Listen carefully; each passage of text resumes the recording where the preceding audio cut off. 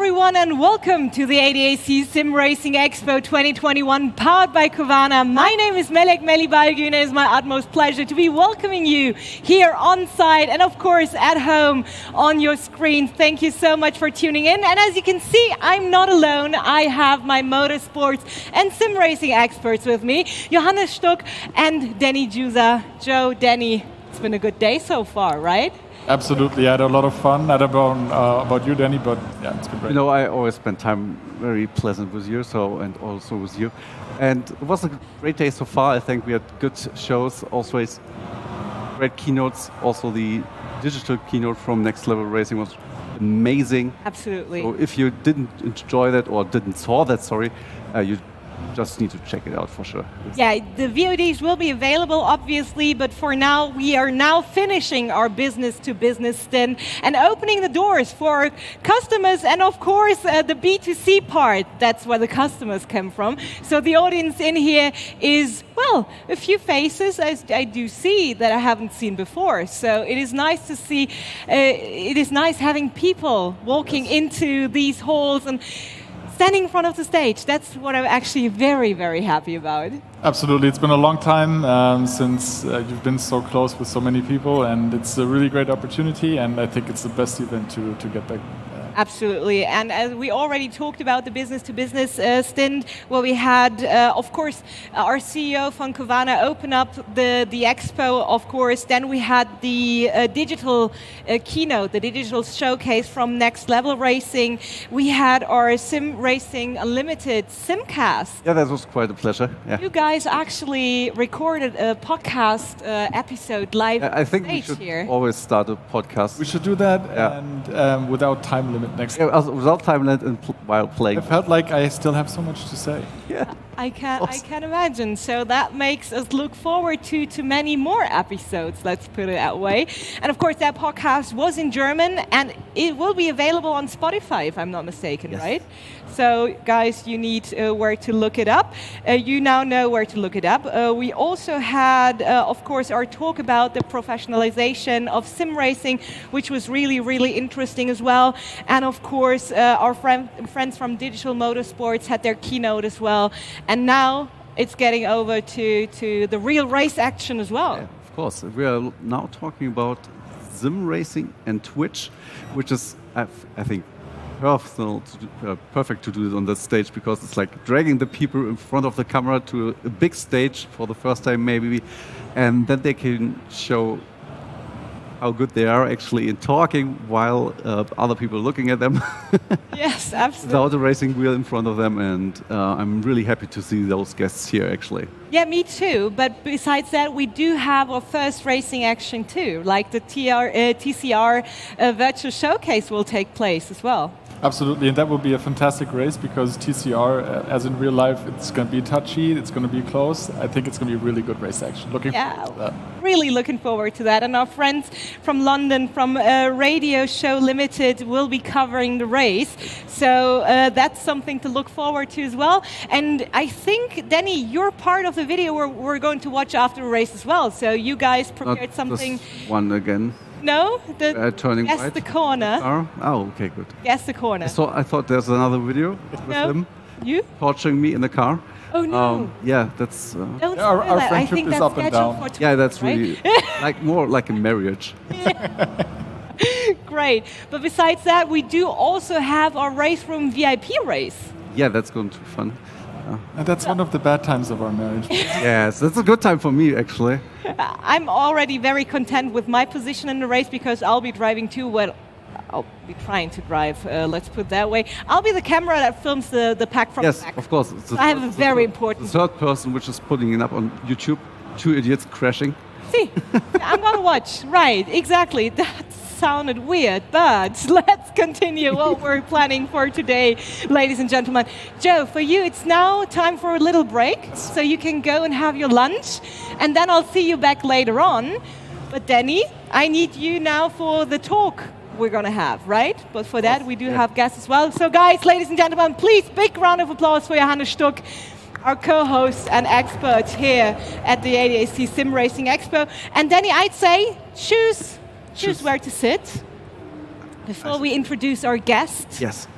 Yes, or do you guys want me to sit over there, dear production? I don't know. Just tell me where to sit. Danny chose the one in the middle. That's so fine. Okay, we have free. Exactly, we can choose our seating freely, which is really, really nice. But Danny, so we're about to talk about sim racing on Twitch. Yes. Very interesting topic. Of course, everything. You're a very active part as well. So you're actively on Twitch. Yeah, I would like to be more active actually, like having a daily, more or less show actually. But maybe we can see what I can do next year. Yeah. Yeah. So let's see, exactly. So, I mean, you made it from the audience to here, right? So we talked about that earlier. I don't even understand how it worked, but I'm still trying to figure it out over the day, next 2 days. I had it happen to me back in 2012, and I still don't know how it happened. Yeah, really. And now we're here, so... Professional host boomer. Exactly, that indeed I am. But Danny, we need guests. Yeah, I think we have 2 guests standing always. Waiting in the wings for us, exactly. So we do have, for one, Gero Mölkau. He is the first chairman of the virtual racing org. Exactly. Gero, thank you so much for joining. Just take a seat, choose where you want to sit, because Patrick, oh no. Jaczynski? Jaczynski? Yeah, is that correct? Right. Patrick, is that correct? Jaczynski? Did I butcher your name? I did, right?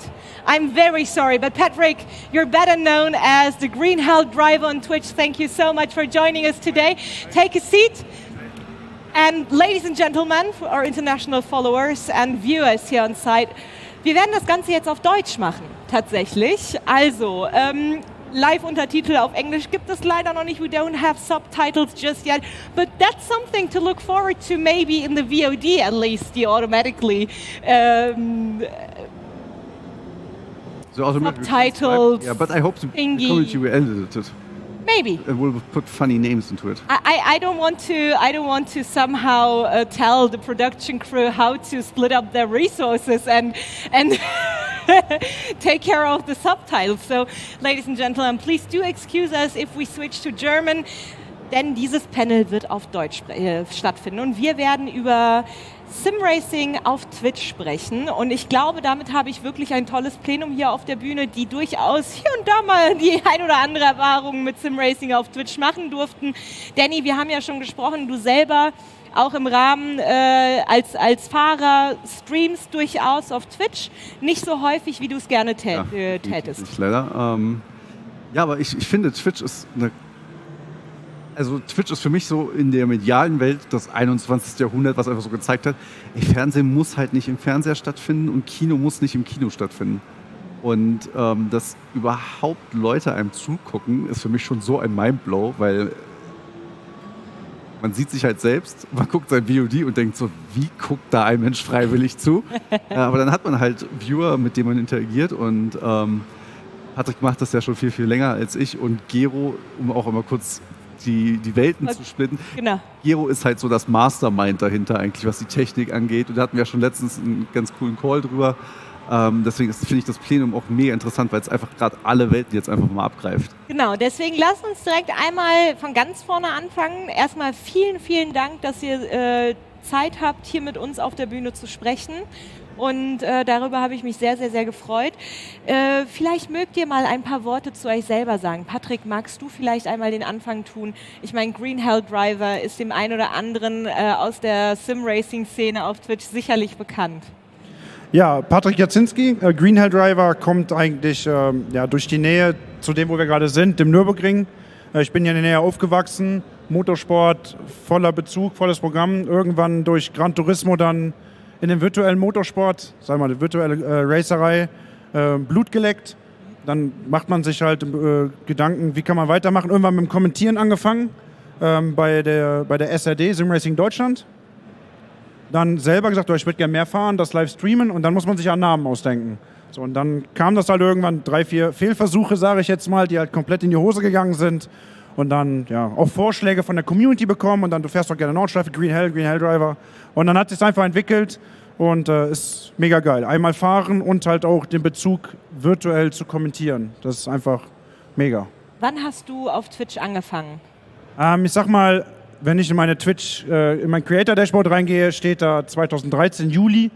Dann war das mal ja, mal nein. Wirklich exzessiv, sage ich mal so ab 14, 15, war mal ein bisschen berufsbedingt wieder Pause und jetzt seit einem Jahr wieder Vollgas. Ja, super interessant. Vielen Dank für deine Vorstellung an der Stelle. Gero, erzähl uns ein bisschen über die Virtual Racing Org, deren Vorsitzender du auch bist. Ja genau, wir sind der größte deutsche SimRacing-Anbieter, bieten in allen 5 großen Simulationen unsere Rennen an, in regelmäßigen Abständen. Man kann in der Woche an jedem Tag mindestens in einer Simulation irgendein Rennen bei uns fahren. Wir haben ein aktives Forum mit knapp 27.000 Mitgliedern, haben etwa 600 bis 700 aktive Fahrer bei uns, die bei uns unser Angebot halt sozusagen nutzen. Wir sind genauso aber auch als Verein unterwegs, dass wir halt Partner bei der technischen Umsetzung von Events unterstützen. Wir hatten ADAC Youngtimer Trophy im Winter, wir haben die FIA ETRC Digital umgesetzt komplett mit Erstellung der Fahrzeuge, aber auch die ganze Organisation der Rennen, der Streams, sind bei Streams sehr aktiv dabei. Was ihr in Assetto Corsa sehen werdet, kommt auch durch uns, weil wir hier halt auch unterstützen, das zu erzeugen. Und für die Twitch-Diskussion sind wir eher der Gegenpart von euch, weil wir es leicht nutzen, angefangen haben, aber unsere Nutzergruppe ist gefühlt zu alt für Twitch. Oder ein Teil der Nutzer. Nein, Ach, also wir haben da halt eine das gewisse... trifft mich ganz, ganz... Eigentlich kannst Danny und ich sind gerade ein bisschen zusammengezuckt, als du gesagt hast, sie sind zu alt. Nein, aber es ist doch, der Gegenpart muss ja auch da sein. Wir haben festgestellt, dass bei uns die Leute, die halt primär unsere Streams konsumieren, machen das sehr häufig halt nicht live, sondern halt im Nachgang, also on demand. Und sind dann eher auch bei ihren Endgeräten, die vielleicht auch noch nicht zwingend Twitch-fähig sind, Fernseher, die es noch nicht alle können oder sowas. Das heißt, da haben durchaus Zuschauer gehabt oder aktive Fahrer, die dann gesagt haben, das ist noch nicht ganz unsere Welt. Und für uns ist auch ein gewisses Hindernis halt noch auf der technischen Seite. Twitch hat einfach eine andere Bitratenakzeptierung oder Datenakzeptierung als YouTube. Und wenn ich die Qualität, die ich bei Twitch anbiete, zu YouTube weiterleite, ist es entsprechend noch schlechter bei YouTube. Man kann das natürlich mit Accounts oder mit technischen Lösungen hinkriegen, braucht dafür aber diese technischen Lösungen, insbesondere die Upload-Bandbreite, wo wir auch gesagt haben, okay, uns ist dann wichtiger, dass wir gute Bilder mit guten Grafiken präsentieren können auf der Plattform, wo unsere Nutzerschaft am stärksten vorhanden ist. Aber ich meine, wir können das Thema dieser Diskussionsrunde auch, ich meine, Twitch kann man einfach mit Streaming oder Broadcasting von SimRacing quasi ersetzen. Also im Prinzip seid ihr ja auch aktiv im Streaming-Business dann somit auch vertreten. Genau, bei uns kannst du jeden Tag im Zweifel 2 Streams gucken, weil wir halt die Rennserien dichter aktuell haben und dafür die Technik halt auch haben, das Ganze auch anzubieten. Haben halt für uns halt gemerkt, dass bei uns das Twitch, es funktioniert, es kommen Menschen, es schauen Menschen zu, es findet auch live zu kommen, aber halt unsere Peer Group, die halt primär zuschaut, sind halt eher die, die nach dem Rennen gucken, die eher on demand schauen, was dann halt mehr Vorteile dir bei YouTube aus unserer Sicht halt sozusagen bringt dann. Ich meine, klar, das On-Demand-Angebot wird ja allgemein von uns in diesen Realms of the Internet, sage ich jetzt mal, ausreichend immer sehr gerne genutzt, weil wir es ja gewohnt sind, nicht zum entsprechenden Zeitpunkt vor unserem Ausgabegerät zu sitzen, um das dann verfolgen zu können. Aber Patrick, lass uns doch mal jetzt die Jahre so ein bisschen wieder zurückspulen in Richtung deiner Anfänge, was das Thema Streaming angeht. Wie kamst du überhaupt dazu? Also wann hast du diese Entscheidung gefasst, ich könnte da den Leuten auch bei was erzählen und ich glaube, das könnte der ein oder andere gut finden? Wie gesagt, das hat angefangen mit der Kommentiererei. Ich bin selber Ligen mitgefahren mit einem eigenen Team und dann hat es zeitlich nicht immer kurz und knapp gereicht zu trainieren und dann habe ich gesagt, ich hätte mal Lust zu kommentieren. Der Gunnar Miesen, der ja auch hier viel im Begriff ist, hat gefragt, ja, dann komm mal ran, testest du einfach mal. Das war der Grundstein dazu, weil da wurden ja auch gestreamt, sowas wie ihr dann quasi macht, Rennen übertragen mit Kommentatoren. Und dann haben die gesagt, dann habe ich einfach mal selber versucht. Gesagt, wie schwer kann das sein? Und dann, ich sag mal so, einfach angeworfen die Kiste, immer weiter Equipment zugelegt, ein Stream Deck, da kommt eine Lampe dazu, dann 2. Monitor, 3. Monitor, 4. Monitor, dann Triple Screen mit einem zweiten Rechner. Also wie sich das entwickelt hat. Und man merkt es, man kriegt Feedback, das ist wirklich, glaube ich, das Wichtigste, man kriegt jede Menge Feedback. Positiv wie natürlich auch negativ, kannst du nicht verändern. Aber man kriegt das Positive, nimmt man, saugt das auf, verarbeitet das. Das Negative versucht man natürlich dann dran zu arbeiten. Und ich finde das einfach mega, dass man dann merkt, es kommt Feedback und es wird geguckt, die Zuschauerzahlen gehen hoch und dann macht man immer weiter. Ja, es ist echt spannend, so eine Entwicklung dann auch durchzumachen, bin ich mir sicher als Streamer. Und was sind denn so die Learnings über die Jahre, wenn du so zurückschaust auf dein Dasein auf den Streaming-Plattformen?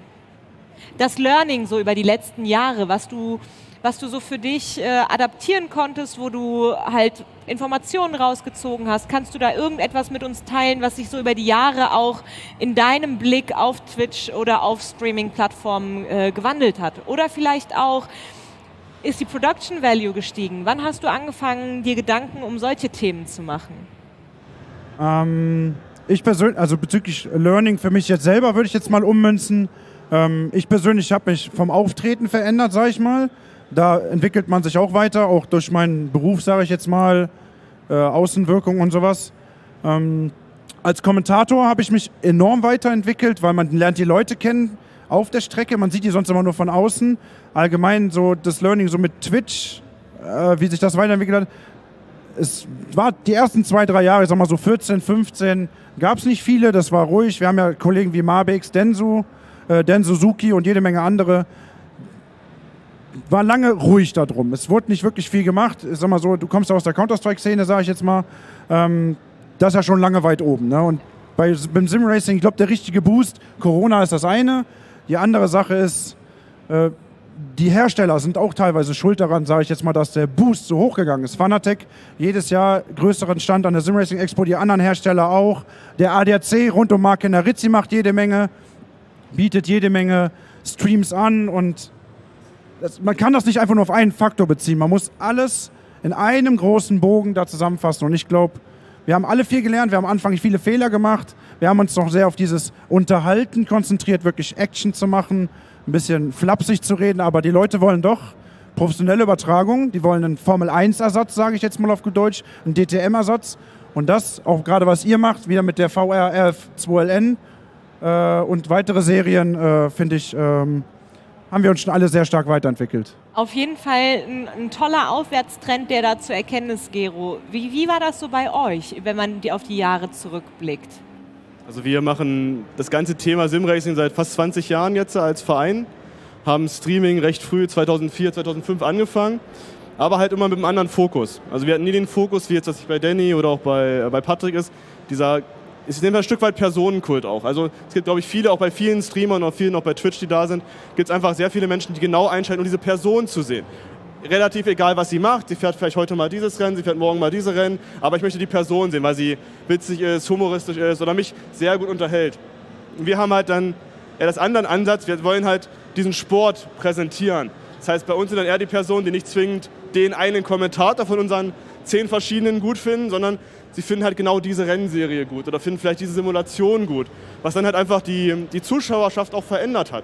Das heißt, es kommen nicht so stark wirklich die Menschen dahin, wie bei einem Dave, wie bei dir oder bei anderen wirklich sagen, wow, okay, es ist 20 Uhr, es ist Donnerstag, genau jetzt hier läuft diese Person, ich möchte dieser Person zugucken. Oder im Nachgang, ich habe die Information gekriegt, mein Lieblingsstreamer war online gewesen. Sondern bei uns ist es halt eher, oh, meine Lieblingsserie wurde gefahren. Also wir haben halt sehr viel Unterschied, wir haben ja nicht so die konstante Zahl, also der Zuschauer, der alles guckt, dafür bieten wir einfach zu viel an, mit über 20 verschiedenen Rennserien, sondern dass dann wirklich das Publikum, die einen sagen, oh, ich finde die Assetto Corsa-Übertragung sehr interessant, ich finde das iRacing toll, hey, RaceRoom ist meine Simulation, hier kriege ich eine tolle Präsentation, was Grafiken und sowas angeht, oder ich mag vielleicht genau diesen Kommentator.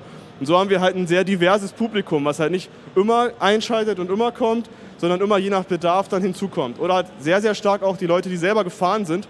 Wir haben teilweise Rennserien, wo 140 Leute fahren, die dann im Nachgang gucken möchten, wie war denn mein Rennen, wie war ich denn präsentiert worden, wie war ich denn zu sehen sozusagen. Und so haben wir da halt eine andere Entwicklung mitgemacht und haben diesen starken Wachstum nicht. Also wir haben sehr kontinuierlichen Wachstum über die Jahre, haben bei Corona oder mit der Pandemie ein bisschen gemerkt, okay, auch da zieht es an, weil die Leute einen Ersatz suchen, wie jetzt der Patrick auch schon sagte. Man kann real im Motorsport nicht so viel gucken, also schaut man sich um, wo gibt es dann gegebenenfalls Alternativen. Und da bin ich stolz, dass wir leisten können, dass wir halt ein sehr hohes Niveau mittlerweile haben, was die visuelle Präsentation angeht, durch Software-Einkauf halt auch oder auch Hardware-Erweiterung, um halt auch dann für Firmen interessant zu werden, die auch sagen, hey, wir haben hier ein Event, wollt ihr nicht uns helfen bei der virtuellen oder visuellen Darstellung von diesem Event? Und das ist dann eher unser Lob, dass wir halt eher im Hintergrund dann agieren und dann halt für den ADAC, für die ETAC, für die Youngtimer Trophy, für die dann auf ihren Kanälen, wo dann wieder ihre spezifischen Fans da sind, wo wir dann im Hintergrund einfach die Technik dafür stellen. Wo wir jetzt auch mittlerweile auch mit dem Logo auftauchen dürfen und uns eher darüber präsentieren, als technischer Partner, als primär wirklich der eigene Stream-Anbieter als Hauptgeschäft zu haben sozusagen. Kann ich da kurz einmal einhaken? Ja, bitte. Weil ich bin ja auch so ein ITler, ich habe ja lange IT auch gearbeitet und wir haben ja ein bisschen drüber gesprochen. Erzähl mal bitte, wie kompliziert das eigentlich ist, also so richtig professionell zu streamen, also alleine die Hardware und Software aufzubauen, dann auch, ich weiß noch, es gab irgendwann mal ein Thema, da hat jemand im VR-Forum auch geschrieben, dass der Stream ja im falschen Codec laufen würde. Und dieser Thread ist halt innerhalb von 3 Tagen explodiert, irgendwie mit 10 Seiten, wo richtig also wo ich dann auch ausgestiegen bin, so fachchinesisch war. Und ich finde das halt mega interessant, weil einfach es ist so viel mehr dahinter und wie viel Arbeit ihr eigentlich da reinsteckt. Genau, also bei uns ist halt die Situation, dass wir zum Beispiel die Rechner und die Hardware stehen nicht bei dem Kommentator zu Hause, weil wir eine riesen Gruppe an Kommentatoren haben. Das heißt, wir haben zentrale Stellen, wo diese Rechner stehen. Das ist das Potenziellste, was man auf dem Markt kaufen kann, die stärksten Maschinen. Damit war halt auch das große Problem wieder. Wir sind dann nicht in der Ich-Perspektive, wenn die Streamer fahren, sondern wir müssen in der TV-Perspektive sein. Die ist bei den meisten Simulationen nochmal belastender für die Maschinen. Dann muss halt auch noch gestreamt werden, da müssen Grafiken dazu. Und die Hauptherausforderung ist halt dieses virtuell draufschalten, sprich wir schalten uns remote drauf von allen möglichen Geräten, wo die Kommentatoren sitzen. Wir stellen ihnen die Hardware bereit, bekommen das halt gestellt. Und da ist halt unser Ziel, da aufzurüsten. Und da sind wir auch jetzt immer weit, dass wir sagen, okay, hey, wir möchten nicht nur den Bildproduzierrechner haben, wir brauchen noch einen Rechner wie bei euch zu Hause, der nur die Steuerung macht für die ganzen Overlays. Da möchten wir noch eine zweite Kamera haben, also bindet man diese Kamera halt auch nochmal irgendwie ein, die aber auch wieder remote irgendwo steht. Und da gibt es zum Glück mit NDI oder mit anderen Software eine Möglichkeit, dass es besser wird. Aber das ist ja die Herausforderung. Und dann, was du da diesen Thread, wo unser Stream nicht ganz so schön war, hat man leider bei YouTube auch gemerkt, dass die subjektiv nicht immer optimal codieren. Du hast halt ein gutes Bild vorbereitet, lädst es hoch und denkst so, warum sieht es bei mir auf dem Rechner schöner aus, als wenn ich dann bei YouTube bin und es mir da angucke? Ich glaube, das ist etwas, was sich jeder Streamer gefragt hat, ne? Bis irgendwann schon mal in seinem Leben. Ja, das mit der Programme und das ist da noch ein bisschen pixelig und da gefällt mir die Einblendung hier nicht. Ihr macht das ja extern, sprich die Kommentatoren greifen drauf zu mit Parsec oder was es da alles für Programme gibt, das kenne ich ja auch. Ich selber kommentiere auch dann selber Rennen, sprich für die Community, du lädst deine Leute ein, sag, wir machen einen Server, Freitagabend 20 Uhr und ich zeige euch alle von außen, weil die Leute so Bock haben, sich quasi selber beim Fahren zu sehen nachher. Du hast gerade angedroht, so ein bisschen grob, sag ich mal, angekratzt. Die Leute haben Lust zu sehen, wie die zum Beispiel, sei es mal in der Mutkurve, an einem da in dem wilden Move über die Wiese vorbeigefahren sind. Und das feiern die Leute einfach. Ja? Schuldig, auf jeden Fall. Kennst du dich damit aus, ja? Natürlich, ey, ohne Witz. Ne? Außenrum, ne? Das kennen wir doch aus jeder Disziplin und auch E-Sports übergreifend. Ne? Wenn man halt eine geile Situation hat, die guckt man sich halt auch wirklich gerne einfach an. Ne? Wenn ich da so ein VW1 klatsche, dann freue ich mich und gucke mir den Clip auch noch 20 Mal an. Ich meine, da sind wir alle schuldig. Ne? Und das ist ja auch einer der Faktoren, weswegen denke ich auch, dass Streaming innerhalb unserer Branche so stark nach vorne gegangen ist. Und Patrick, ich meine, wir haben jetzt auch darüber gesprochen, wie schwierig es ist, natürlich auch die entsprechende Hardware und Software bereitzustellen, um einen schön anzusehenden Stream halt zu haben. Denn das ist ja auch etwas, womit viele Streamer auch so konfrontiert werden. Ja, ihr macht ja nur die Kamera an, lächelt und labert Müll. So, nein, so ist es nicht. Da gehört noch viel mehr zu. Wie ist das eigentlich bei dir, wenn du dein Programm planst? Machst du das einfach so einer freien Schnauze oder versuchst du das so ein bisschen strukturierter anzugehen? Wie sieht das bei dir aus? Du meinst, das ist mein Sendeprogramm quasi von Abend? Ja. Also ich persönlich, wie gesagt, kommentierte Livestreams, wenn die bei mir in der Community auf dem Discord wird ein Aufruf gestartet, dann gibt es dann einen Programmablauf. Das heißt dann 20 Uhr ist Quali-Start, 20:30 Rennstart, dann geht das bis 22 Uhr. Wer Bock hat, kommt dann danach in die Kommentatorenkabine und dann kann man noch ein bisschen schnacken. Das ist dann wirklich Programm und danach ist auch Feierabend. Dann ist man auch meistens durch, wenn man dann 2, 3, 4, manchmal 6 Stunden durchkommentiert hat. Gerade Nordschleife, wo es dann halt mit 4 Klassen noch ordentlich zur Sache geht.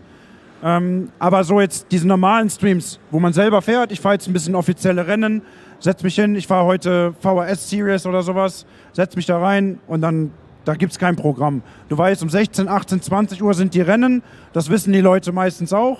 Und dazwischen macht man mal ein bisschen Päuschen, vielleicht haut man mal ein Giveaway raus oder sowas, kündigt man dann an. Da ist dann Programm eher nebensächlich, da geht es darum, die Leute wollen dich fallen sehen. Ja. Es ist so, die wollen sehen, wie ein Danny Jusa außenrum in der Mutkurve überholt Die oder heißt überholt übrigens wird. bei uns Danny Corner. Danny Corner heißt die. Nein, die Weil du wollen da so sowas. oft drin landest, oder was? Es gibt da Clips. Genau. Also so viel zum Thema Programm. Wenn du dann sagst, wie zum Beispiel im Dezember 24-Stunden-Rennen steht an, 24 Stunden durchstreamen, durchkommentieren, dann wissen die, 15 Uhr Start, 15 Uhr ist Ende. Ne? Und dazwischen kündigst du Timeslots an, wo du sagst, da haben wir einen Partner 1, Partner 2, Videoslot 3 und so weiter. Aber das ist ja nichtsdestotrotz ein großer organisatorischer Aufwand. Und das ist genau das, worauf ich halt hinaus wollte. Weil im Prinzip machen Streamer auch ihre eigene On-Air-Programmierung selber und bauen sich somit das, was eigentlich ein Producer machen würde. Sich Gedanken macht, was kommt als nächstes, was für Mehrwerte kann ich bieten in Form von Videos, Einspielern, Grafiken, was auch immer. Wie sieht das eigentlich aus der Teamperspektive aus, Danny? Ich weiß ja auch, dass du da an der Front auch sehr aktiv bist. Ist das auch ein Thema bei euch? Wird das ein Thema bei euch? Ich wünschte, das wäre schon fertig, das Thema. Also man muss ja, auch weil wir über die Personalisierung von SimRacing gesprochen haben, Social Media ist key halt. Ne? Also wenn du halt denkst, du kannst halt nur fahren und es reicht halt so, dann denkst du halt falsch im 21. Jahrhundert oder in dem jetzigen Jahr, wie SimRacing sich gestaltet hat. Und Streaming ist halt wichtig, aber als Teammanager muss ich halt auch noch das Auge drauf haben, so ja, ne, die haben halt nicht die High-End 30, 90, 3000 Euro Grafikkarten-PCs. Und wenn die dann halt nicht die 144 Hertz oder 144 FPS oder 200 FPS haben, ja, dann streamen die halt nicht, weil am Ende ist Performance halt dann wichtig für den Moment. Aber es gibt ja zum Beispiel unser Renningenieur Florian, oft schon heute erwähnt, der ja mittlerweile dann auch so, der erklärt mir bestimmte Dinge, weil er sich halt super rein nerdet. Und dann meine ich so, warum machst du darüber keine Videos? Und er so, ja. Stimmt. Nee, könnte ich ja mal machen. Ne? Und der hat jetzt auch halt einfach entdeckt, dass er mega guten Content einfach macht, weil er das Thema so versteht, aber auch eine Erzählweise hat. Und das ist dann halt auch so ein bisschen, Twitch passt halt nicht jedem. Ne? Also man muss halt auch schon so ein bisschen Rampensau sein und so keine Berührungsängste haben, weil ist halt auch so, dass du im Simracing so Sachen passieren, du schießt halt einen ab, weil du wirst halt reingedived, bomb, haust den weg. So, der hat 600 Live-Views, weißt du, was dann passiert? 150 von denen kommen bei dir in den Chat und erzählen dir auch so, was du für ein Idiot bist. Und das ist natürlich auch nicht unbedingt jedermanns Sache und dementsprechend verstehe ich auch natürlich, dass die nicht unbedingt streamen wollen, weil sie halt einfach dann lieber für sich selbst fahren und für sich entitled sind. Und ich bin halt so, let's go einfach, ne? Auch rauf. Aber das ist tatsächlich auch ein Faktor, dessen man bewusst sein muss. Ich habe übrigens mein Handy rausgenommen, liebe Leute. Das bedeutet, ich gucke gerade auf Twitter mit dem Hashtag SRE21. Also wenn ihr eine Frage an unsere Pros hier auf der Bühne habt, haut raus. Ich aktualisiere das immer mal und gucke immer mal, ob da noch was von euch kommt, weil wir wollen natürlich auch, dass ihr ein Teil unserer Gespräche hier auch auf der Expo werdet. Und das ist natürlich auch so ein Faktor, den man halt nicht außen vor lassen darf. Man muss sich bewusst darüber sein, dass wenn man den Schritt in die Öffentlichkeit macht, man auch wirklich in dieser Öffentlichkeit steht und somit auch ein Stück weit angreifbarer wird. Ja, vor allem ist es sofortige Social Media. Wenn du auf Twitter was postest, auch auf Instagram, dann passieren da Kommentare. Und Kommentare sind halt aus eigener Erfahrung halt, die löschst du, wenn es dir nicht gefällt, oder du löscht den Post an sich selbst. Aber so bei Twitch ist halt immediate so. Da kommen die rein und schreiben halt, während du auf Sendung bist, du bist voll der Idiot, was hast du da gemacht, ne?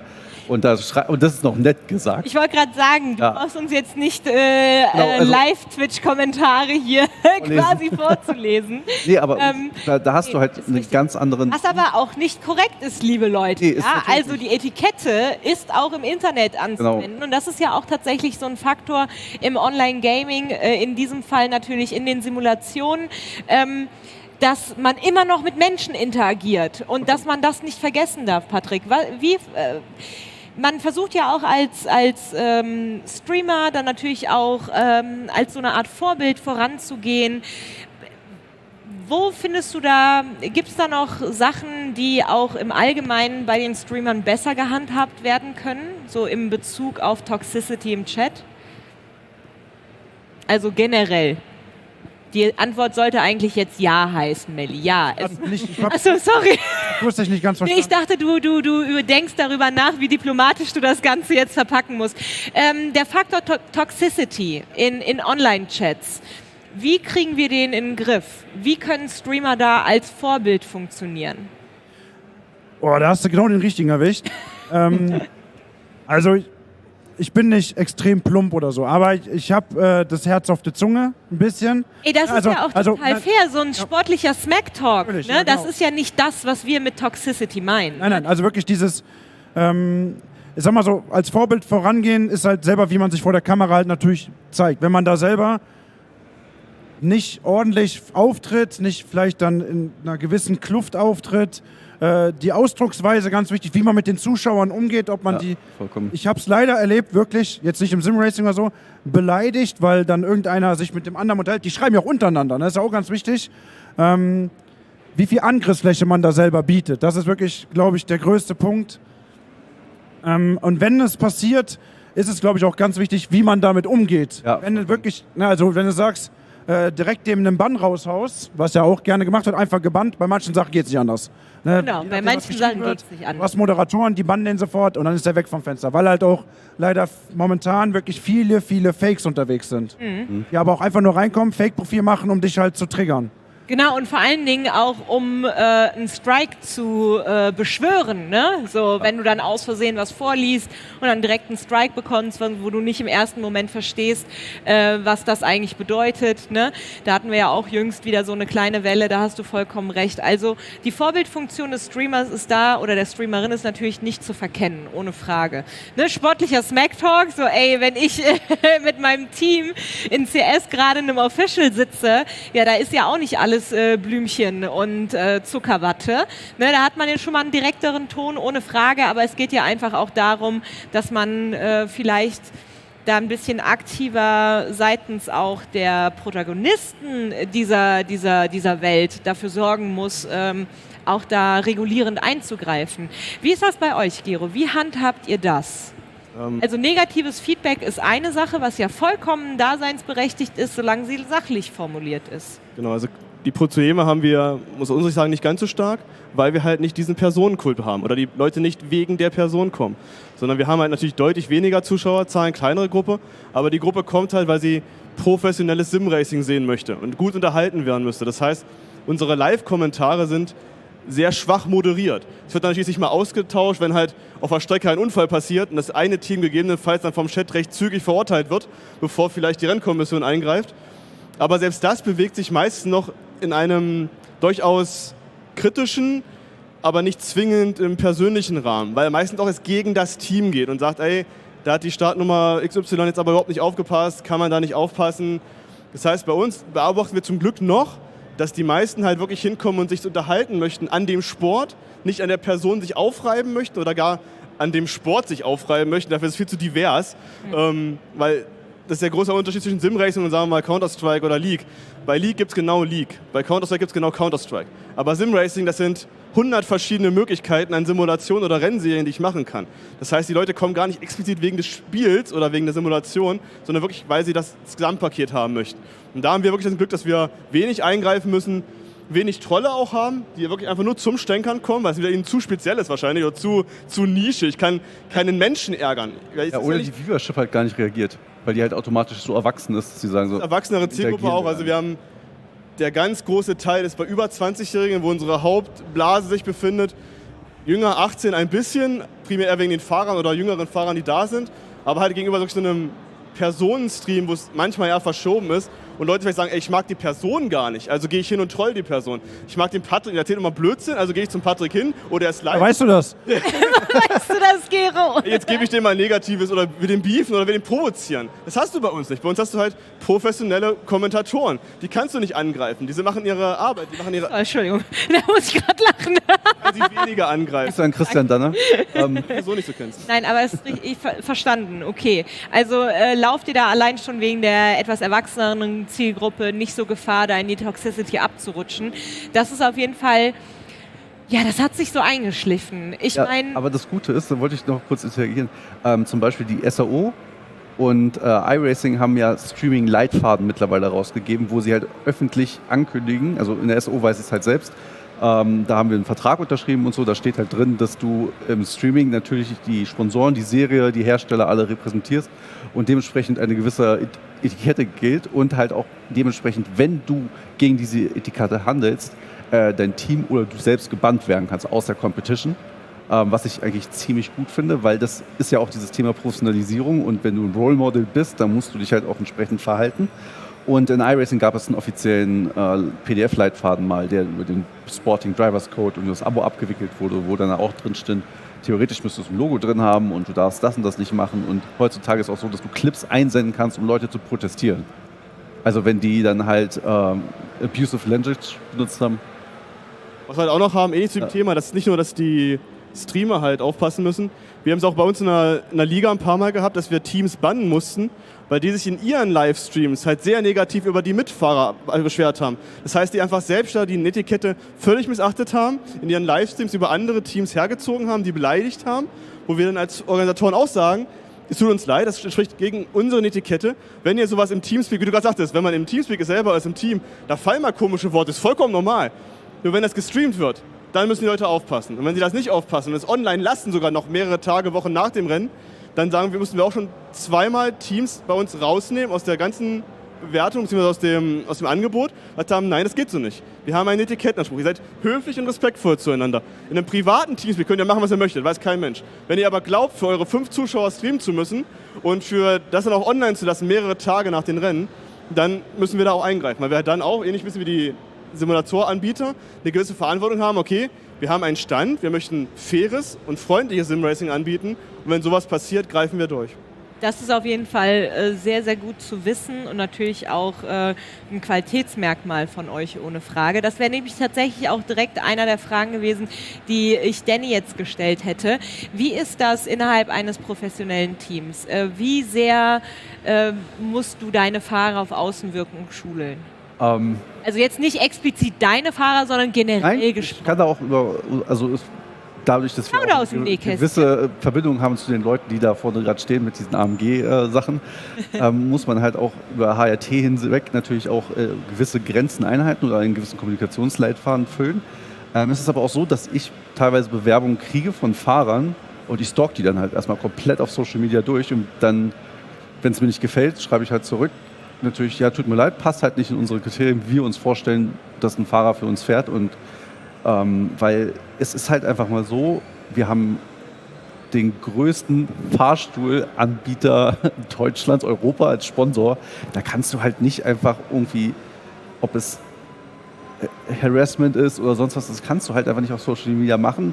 Das hört auch einfach, das ist nicht persönliche Freiheit für mich, das ist halt einfach Umgang und wie man mit Menschen generell umgeht, eine Grundeinstellung. Und wenn man die halt nicht erfüllt, dann ist es halt einfach so, dann hast du in meinem Team keinen Platz und ich denke auch in vielen professionellen Teams keinen Platz, weil am Ende interagiert man ja auch, also die Zeit, wie viel ich mit meinen Fahrern verbringe oder mit meinen Teamkollegen, dass wenn ich das mal hochrechne, das ist halt einfach, ich habe teilweise nicht so viel Zeit für meine Familie. So, und da willst du halt gewisse Grundlagen haben und ein gewisses Niveau und das gehört einfach dazu. Ohne Frage. Das klingt auf jeden Fall so. Und Patrick, ich meine, als Streamer muss man sich auch dessen bewusst sein, um seine Außenwirkung. Sicherlich jetzt, Danny hat uns die Perspektive aus dem professionellen SimRacing als Fahrer, als aktiver Vertragsfahrer jetzt gerade genannt. Aber für dich hat das ja sicherlich auch einen Effekt im Hinblick auf potenzielle Sponsoren und neue erschlossene Zusammenarbeiten. Gibt es da vielleicht irgendetwas, was du gewissen Kollegen so mitgeben kannst, die es vielleicht noch nicht ganz so gut machen? Bezüglich Sponsoren oder Partner oder irgendwas, was sich entwickelt, das sehe ich jetzt allein hier dran, ne, dass ich jetzt hier oben sitze, weil man sich halt irgendwie kennt durch Instagram, noch nie persönlich getroffen vorhin, mit dem Nürburgring E-Sports Simulator, der mir gestellt wird, um hier beim GT 500 mitzufahren.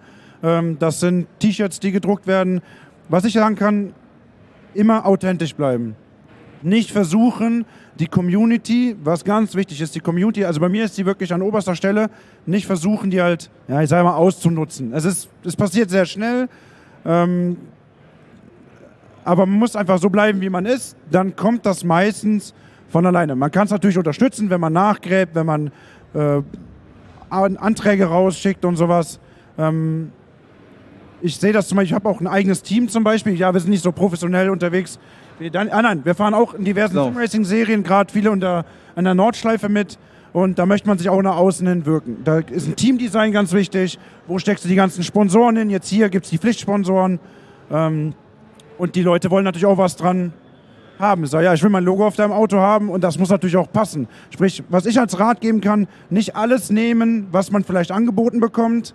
Mir ist es ganz wichtig, dass es zu meinem Namen, zu meinen Farben vom Team, die halt ähnlich sind wie die Farben hier, es muss alles stimmig sein, weil es bringt nichts, auf ein grünes Auto ein pinkes Logo zu machen, nur um ein bisschen Kohle in der Kasse zu haben. Also Authentizität ist natürlich das Stichwort und das absolute A und O.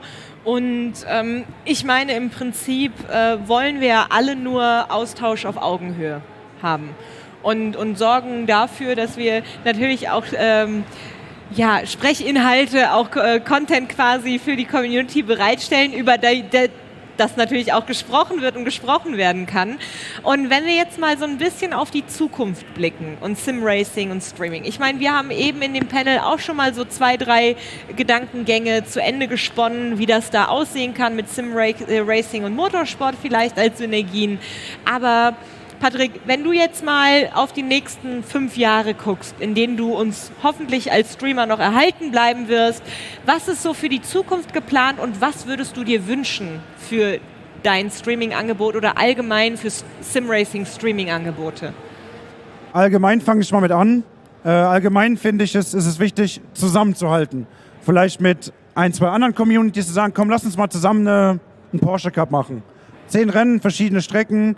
Und jeder holt aus seiner Community seine Fahrer mit. So lernt man neue Leute kennen. Du läufst hier zig Leuten über den Weg und der hat wieder 2 im Petto. So vergrößerst du dich ja sowieso. Auf mich persönlich, da ich halt gerne fahre, nicht so gut, ist die eine Sache. Ich habe mein Bestes. Ist bei mir genauso. Mein Bestes. Okay, machen wir 2 Mann Rennen. Yes. Sehr gut.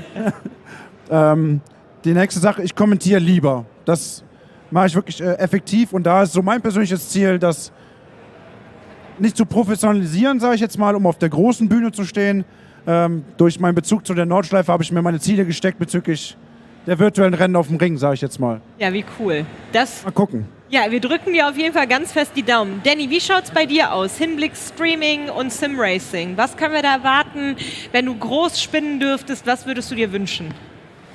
Also erstmal generell hoffe ich, dass die Sparte einfach an sich wächst. Ich hoffe, dass der Content auch ein bisschen weiter personalisiert wird. Jetzt gar nicht im Visuellen, sondern in dem Inhalt. Es gibt halt so interessante Themen, die man halt im SimRacing, alleine über Setup reden, kann ich bestimmt schon 2 Wochen lang jeden Tag 2 Stunden Stream machen.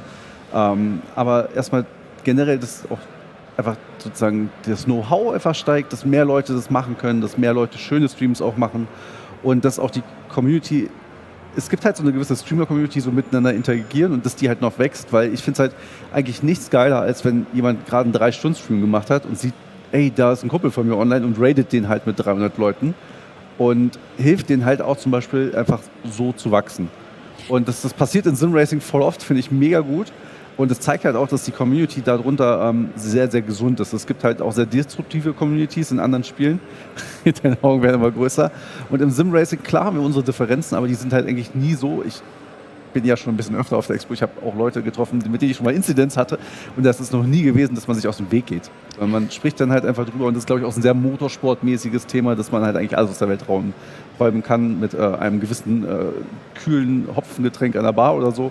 Oder ein paar Worten. Und eigentlich ist die Richtung ja schon eigentlich gesetzt, nur dass es halt noch vielleicht auch ein bisschen schneller geht und größer wird und dann halt auch, wie du ja zum Beispiel mit Aldi so riesengeile Kampagnen machst, dass das vielleicht auch mal ins SimRacing übergeht. Ja, wer weiß. Also ich meine, das Wachstum über besonders die letzten 3 Jahre finde ich persönlich extrem.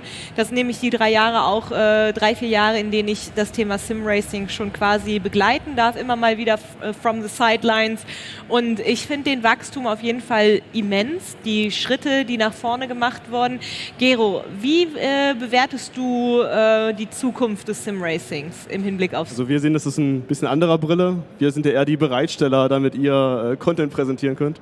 Möchte natürlich weiterhin für unsere Community oder auch für die SimRacing-Szene im Endeffekt professionelle, faire Rennen bereitstellen. aber halt auch dieses Partnergeschäft mehr ausbauen. Weil einfach für Partner, die sagen, hey, ich habe Geld, ich habe Lust, eine virtuelle Rennserie zu machen, mit wem kann ich sowas machen? Okay, da ist der Partner, der kann mir auch einen Stream anbieten. Wir haben jetzt tolle Kontakte auch zu realen Kommentationen. Jörg Henning, der macht sehr viel Simracing mit, der kann stundenlang erzählen. Das ist ein Traum, so einem Menschen halt auch mal im Virtuellen zuzugucken, weil den kannst du eigentlich ein Auto zeigen und der kann die ganzen 2 Stunden damit mit Geschichten, Anekdoten vollbringen. Und das ist immer beeindruckend zu sehen und solche Leute aber auch ins Simracing reinzukriegen. Zu sagen, ich akzeptiere das. Das ist eine andere Möglichkeit. Ich sehe auch Sport und kann damit arbeiten. Und da sehe ich halt eher, dass diese Streams oder dass es Streams geben wird, die sich weiter professionalisieren, wo man nicht zwingend mehr den Unterschied zur TV-Produktion bekommt. Oder eher das Gegenteil, dass man TV-Produktion denkt und wo ist jetzt die Einblendung, wo sehe ich jetzt mal ein Standing, wer ist denn gerade der Führende, wo man eher denkt, das könnte man doch so schön zeigen, weil man es aus der virtuellen Welt einfach schon kennt und sagt, okay, das ist ein gewisses da, das in der realen Welt dann teilweise fehlt. Und das ist halt schön, sowas halt dazu heranzubringen und damit auch noch mehr Firmen oder auch kleineren Rennserien oder allgemeinen Rennserien zu ermöglichen, ihr Pendant in der virtuellen Welt zu kriegen. Und das versuchen wir halt auch voranzutreiben mit neuen Partnern und auch mit Gesprächen dann. Das klingt alles wahnsinnig spannend und ich bin ehrlich aufgeregt, die nächsten Jahre des Simracing auch mitverfolgen zu dürfen. Patrick Jacinski, ist das korrekt? Diesmal habe ich nicht auseinandergenommen den Namen. Besser bekannt als Greenhell Driver auf Twitch. Danny Juser, natürlich mein fantastischer Co-Moderator hier als Funktion. Danke. Und natürlich Gero Mülkau, der Vorsitzende der Virtual Racing.org. Und ja, liebe Leute, mein Name ist Melek Balgün, by the way, und ich darf hier immer ins Mikrofon sprechen. Wir sind am Ende unserer Talkrunde Streaming und Simracing und vielen Dank für diese tollen Insights. Für euch gibt es jetzt eine klitzekleine Werbeunterbrechung und danach sind wir auch direkt schon wieder mit unserem nächsten Talkpanel da. SimRacing Unlimited und Race Department. Race Department, ganz genau. Da freue ich mich schon sehr drauf und deswegen lauft nicht zu weit weg. Wir sehen uns gleich wieder.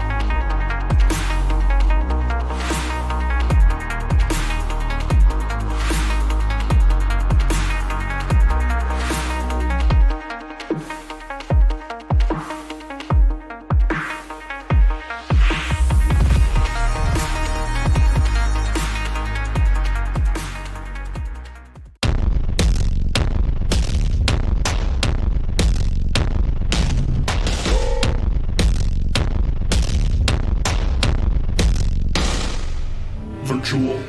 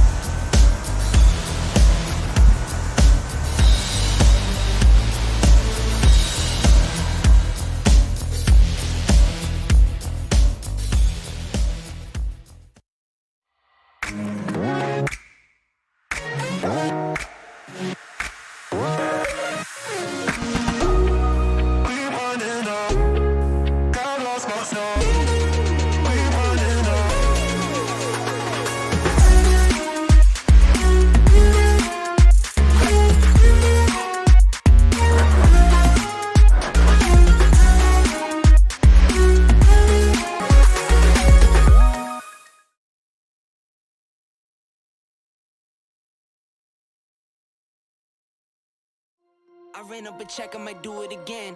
Enemies close, had me thinking they're friends. 10 toes down, I'll be free until the end. Crib outside the city, I don't feel safe in my hands. Took so many years, I'm just waiting for the wins. I'm in debt to no one but the one who took my sins. I do it for real, there's no reason to pretend. If I do it once, I do it again.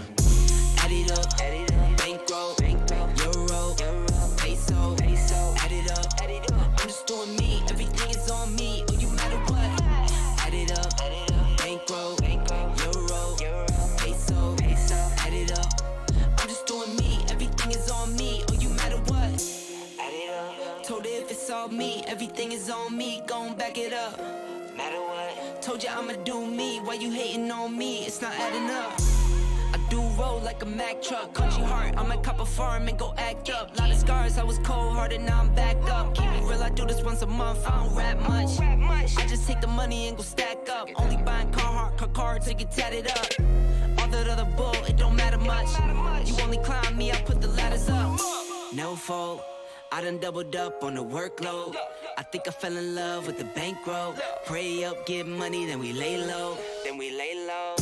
Add it up, bankroll, euro, peso, add it up. I'm just doing me, everything is on me. Oh, you matter what? Add it up, bankroll, euro, peso, add it up. I'm just doing me, everything is on me. Oh, you matter what? Add it up. Told her if it's all me, everything is on me. Gon' back it up. Matter what? Told you I'ma do me. Why you hating on me? It's not adding up. Told her if it's all me, everything is on me. Gon' back it up. Matter what? Told you I'ma do me. Why you hating on me? It's not adding up.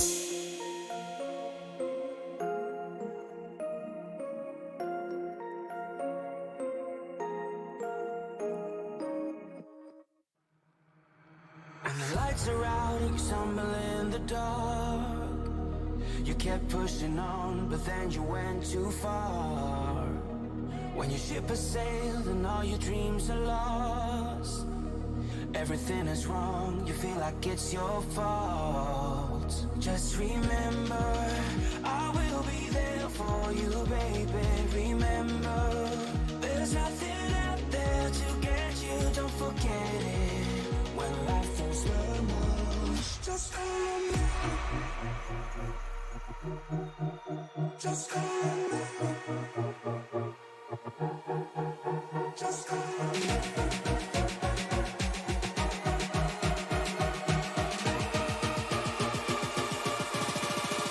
Just call on me.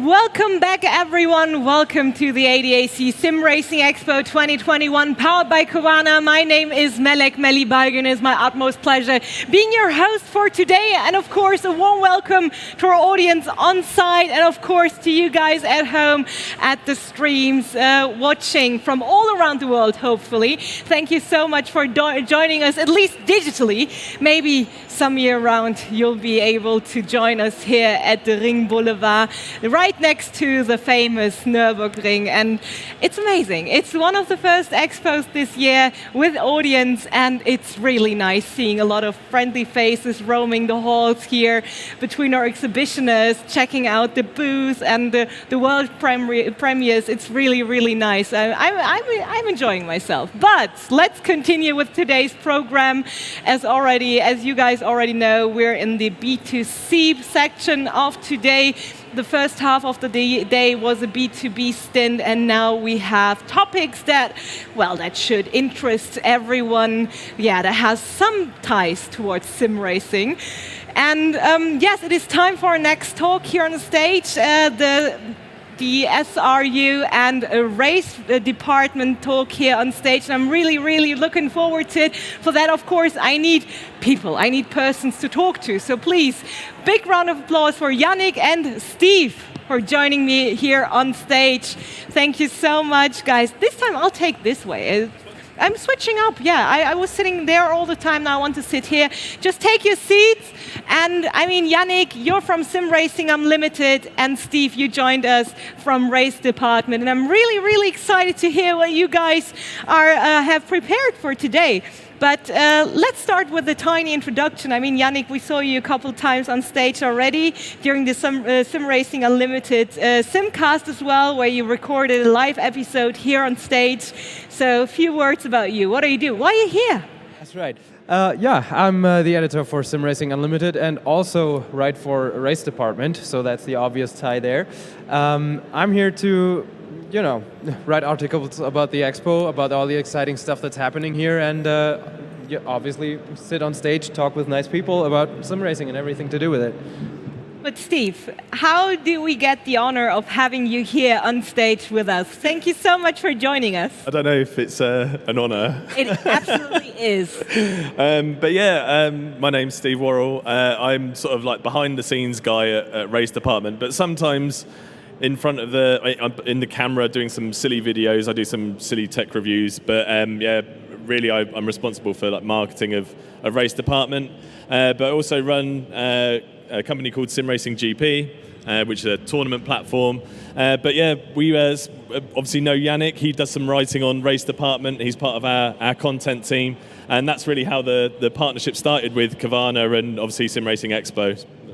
But Steve, tell us a bit about Race Department. Obviously, our sim racing enthusiasts do know who or what Race Department is, but can you take us through for a new visitors? Race Department is 15 years old this year, and it's a website completely dedicated to sim racing, and we are nearly at 2 million members, which is absolutely bonkers to think about. That is such a big number. It's crazy, and really the way it started as a website for a couple of club races. The guy who founded it, called Bram Hangeveld, he started as just a hobby, find a place for his friends to race, and it's just grown in popularity. So we started adding content to the website in the form of videos and articles, written articles.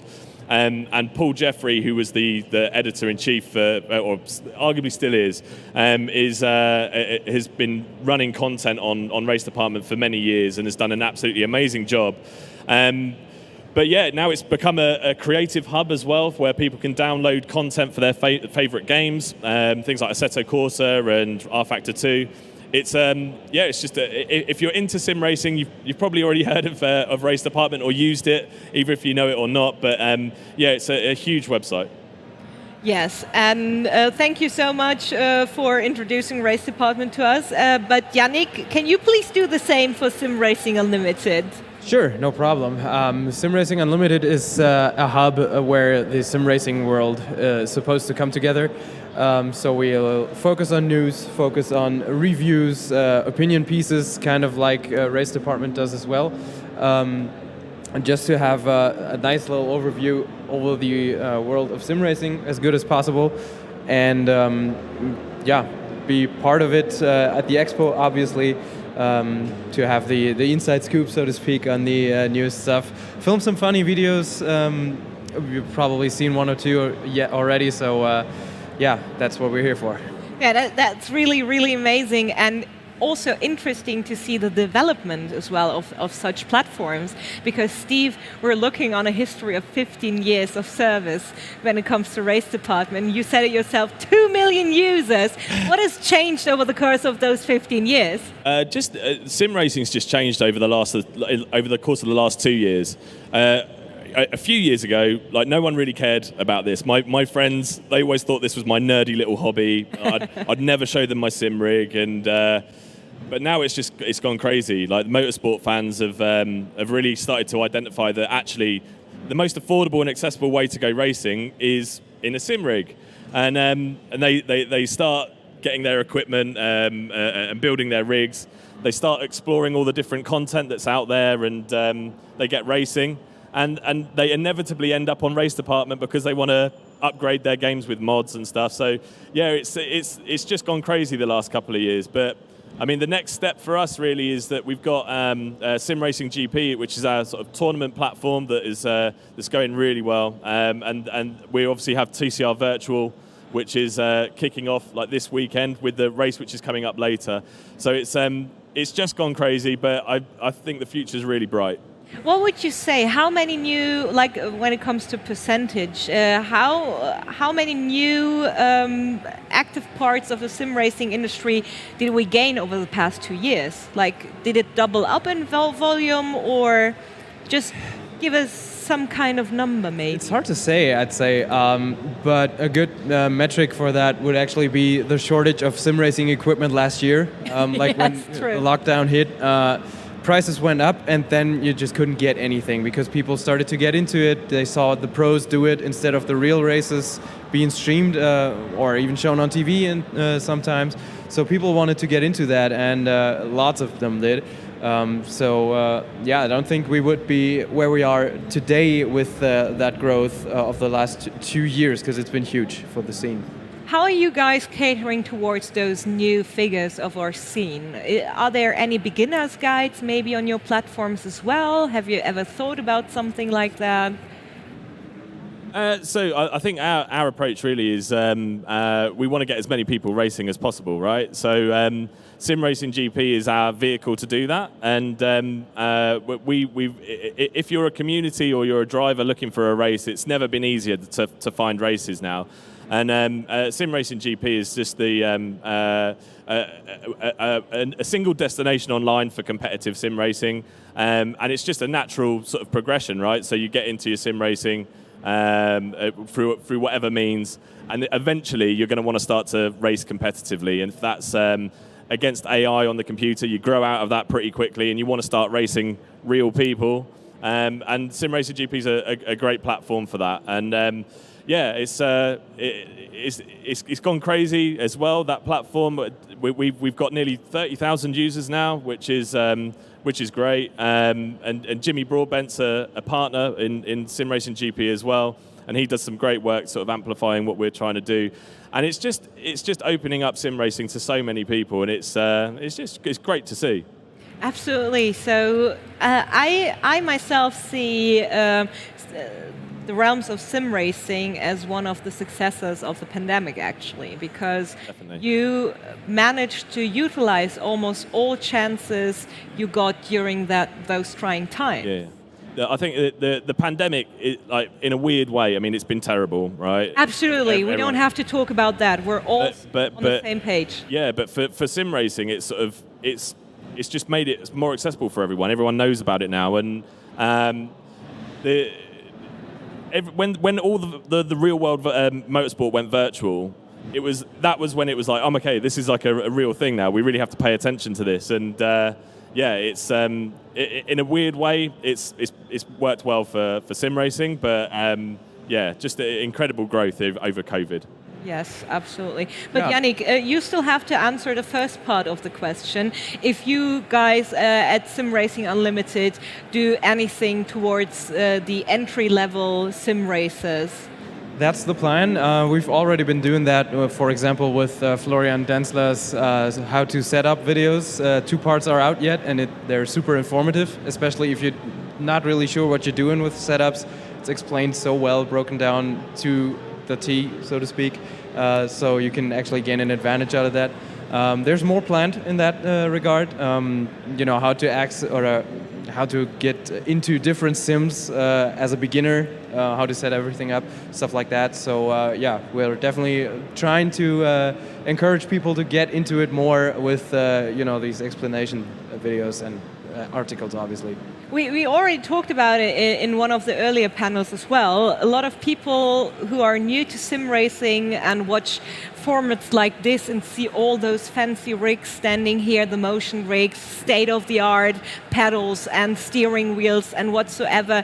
But we already have mentioned quite a few times that to get into sim racing, you don't need those fancy, I mean, they're fantastic, and I want one from myself, don't get me wrong. But if you want to start sim racing, you don't need to actually purchase a full motion sim rig to be able to compete on the highest levels of sim racing. That's the point I'm trying to make. I've got a great story about this. Yes. So we've got a community on SimRacing GP that is where it's designed for rookies up to mid-level drivers. And there was one guy from Argentina who was rapid. He's like so quick. And it turns out he was racing with a mouse and keyboard. So it's, What? yeah, mouse and keyboard. His name's Alvarado. And I was like nodding away. It's like the basic. We had it like the Logitech G923, and now he's pulling up the mouse and keyboard. all day long. It's brilliant. And but that's the thing. He doesn't. You don't. That's amazing. You don't need all the gear. I mean, like you say, that there are companies making absolutely insane gear, but it's so accessible. And when you consider that guy was racing bumper to bumper with like mouse and keyboard, he still has the same level of like stress that he's like, I don't want to take this guy out. And he's even more if you ask me. Like, how good's that? A computer, a mouse and keyboard, and you're racing. It's brilliant. I love this hobby.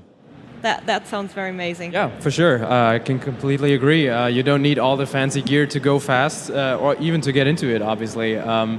I've been racing on Logitech stuff for a while. Not saying that it's bad. It's really good for really beginners, nice especially. Beginners, it is Especially. really nice professional racing gear, which is affordable for like just trying out the sim racing world. Right, and that's a hurdle that couldn't be low enough. Basically, you don't want a super expensive hobby that no one can get into because they can't afford it, obviously. So you know, you'd have to have your entry level and everything. And if you want something with force feedback and everything, that's your Like way to go. motorsports, right? Like Try it, yeah. It's a hobby. Yes. No, that sounds really, really interesting. And if we're almost getting towards the end of our segment, but Steve, I'd really like to hear what's planned for the next 5 years. So what are we discussing on the 20th birthday of 5 this years? department? Yeah. 5 years. Yeah, at Want least. my 5-year plan. Yeah, exactly.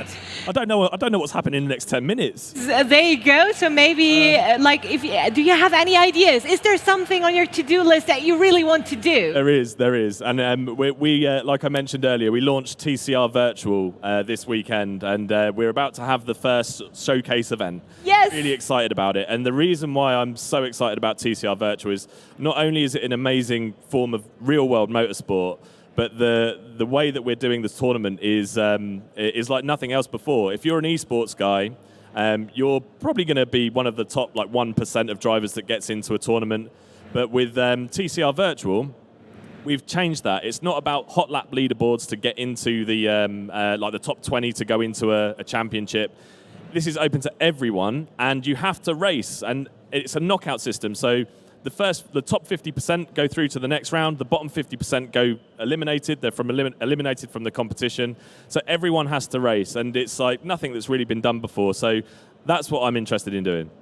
Yeah, I'm really, really looking forward to it, Yannick. But what are your plans? What are the plans of SimRacing Unlimited? Well, to grow, first and foremost, obviously, fill it with more lovely content that everyone can enjoy. Hopefully help a lot of people that just get into this hobby become better, become more involved, and have some fun along the way, as we've seen with the odd video here and there, and we're going to see with a few more videos planned over the weekend, so that's the idea for now. That sounds really, really nice. And of course, a coverage of the SimRacing Expo will be there as well, Yeah, right? I mean, obviously. That's why you're here. We just pull him up on stage and let him talk about it. But that's really, really nice to hear. And it's also really nice to see how even the ADAC SimRacing Expo grew from 2019 to here. So were you here in 2019? I was in 2019, and it's incredible to see what's how much it's I don't want to say improved, but it has, right? And it's incredible. Like I'm really impressed with what we've got here at this weekend. Like all of the manufacturers have gone all out to make their booths look absolutely incredible. So yeah, really great experience. Yeah, I gotta agree. It's my first time here, actually. I've seen pictures before, but the way the booths look and everything is just spectacular this year. With your GT3 cars sprinkled in here and there.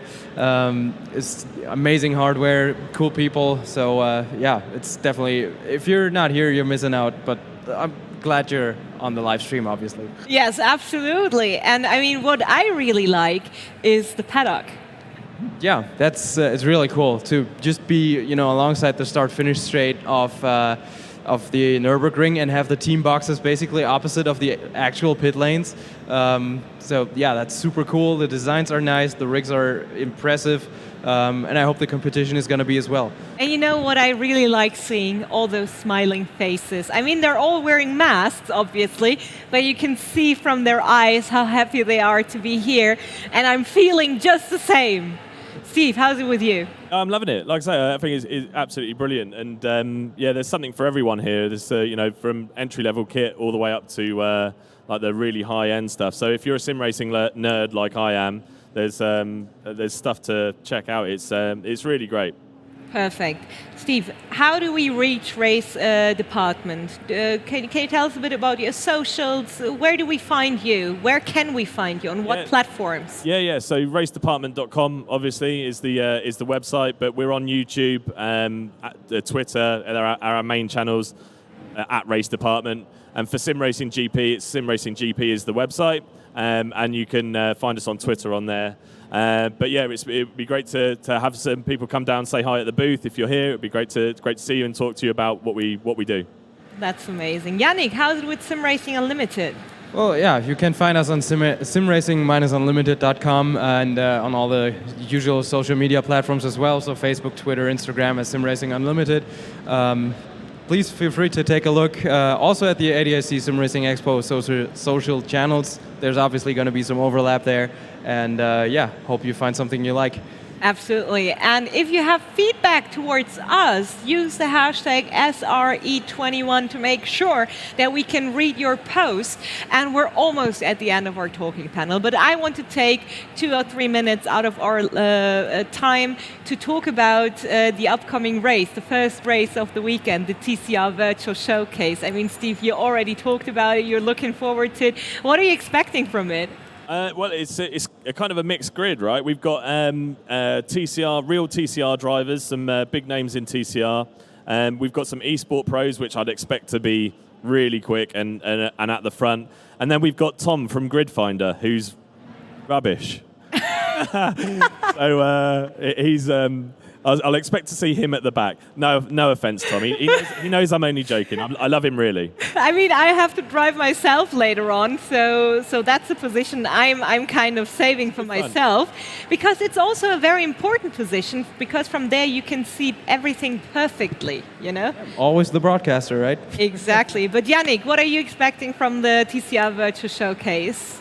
It's going to be close. The TCR races are usually close because the cars are so close, and I think the racers are as well.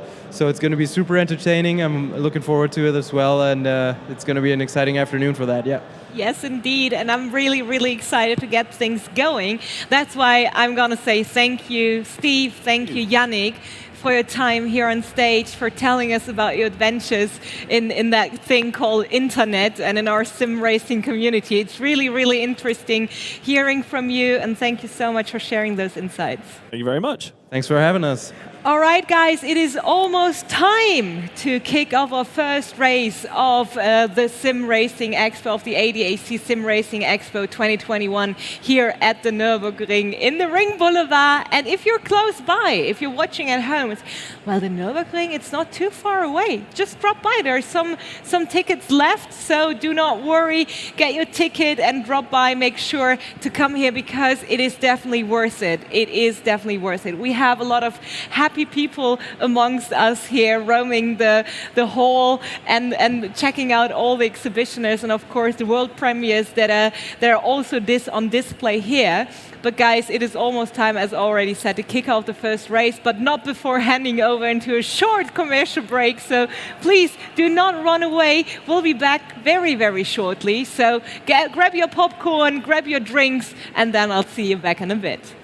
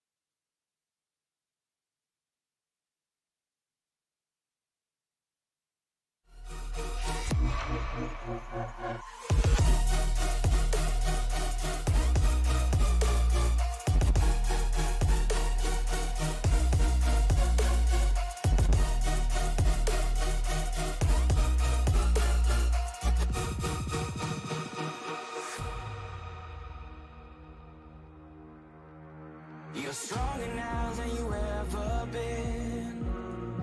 You gotta leave now, it's time to catch the wind. You will climb up high and look through the clouds. And when you're feeling low, I know you'll bounce back. Oh, and just remember, I will be there for you, baby. Remember, there's nothing out there to get you, don't forget it. When life throws lemons, just hold me. Just hold me.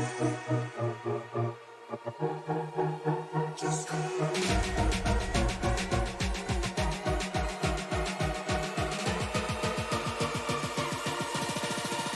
Just hold me.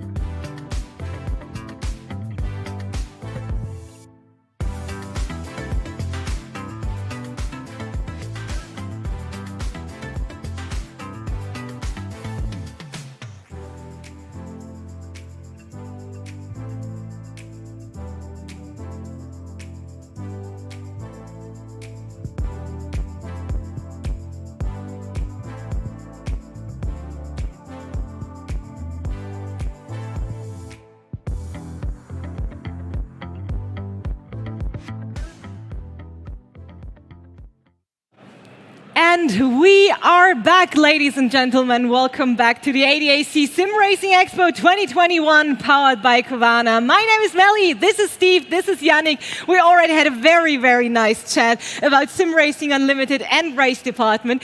But Steve, now it's almost crunch time. Our first race of the weekend, of the SimRacing Expo weekend, is almost about to start. Yep, TCR Virtual is kicking off in the next few minutes, and I'm really excited about this. This is a new esports competition put together by WSC, who are the group who are responsible for TCR racing all over the globe. And we've got a great field here, which are going to be taking part in this opening showcase event. So I suppose I could tell you a little bit about the tournament and how you can get involved at home. So the idea is that we've got this opening event just to showcase what the cars are all about and how they drive. And it's the first time that people are going to get to see the mod which the competition's using. So we're using Assetto Corsa. And we're using the SimRacing GP platform to do something pretty cool. And that's that knockout tournament which I spoke about previously. So to get involved, the mod will go public on the 18th of October, and you'll be able to download it from SimRacing GP. The idea is that you're able to get straight into a race and qualify for the knockout series proper. So you have to complete a race and do it without spinning, no cut tracks or anything like that. And that will get you into a regional bracket. And it's all based on where you are in the globe, a bit like TCR, who have organisations all over the globe. And from there, you can enter a heat, and the top 50% of the field will go through to the next round, and the bottom 50% are eliminated. That's it, they can't take part in the tournament anymore. But what's unique about that is you don't have to do a hot lap, which is really the reason why most people don't take part in an esports series, because hot lapping's hard and you're against the clock. With this, if you possess racecraft, and you've got a good chance of going deep into the tournament. But it's a different format, isn't it? It's something different. Definitely, and that kind of format I'm very excited about, to be honest, especially after the first round of our community trophy, which used an elimination format in the race, so people would get eliminated after a certain amount of laps. Trying something different is pretty good in that regard, I think. And it's going to make for a very exciting competition just because of the nature of the cars, because they're so close together and very well matched in real life too. Exactly, and that's the thing. TCR racing is really, really close in real life, and I've got no reason to think that this wouldn't be any different. Yeah, and what's also really close is the start of the race. So Yannick, Steve, thank you so much for that insight about the TCR Virtual Showcase. And guys, it is now time to head into a video, actually, and then our friends from Radio Show Limited will be taking over for the race coverage. So guys, enjoy your time with our first race here at the ADAC SimRacing Expo.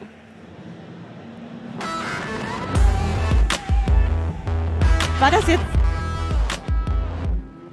First introducing time for the 2014 racing season, TCR is a touring car rule set with organisations and national championships around the globe.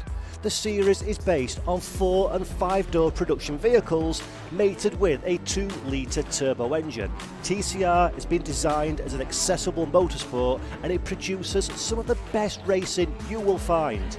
You will certainly recognise many of the TCR cars in the Real World Series as familiar hatchbacks and saloons from some of the most famous brands around the globe.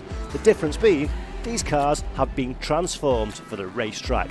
A minimum weight of just 1,250 kilograms, a TCR car is significantly lighter than its road-going equivalent. Pair this with a 2-litre turbocharged engine that produces around 340 to 350 horsepower, and these things are incredibly fast and incredibly nimble to drive. A TCR car is front-wheel driven. Prepare for a very different kind of challenge to what you would normally find within sim racing.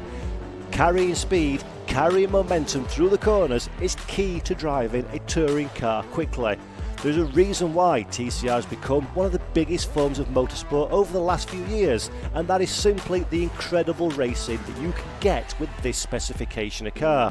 At a relatively low cost, with incredible performance, a TCR car allows true bumper-to-bumper racing.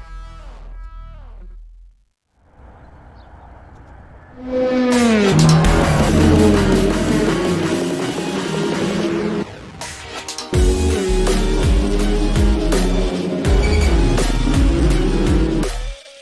to TCR Virtual, the first TCR esports competition open to the general public and organised by the WSC Group, the governing body responsible for TCR racing around the globe. A free download, officially licensed TCR mod for Assetto Corsa will be used for the competition, featuring all the brands and cars that you know and love from the real-world TCR series, including the likes of Cupra, Honda, Audi, Lincoln Co, Hyundai, Alfa Romeo, and very many more. Using data provided by real-world teams and manufacturers, this series aims to be up there with the very best TCR experience in sim racing. The first set of cars will be available for public download as soon as the competition opens on the 18th of October, and additional cars will join in the following months. As well as incredible free content, TCR Virtual is also completely free to enter, and there are some incredible prizes up for grabs. Competitors will be fighting for a share of €10,000 in prize money, and the overall winner gets the additional prize of a test in a real-world TCR car. So, how do you get your chance to win these awesome prizes? Well, TCR Virtual is like nothing else that has gone before.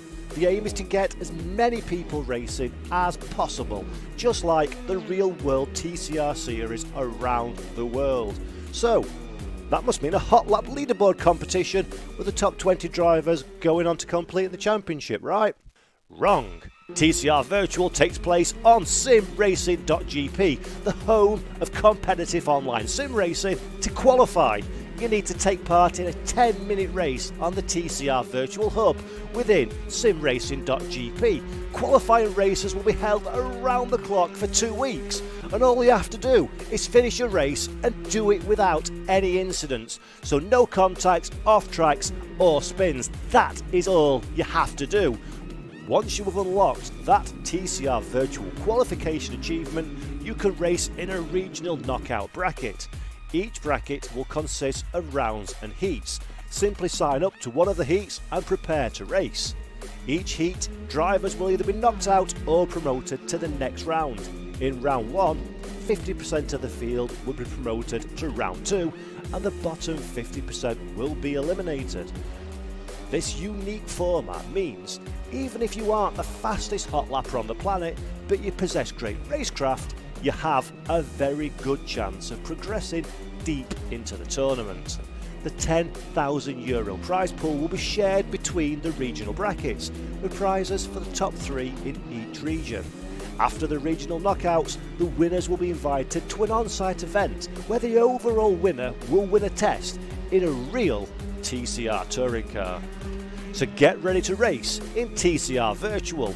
Qualification opens on the 18th of October and lasts for 2 weeks. For more information, join the mailing list at virtual.tcr-series.com, and good luck.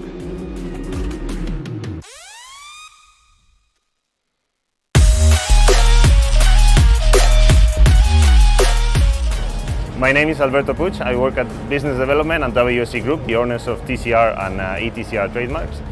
Why did we do the TCR virtual project?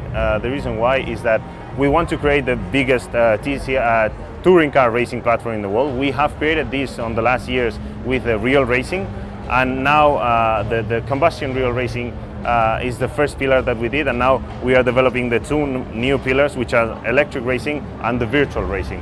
For us nowadays, we have a TCR car racing almost every week, and the goal is to have a TCR racing car racing every day. So that's why we started with the TCR virtual. It's the sim racing world is a very democratic world where everyone can participate from home. I mean, you just sit on your rig and you start racing, and this is why we wanted to create something for everyone out there to be able to race a TCR car. So for the development of the mode, we want to use the same vision that we've been using on TCR. So we want to partner with everyone that is involved, all the stakeholders. On one side we have the manufacturers, on the other side we have the racing community, right? So we wanted to develop this mod involving the manufacturers in all the process, so they were aware of everything that we've been doing, all the physics, they shared all the physics of the cars, all the data, so we were able to create the most accurate TCR virtual version of the cars. And we also involved the racing community in testing the cars and everything, so they get we have all the information, all the feedback from the racing community telling us how the car behaves, how everything is done, and we wanted to create the most accurate version of the TCR cars on the virtual world. For us, creating a unique racing format, it was important in order to create something that was very democratic, so everyone can participate, and it's not just limited by being fast on just one lap, but being fast, consistent, and being able to race. So for us, SimRacing is actually about racing. And what we wanted to do is get people racing, and that's why we created this unique format. So everyone will get the chance to actually be on a race by qualifying and actually racing against other drivers, and not just racing against themselves and the clock. So for us, the future of TCR virtual and TCR sim racing, as I was saying before, we want to have these three major pillars with our real combustion engine racing, electric wheel racing, and then we want to have virtual racing. And this is key for us also to create a big community here. We want to have the biggest touring car racing community on the virtual world as well. And this is what our focus is, to create the widest community on sim racing, and that everyone will be able to participate whenever they want, however they want, whichever car they would like to race.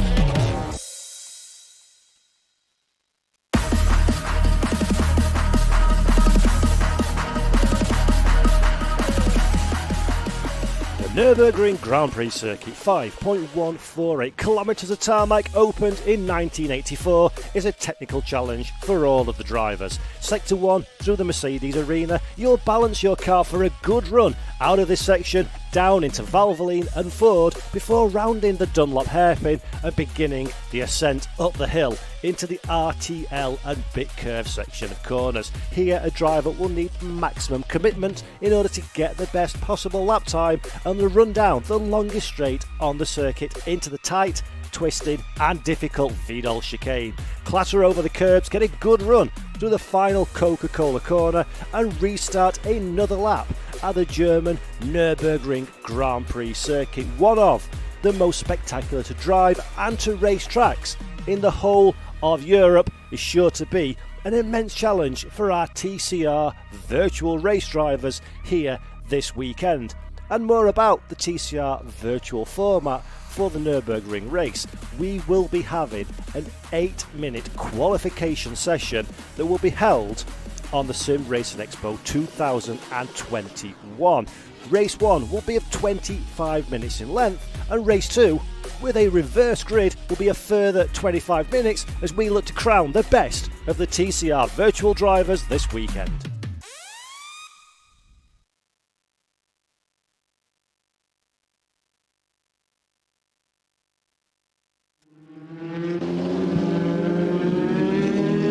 Well, good afternoon everybody, and welcome along to this TCR virtual event. John Hindorf and Nick Damon from Radio Show Limited. Glad to have you along for this demonstration event for this exciting new foray into the virtual world by TCR, the latest of a number of real world racing series who have decided to dip into the world of sim and e-sports. We know this from the real world, Nick. This is so close, such exciting racing. I expect nothing different in the virtual world to what we would see if I was sitting next to Martin Haven at this very venue, as I have done on many times to see the World Touring Car Championship racing here as the support race to the Nürburgring 24, which you and I have covered many times before. Yeah, it's great to see the TCRs being embraced into the world of virtual racing. We have been a couple of forays in there, but of course it's a completely different skill than you often find in the wonderful world of sim racing, which is so dominated, isn't it, by powerful rear-wheel drive cars in the GT3s or GT4s, or even as you move up the P2s and the hypercars. But this is front-wheel drive racing, John. It's a completely different skill. It's all about getting the car rotating, avoiding that understeer, getting the drive out of the corners, carrying the corner speed, and of course remembering that the rear wheels are only there to keep the exhaust off the ground. Copyright Martin Haven, that one. So we're into a qualifying session. So although if you want to be involved in this from the 18th of October, you don't have to do a qualifying session. Once we get to competitive side of things, I'm thinking that even I could get 10 minutes of driving around very slowly without going off the track or hitting anything. Possibly. I think Joe Bradley might disagree about that. From the historic issue with the overnight use of his iRacing license, anyway. Oh, that was different. I was being competitive there. Yeah, I think that's the qualifier. The qualifier, which is a great idea. Actually, I love the idea of actually getting the car. You've got to be on the track. You've got to go at a certain speed. But yes, the idea is don't hit someone, don't get an instant point, don't come off the track. I mean, as you see, the 25 car spinning right off the track, and that's the Jack Keithley Audi R3 according to the entry list, or RS3. But then, of course, it gets more complicated because you actually have to start taking part in races. So if first of all you prove you can be a bit like your Arcs, isn't it really? First of all, you can prove you can go reasonably fast and not make a horrible mistake, and then you have to start racing, and that's when the problems happen. I tell you, we've got a smattering of real-world racers here with experience in these 350 horsepower front-wheel drive machines. TCR has done for touring car racing what GT3 and GT4 has done for the GTs and become a global formula. 4 or 5 doors, front-wheel drive only, and the variety of manufacturers, some of which we see here in Europe in terms of selling cars, some that we don't, like the Lincoln Co, for example. Far Eastern manufacturer based in China, part of the Geely Group. And these guys have taken to this to use it as a marketing platform. Norbert Mikulits for Hyundai in the Elantra NTCR, new for 2021. The Elantra, that's the third different body style we've had from Hyundai Motorsports in the past couple of 3 seasons. Started off with the hatchback i30, went to the Veloster N, which has won championships in the USA with Brian Herter Autosport. That one's a bit cheeky because it's got 2 doors on one side, one on another, and a hatchback. So it just squeaks in of having, yes, I know. You look at it on the driver's side, Nick, and you think, hang on a second. Heinz just told me that it needs 4 doors or 5, and that's only got 1 door and a hatchback. But it's got 2 doors. It's one of those asymmetric designs. The Elantra is the new version. So just waiting for the times to come through, as coming round now, the number 97, it's one of the Lincoln Co cars. Unfortunately, it's one of the numbers that's not actually on the... okay, so have we had a number change there? There's been a number change, yes. The Lincoln Co's are down as number 31 and 55 of Tom Bunton and Adam Princess. They are the Lincoln Co driver. Also Jack McIntyre as well in the 30, but that's saying 97. So right, okay, so that get you. That is Jack McIntyre in the 97. So there's a change from your programme. This is just like real life, isn't it? Fantastic. Yeah. We should get Paul over, shouldn't we, to read out all the other programme. Yeah, absolutely. If I can only find it. Pen that works. Pen that works. Yes, that's the bane of anybody who's suddenly thrust into an immediate quick change artiste. Now, you're talking about the real-world drivers, of course, the 17 car, which is being run by Nathaniel Berton, of course, who we were watching, 10 days ago at Barcelona, because he was trying the new GT, the team running the new GT3 Evo 2 version of the Audi R8 LMS. So Nathaniel also obviously takes part in the Something in Me, isn't it? The You and Me or something. What's it called? The yellow TCR car he drives with DHL sponsorship. Yeah. With one of the Coronels. Is it Tom or Tim? It's Tom, isn't it, Coronel? And it's Something in Me. He's obviously established very heavily in the TCR, but also an Audi Works driver, and I'm sure trying to make his case for all sorts of Audi drivers that come up in the future, John. So top of the shop at the moment with a 2:07.4. That is the number 19. And that's a change as well then. Yes, it's Nagy, who's officially has 99, but now it's 19. I need okay. a pen as well. There's gonna be a lot of writing on there. That's Daniel Nagy, the Hungarian driver for Cupra. McIntyre, as we know, Jack McIntyre's now number 97. Then Norman Mickelitz. Now he's now gone from 5 to 1 in the Hyundai. In the number 10, it's Bebo Girolami, so that's another change of number. Oh joy! His brother's in 6th, isn't he? Or his relatives in 7th. Sorry. So what's Fred Vervees in the 5? That's a change of number as well. So all of the numbers have changed from the start list that you might have seen published. We'll work that out as we go. Florian Bauer's now in the 4, not the 18, as they qualify. My guess is, wasn't Benny August all the numbers changed back to the correct one when they actually got the race? Well, I've scribbled them out. Yeah. I shouldn't have scribbled them out, should I? I should have just left them so that I can read them underneath. I've made the same mistake. I scribbled them out. Very tight at the top, as you might imagine, just 0.05 of a second. Jack McIntyre up in the second place ahead of Mickelitz now. Then Bebo Girolami just going across the line.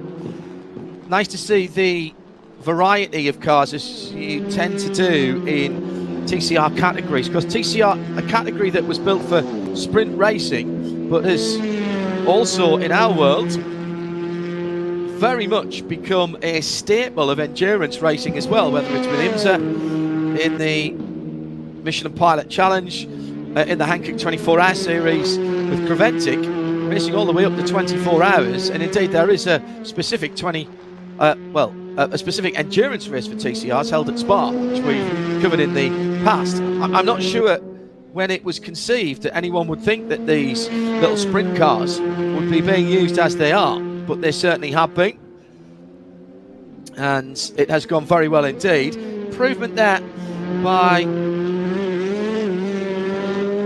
Now here was that jumping up, that was Bauer jumping up, wasn't it? Florian Bauer, the Kowana driver in another one of the Hyundai Elantras.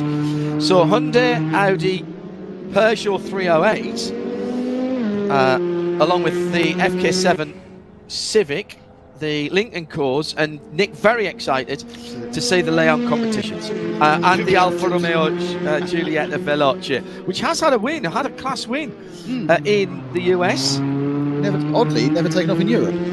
The European looking car. The outside of the official TCR World Championship, the other series have been very much dominated on the whole, haven't they, by the various VAG group cars, be it the Seat, be it the Volkswagen, which is still being developed, despite Volkswagen saying they're pulling out of track racing non-electrical base, and of course the Audi, all made on the same production line in Spain, on the Seat, on the Cupra now, not Seat, the Cupra production line.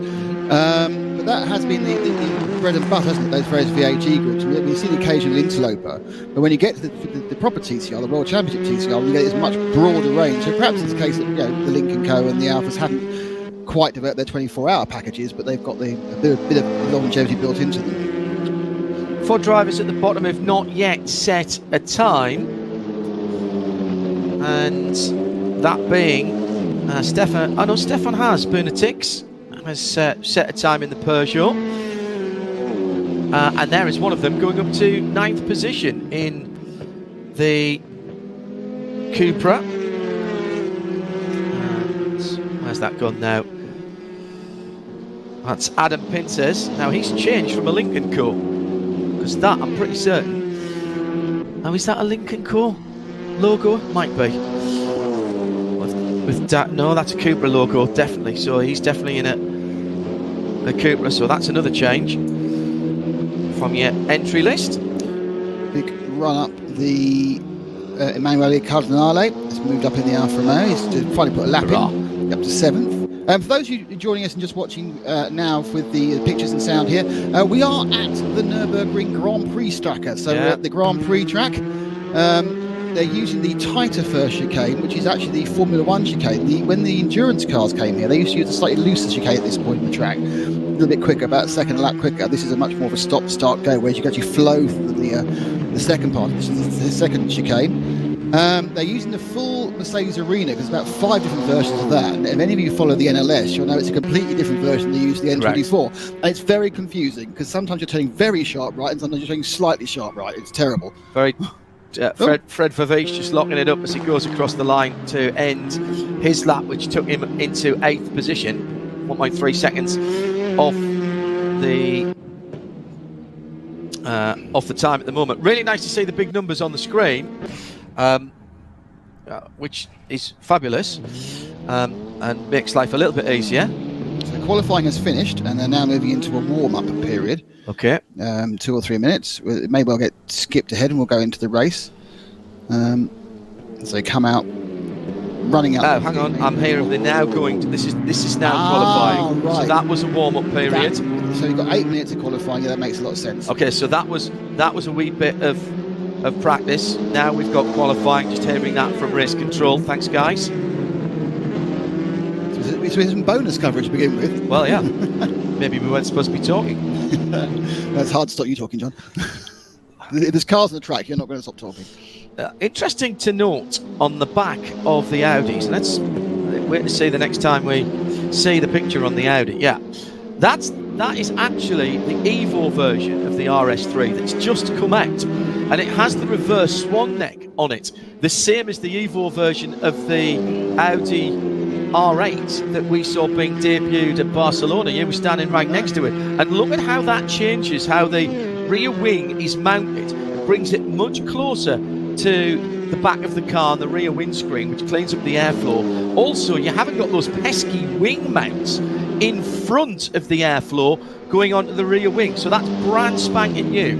That's the new RS3 LMS that TCR that's been released by Audi. So great modelling by the guys to get that in so early. Yeah, because remember this package we released for consumer picking up on the Assetto Corsa platform. I think it was October the 7th, was it? I think it was the date. It certainly came up in the first couple of weeks of October. You'll be able to download this and enter the SimRacing GP competition, which is a €10,000 prize fund, and far more importantly, the overall winner gets to drive one of these things in 3 dimensions for real. Great cars to drive. Through goes the 07. Who is that then? We scan down. Not sure. Oh, is that the 97? Is that just my bad eyes? That's a 07. Right, so which hasn't got a name on it. Yeah, that's a good start, isn't it? There isn't a 7 car on the side. So, this happens. It's all right. We'll catch up with it. We'll catch up with it. So they've had an outlap, hence the reason the times are 13 seconds off a fast time. So they've all had their outlaps. I'm not overly sure that qualifying in a queue of traffic is a great idea. Just to try and make themselves a little bit of room. Not a track really where a toe works for you either, is it, John? Because you've got so many. The only fast bit is preceded and ended by some very tight corners. So you actually want to be out on your own, 3 or 4 seconds of clear space. There's no area mucking about, and just get down and do it your own way. So I'm surprised they are quite as backed up together as they are, but I'm sure they'll sort themselves out.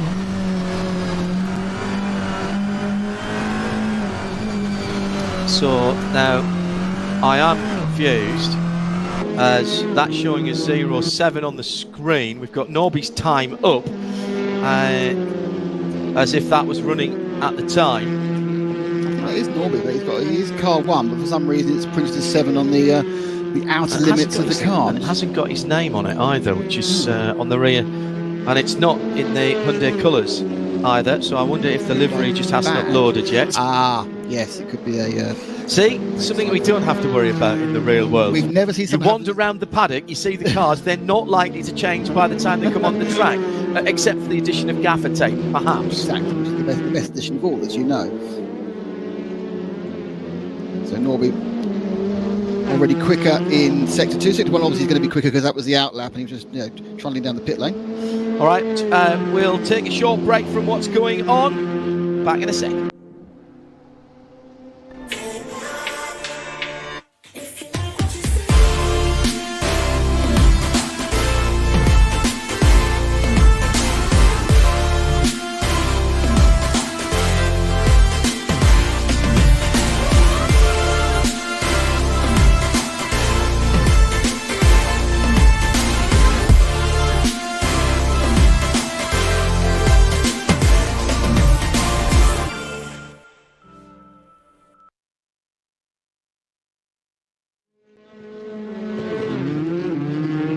So a spin for one of the Audis in the background with just under 3.5 minutes to go. Times in now, John. And Jack McIntyre was, I was about to say, was held the lead, but he's actually been usurped almost immediately by the Cupra of Daniel Nagy. 207.5. He's got 300ths over Jack McIntyre. And then it's very, very, very close for third as well with the Girolami brothers. It's Bebu Girolami who's in third. And then in half a second back to Norbert Michelin. She looked pretty quick. Yeah, I just mentioned Jack McIntyre there, driving for Team Rocket RGN. Bob and Liz Neville looking after those in the real world.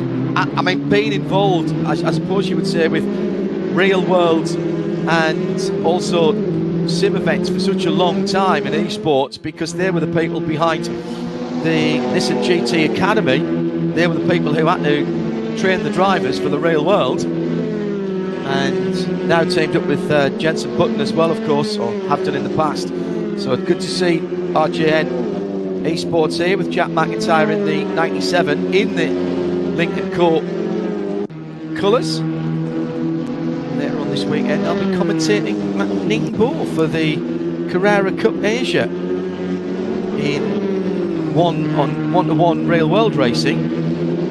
Full metal, as Bruce Jones coined it earlier on, and they've got a big Link and Co development area there, and the fact the track's owned by Geely, one of 5 that they've just opened in China. Real big player now on the international automotive scene and driving motorsport through their Link and Co brand. Spinner at the final chicane there. Sorry, final chicane. Good to see the proper touring car lines being used by Jack McIntyre. 85.030 of a second to get in front of Daniel Nagy in the Cupra. Comes across the line, doesn't improve. I think he had to get past a bit of traffic in that lap, actually, John. So he's now giving himself one final lap with a minute to go. The last They'll be allowed to get across the line. He's giving himself a little bit of free air. So I don't think they've all been that sensible with the spacing themselves out, but they give themselves a bit of free air, just trying to go for it. But not sure obviously how they've modelled the tyre wear, but 3 or 4 laps should be fine for the front wheels of these cars. They shouldn't be going off too badly. 85 is Enzo Fazi in the Peugeot 306, another car that we haven't seen an awful lot on the world stage, but I mean suits the TCR concept very well. We saw a version of 308, didn't we? Which was sorry, did I say 306? Well, it's fine because that's our era. We saw the 308 with in preventive racing. We run through with one of the teams. They had a couple of them there. They were, of course, they were effectively cup cars bopped back into TCR, even they didn't actually meet all the TCR regulations, but they bopped them in there, and they were very, very competitive. They were a very well run team by the brother of someone. Name's completely escaped me now as I wrench back in the back of my head. Are you not thinking about Jakob Christensen, are you? No, it was because they ran a Peugeot as well. They did, yeah. I mean, it was a good car. It ran for a couple of seasons, and it was Sayari's brother, wasn't it? Of course it was. Yeah. So they haven't been around for the last year or so, but it was an interesting. Adam Pin says then. I think that is in the 55. Yeah, that's a Honda he's driving. That is a Honda. Well, I thought on the screen earlier on he had a different. He's down as Lincoln Co. I'm wondering whether I think there may have been a little bit of Well, he's got a Cupra badge next to his name in 12. So, do you not feel it's a bit of an unfair advantage got 3 cars at once? If he's just he's shape-shifting. He's TCR shifting. Is he assessing all the chassis as we go? As we go. Absolutely the right. first 3 corners in one car. Improvement for Fred Verfish up to 8th position with a 208. Second off, and the checkered flag is out. McIntyre did get the pole back again. Went to 207.438, got it by 6 tenths per second. Luca Ragusa in the 02 Alpha Giulietta. What else could he be driving? I haven't scribbled names out now, I'm just writing them next to it. 85 is Enzo Fazi. So he comes across the line, the red, white and blue car. So we've set the grid. Not sure that satellite truck should be parked where it is there. I think that's a bit in the firing line. Do you think so? Yeah. Some of them, honestly, they really need to work that out and get the marshals out to move that. Beautiful afternoon at the virtual Nürburgring Grand Prix Strecke. All the way down to the Dunlop hairpin at the bottom of the circuit. So the classic version of the track up through the Schumacher S's. We're going straight into the race here. So we'll set the grid for you. And make sure that everybody is ready to go. Pleasant day, 23 degrees, and the tarmac is at 30, so it's a good average racing day in the German countryside. So this is the invitation race to preview the new TCR Virtual Championship. You can download the requisite bits and pieces from the 18th of October from SimRacing GP. There's a mod on there. No fast laps to be done. You've just got to compete in a 10-minute race with no incidents, and that will get you in. Then the competition begins on a regional level. Plenty of races spread over a couple of weeks that run 24/7, and then we'll head into the regionals, and eventually, if you are good enough, you'll get through to the final, where, as well as a share of a €10,000 top prize, or €10,000 cash prize, should I say, there's a drive in a TCR car up for grabs. I'd love to know where that was. What circuit that was on. So the grid is being formed up, and this will be a clutch start. So standing start, still the purview of touring cars. We were having this discussion the other day, actually, over an adult beverage. What do we think is the most, outside of Formula cars? Mm-hmm. What do we think is the championship that has the most international standing that still does clutch starts? And the two that we thought of straight away was Porsche Carrera Cup and Super Cup, and also Repco Aussie Supercars. Of course, yeah. I'll be very, very, awkward now and say, well, the obvious answer is MotoGP. Very good. Well, we didn't say 2 or 4 wheels, and that's a world championship. So, very good. Very good. Well, yeah, but no, it's interesting. There is Rallycross World Championship. There is a lack of clutch starts, and there's good reasons for it in a number of championships. In fairness, because it limits both massive wear and limits the chance of some instance in some of these areas where you, especially in endurance racing, where you'll start the race with people of very different talents, won't you? Depending whether they start with the pros or the gentleman drivers of the various classes. So I think it's a wise decision as they get ready to go. Engines revved up. 25 minutes for this first of 2 races. So the second race will have its own separate qualifying session. Okay. Sorry, I'm just trying to redo me grid sheets here. So Jack McIntyre would appear, and Daniel Nagy on the front row from Bero Girolami and Norbert Mikulits, and that would make Daniel the best of the real world drivers. Behind them, it is the Alpha with Luca Ragusa for WSC Esports and Ben Baumann. Ben's in the 15, so that's 16 and 15. Right, okay, they've changed numbers twice now. Come on, guys. You're just trying to confuse me. I'm a bear of a small brain anyway.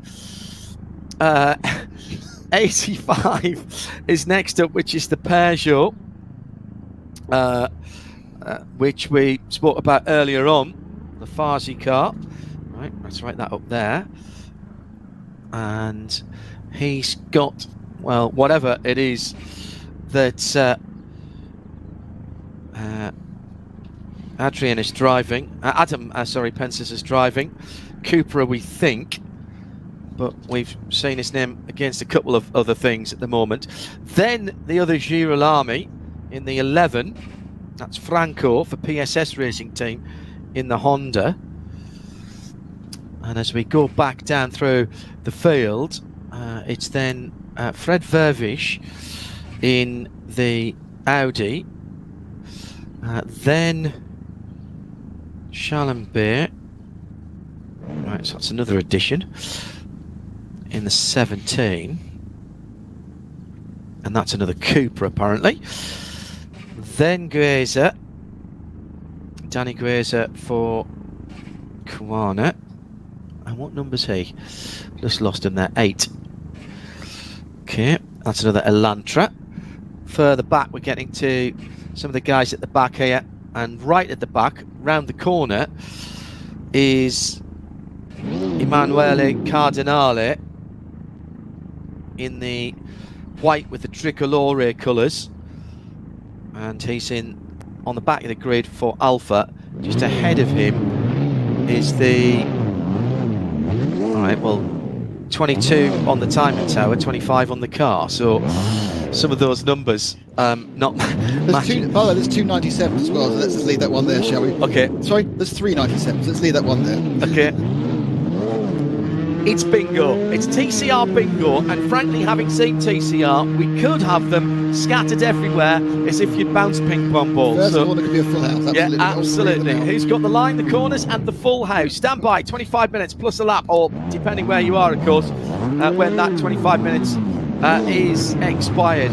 The 2-litre engines, 4-cylinder, all of them, producing somewhere in the region of 350 horsepower in the real world and modelled exactly here for TCR Virtual. As we're ready to go racing, bit of wheel spin, some good starts.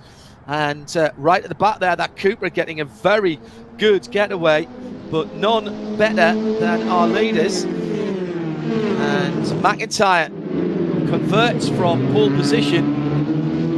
Nagy just punched back a little bit in the Cupra. So maybe Girami was lent on very, very heavily by Norbert Mikulic as they went round the first corner and leaned him off slightly. Yeah, big loser. I think was no, there's Daniel again in second place. He's sitting in behind that light blue Lincoln Cup. Further down the field, the battles are on. Let's keep an eye on what's going on at the front, because those are the guys at the moment where, big sideways movement. It's one of the FK7 Hondas that went sideways. Unfortunately, or fortunately should I say, didn't go off the circuit. Bit of Alpha hit the shoulder there, going on in the middle of the pack. Oh, and that's missed braking point there. Yeah, that was Franco. Benjamin Baumann was the man that was leaning on him in the Alpha with the dark stripes down the middle. He's dropped all the way at the back now. He lost his braking point, took them both off the side there at the Dunlop curve, and that was really nasty. Easy to do because you've got cold tyres. It does model the cold tyres, and once you've locked the front end, you might think, I'll just cadence brake. But at that point, you're going way too fast. That was Fred Vervish who actually did it. He came off and came down on the 36, just lost the braking point entirely. Looks like we'll go away without too much damage, but it's difficult. And once you've lost it, I get the British just couldn't get it back. And now the three-way fight in the middle of the field, just behind the 44 machine. And they hit the chicane for the first time. They come a very short run up before you go around the Coca-Cola curve to start a new lap at the GP circuit. The German Grand Prix for many a year. Though obviously recently, due to the financial problems of the actual circuit owners, we haven't seen the Grand Prix there. We have, of course, continued to see the best of endurance racing with the NLS and the N24. Again, from the back. And again, braking on the 36 car. He's got it wrong again. Well, put it this way, he certainly wouldn't qualify with a 10-minute clear race. It's two people who did it already, John. So there's no chance of that car getting through.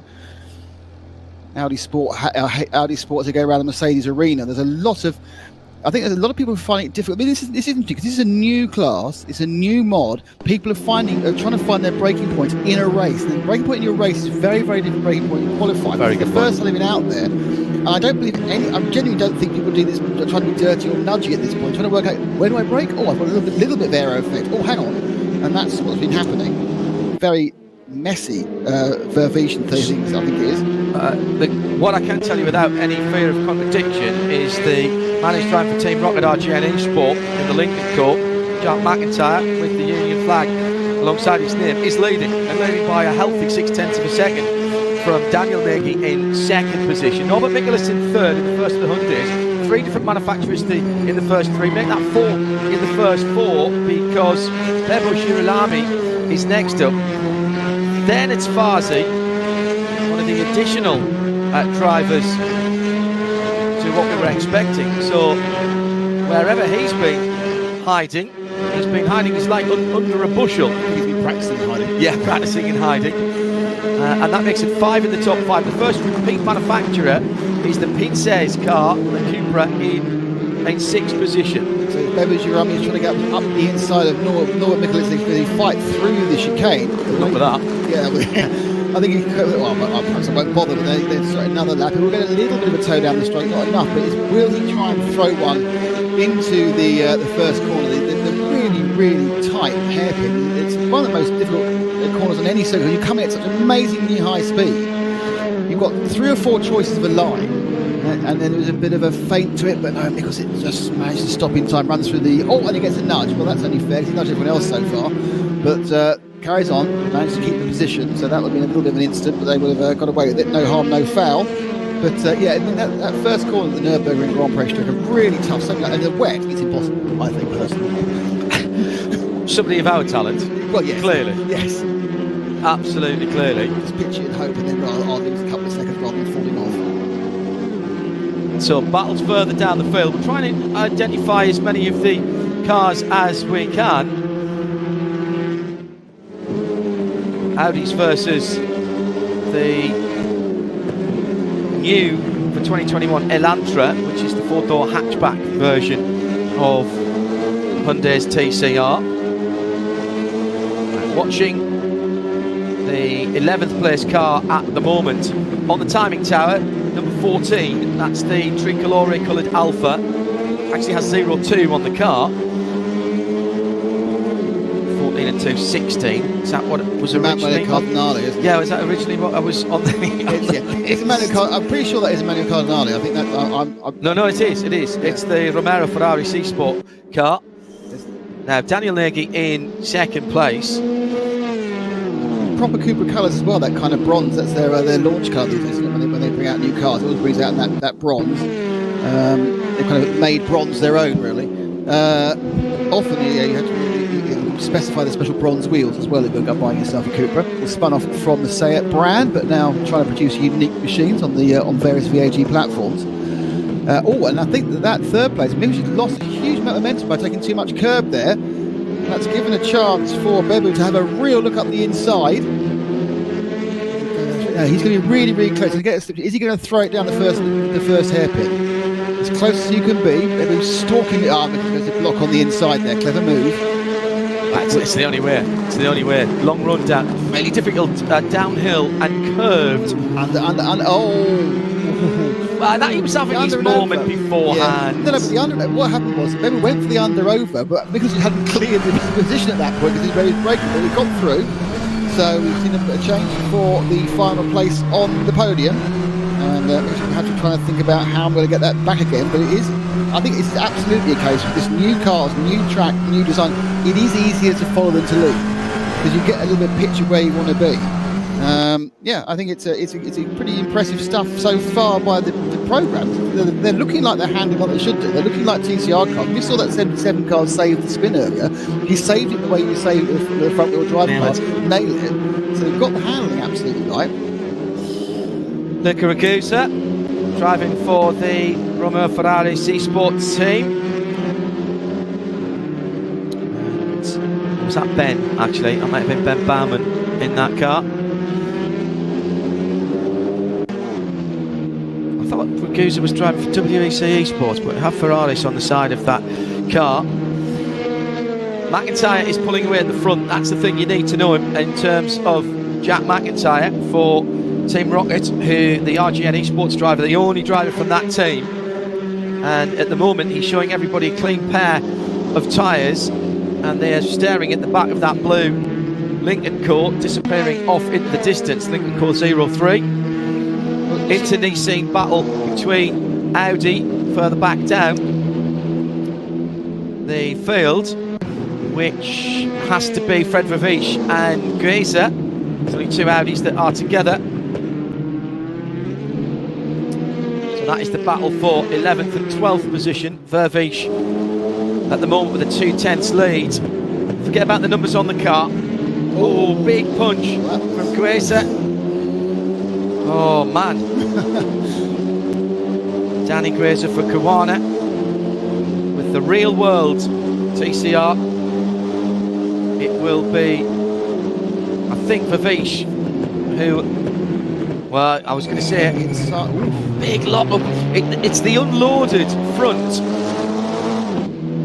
It's the unloaded front right tyre as you're going down the hill there, because it falls away, Nick. So, I mean, you've been around the Nürburgring Nordschleife, you've not been around the Grand Prix Strecker, I don't Only think. virtually. All right, I have in real life, and it's perfectly modelled, because as you're coming down there, you're slightly turning to the right as the right-hand curve comes in. It's falling away, and it falls away further to the apex of turn 1. Yeah, I've been watching these two Audis. I mean, what I would say is, looking at the cars on the track, it does seem like you've got a pretty impressive and forgiving time model there, because they're able to actually run the cars to a slight limit, which is but still bring it back. There's none of that kind of snap and it's gone. It's kind of the ability to kind of drive the car to a limit. Oh, I've gone slightly off, get it back. And it might be, of course, the element of the front wheel drive modelling. Of course, always the rear is going to look loose and it's going to look on other cars. But they are able to race really, really closely and really, really well. And also, the interesting thing is that when someone gets a little bit of a tap on the back, they're modelled so they don't suddenly spear off. Okay. So they manage to keep it going. At the battle for 4th, I think, with Mikulits, Farsi and Pinces together. I'm having to do me Mensa test and work out which groups of cars are together. But I think that's the only three where we've got Hyundai and Alpha. Peugeot together. It's Hyundai from Alpha. Oh right, no, it's Hyundai from Alpha. No, so that must be further down. So it's Fiduci, Baumann and Lunatics. Sorry, apologies. I think Alpha's passed. Yeah. So that was for 12th position. Jack McIntyre still leading, just stretching that lead out by another 10th last time around. 14 minutes to go, so not yet down to half distance.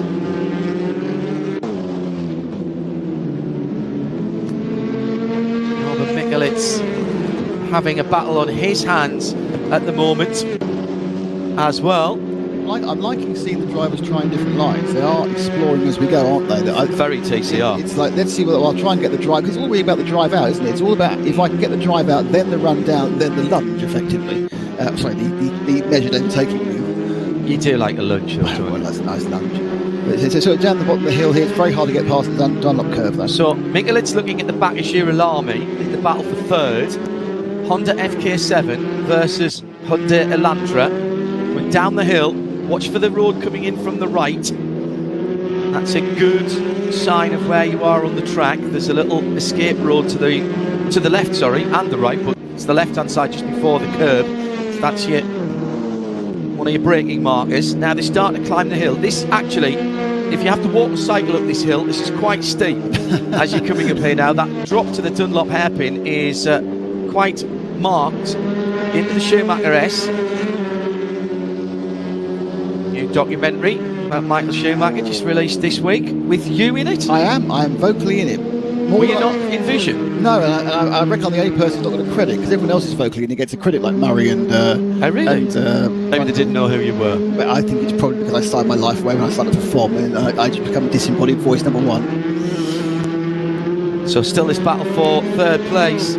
Girolami, Mikulits, a little bump and run there. Can he get down the inside as they're coming to the last right-hander in front of the Dorrance Hotel? We'll take a break from this in a moment and come back with the last half of the race in TCR Virtual.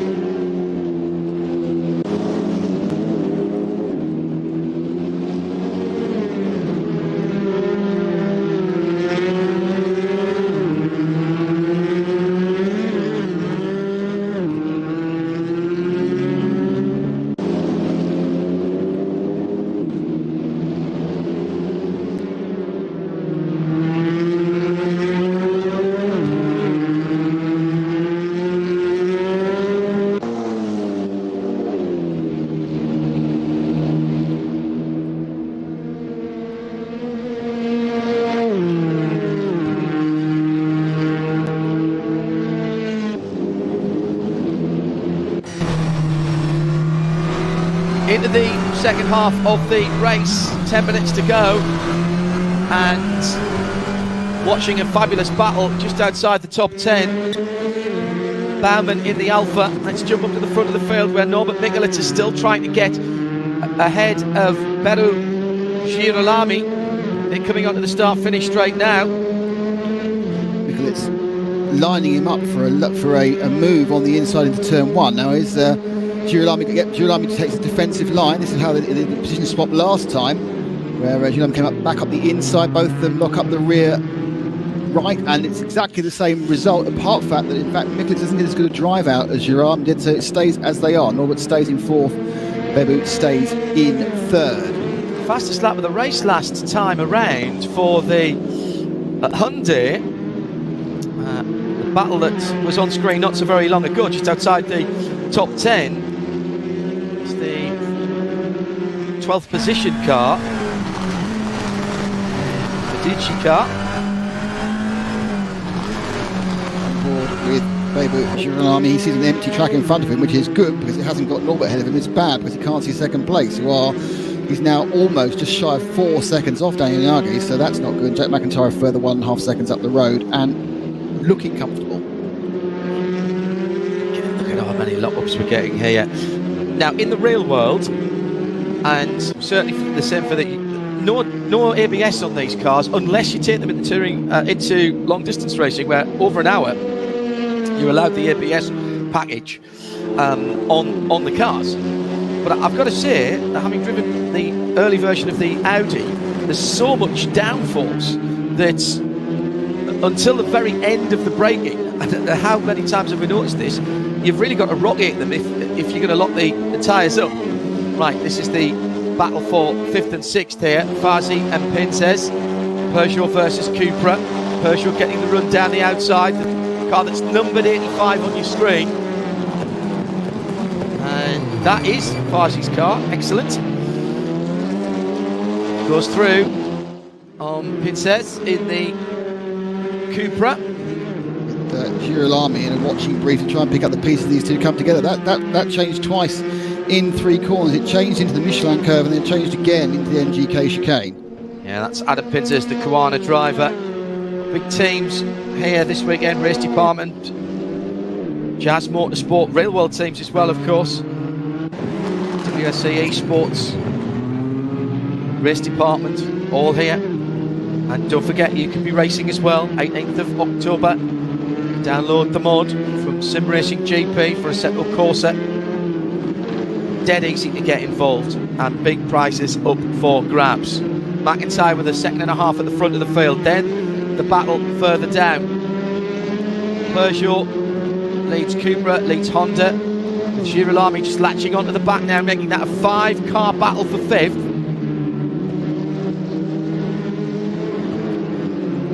Leaving a lot of Michelin rubber on the circuit at the moment. Just under 7 to go, 7 minutes to go. A little bit of still brakes grabbing, lines drifting out, but of course they're able to correct the lines quite easily as they move out on the front wheel drive car. Just put a bit of extra locking, a bit of extra power, pull the car back on the line. And then there's a mistake, and off goes Fazi. He's going to lose a couple of places there. He just kind of twitched the thing off the track, and he managed to get it back on again, which was impressive, but he still lost the place. Princess takes over.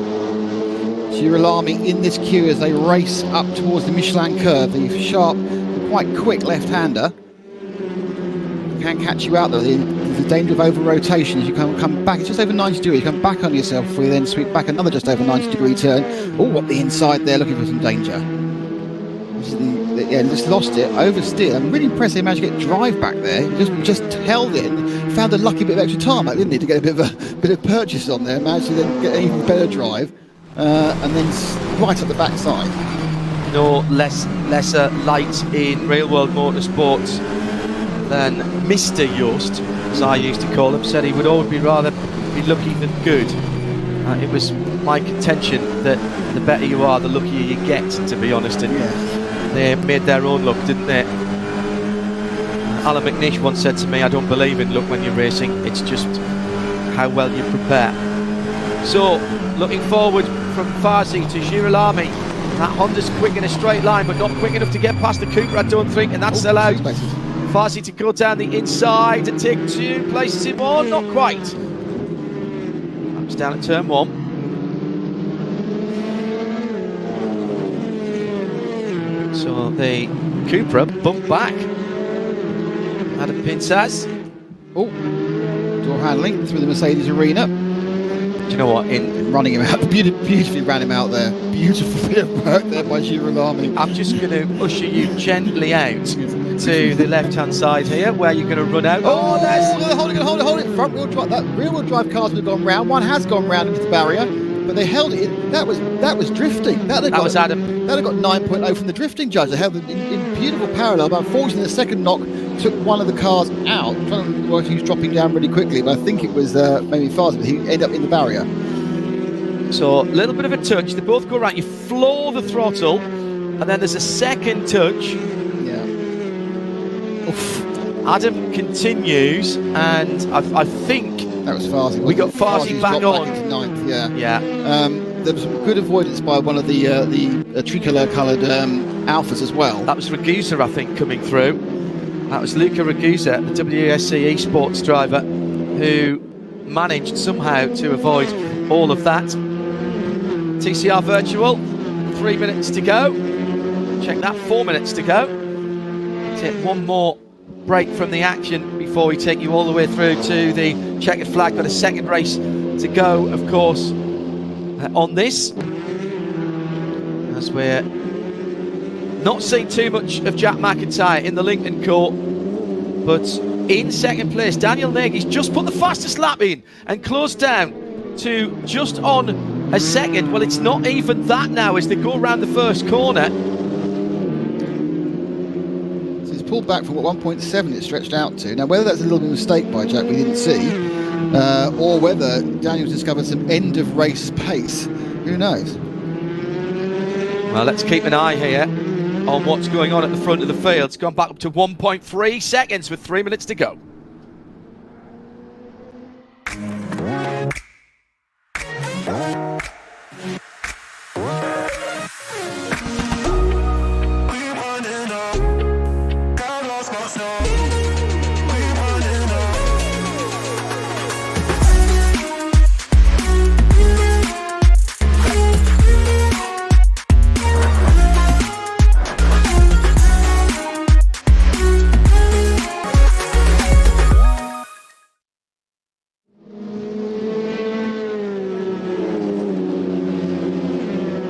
Right, we're into the business end of this one now. 2.5 minutes to go. McIntyre from Nagy. It's still, what, a second? Yeah, I mean, there must have been a little error of half-second error we didn't see from McIntyre, but it's obviously given Daniel a massive sniff of a chance now. Meanwhile, down to 15th position. I'm watching the Bunatic Stahl. Sebastian Stahl from Stefan Bunatics. In the background, it's Tanya Berton, the real-world Audi RS3 driver, just drifting down this virtual race. Berton about a couple of seconds further back at the front of the field. Daniel catching Jack for the lead with 90 seconds on the clock. Now, what we haven't been made privy to, Nick, is what tyre deg model is running here. Yes. And I just wonder if we're still seeing fastest laps. I think they've obviously got enough for the despite the constant puffs of smoke, which are mostly coming from the rears, which aren't doing much work. True. They've obviously got enough grip in the first 20 minutes to run at pretty much full pace. 10th position for Vish with Grazer behind him as they go across the line. Minute to go. And it's hovering at around about a second at the front of the field. The two new Audi Sport branded RS3 Evos with that new rear wing. So I do take notice of what Chris Renke and the guys from Neustadt send through. Yeah, certainly the bodywork on the second of the cars, which is the Bauer machine, so it's Giza machine, is looking a little bit tired, so they'll have a lot of work to do in between the first two heats. Well, they'll just press F9, obviously, to get the thing back looking pristine again. So it's It's been a race-long battle between these two cars, Vervish and Giza, both modelled with a similar number, but they are running actually in numbers 5 and number 8. But there's been no great winner. The lead, as they come round to what should complete the penultimate lap, is just still 1.1 seconds. So we're now back up with 5th place, Girolami behind him, Ragusa in the Alpha. So 1 gone, right. So where is our leader, Jack McIntyre? Because next time across the line, it will be the checkered flag. He's got 1.3, squeaked back out to 1.3. The battle for 5th and 6th, Girolami and Ragusa. Franco Girolami for PSS, Real World Racer, right in behind him. Luca Ragusa for WSE Sports. Checkered flag is in the hand of our virtual flagman. And for the first time ever, TCR Virtual in this weekend of the ADAC SimRacing Expo, the Nürburgring Nordschleife and Grand Prix circuit, we have a winner. McIntyre goes through nearly 2 seconds at the end from the Cooper of Nagy in second, then Bibo Girolami for Jas. Norbert Mikulits, another real world driver, right up there from the second of the Girolamis, and then Ragusa, Cardinale, Pinces, Fazi and Giesa coming through in the Audi to make up the top 10. Well, first of all, Jack McIntyre, more than a little golf clap there. Absolutely. Converted his pole position, his front row start, and got away in the Lincoln Core and showed everybody a clean pair of rear Michelins. Yeah, Hankook, exactly. Yeah, gave Daniel Nagy a bit of encouragement about 2 laps to go by obviously having a little bit of moment, but the lead was always over a second. It eased out at the end. I think Daniel realised he wasn't going to get past. So the top 2 really went off the first 2 positions and then did their 11 laps and were very, very quick. They obviously managed to open up a list to Baby Girolami, a gap to Baby Girolami, but they were involved really from 3rd, 4th, 5th, 6th down in quite active racing and fighting, which obviously would have slowed them down. But overall, yeah, I mean, a really impressive performance, good racing, good modelling. Cars look good on the track. They seem relatively resistant to basic incidents, which is always good if you're going to have a TCR race, because the whole point about a TCR race is leaning on each other, so you can't have the things getting very upset very quickly. Yeah, good action all the way down. I think the track works well for TCRs. Well, I think we could have predicted that, couldn't we? We could have predicted that. So lap of honour for our first ever TCR Virtual winner, Lincoln Co. Accurately modelled at the front of the field. We've seen them there plenty of times, haven't we? And congratulations to Jack and the Team Rocket RGN Esports. And reminder that from the 18th of October, you go to SimRacing GP, download the mod for Assetto Corsa, and then you could be off and running in a competition that could see you behind the wheel of a real world TCR in a test and taking a share of €10,000. Well, I think both of those way beyond my talents, but I quite like the idea of either of them, to be honest. Try to drive more than the money. At my age, I want experience, it's not cash. Yeah, leave that one there. Damon, I'm just leaving that there. I'm leaving that there. Well done to all the drivers. They've given us plenty of entertainment there. And the top 3 then, from 3 different manufacturers. In fact, the top 4 from different manufacturers. Lincoln Co, Cupra, Honda, the top 3. The action will continue with perfect conditions overhead, a little bit of cloud. The drivers taking a deep breath and no doubt their favourite energy drink. Whereas Nick and I nip off for a sacred coffee. Thanks, Tubbs, for keeping us going. As ever, as part of the Radio Show Limited family of partners. So just waiting for everyone to return. I think Jack did drive all the way around. Yeah, well, you've won. You may as well. Yeah. I insist on my lap of honour. Just quit back to the pits. Look at me, I've won. You'd do that, wouldn't you? Right. Why not have a virtual wave to the crowd? get their virtual cheering. I believe we're going to have another qualifying session now. That's what I think. I'm not obviously not going to bet my house on it, but I think we're getting another qualifying session, and then another 25-minute race to come up. I think the cars are all in the pit lane. Yeah, the car just popped out of the pit lane and is trundling down. This could be a bit of warm-up. They've not gone with the graphics telling us it's time for qualifying, so they could be getting a couple extra lap in. Cupra going out. I think that was Daniel Nagy, wasn't it? Yes, it was. At least we've got a bit of an idea now. So, just waiting with the drone shot all the way down the pit lane. You use drone shots in your kart coverage, your live kart racing coverage don't you? Yeah, it depends on the rules about whether you're allowed to use them when the karts are going round or not. Well, we've had them in real world coverage from Hankook 24-hour series, Ricard, yeah. And Again, I think in Italy as well. Yeah, but basically what you have to do is you have to fly. You aren't really supposed to fly them over the track themselves. You fly them next to the track at an angle, which actually makes them look like they're more over the track than they are. Oh, wow. I like the helicopters for F1 where, of course, it's fine because they think, well, the helicopter's not going to crash. Oddly, they think the drone is going to crash. Well, in IMSA, it's all done from an aircraft now, which just flies light aircraft flies circuits. Huh. An aircraft that the registration is HELIO, which we all think is very funny that it's called Elio and it only turns left. Hey, it does. It just fly if you pick it up, the area on one of the flight.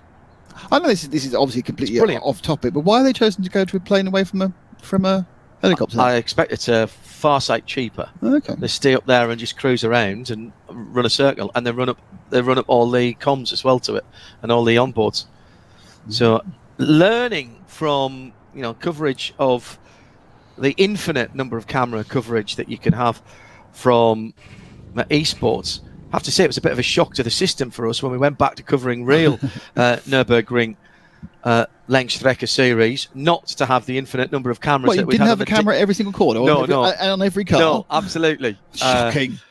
Bruce Jones and I did the first series of DNLS by the guys at VCO, and when we went back to real world full metal racing on the Nürburgring Nordschleife, it was a bit of a shock to the system. Oh no, I'm wrong. It's not a second. It's not a second. It's touring cars. Touring cars. Remember, it's Saturday afternoon. Right. WWE World of Sport. That's it. Need to wake up Martin. Then Martin and Matt. It's a reverse grid. Right. So let's see if we can. If I'd only jotted down as they're finished. So Cupra on the front. From Alpha. From FK7 Honda.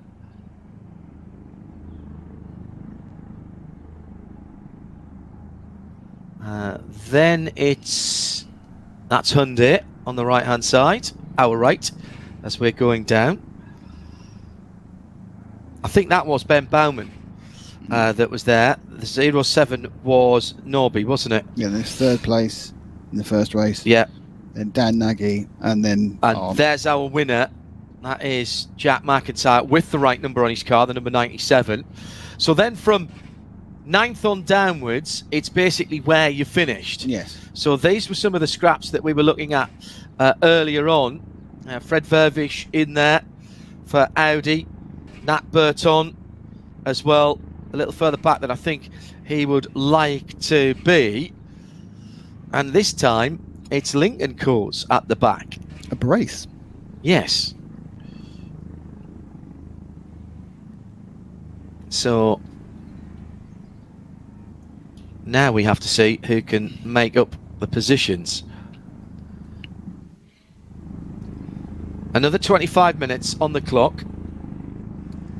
So it is Adam Pinces on pole for Caruana, alongside Emanuele Cardinale in the Alpha for Ferraris Esports.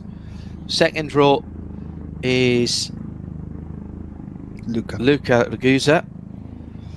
And then in the Honda, it is Franco Girolami for PSS.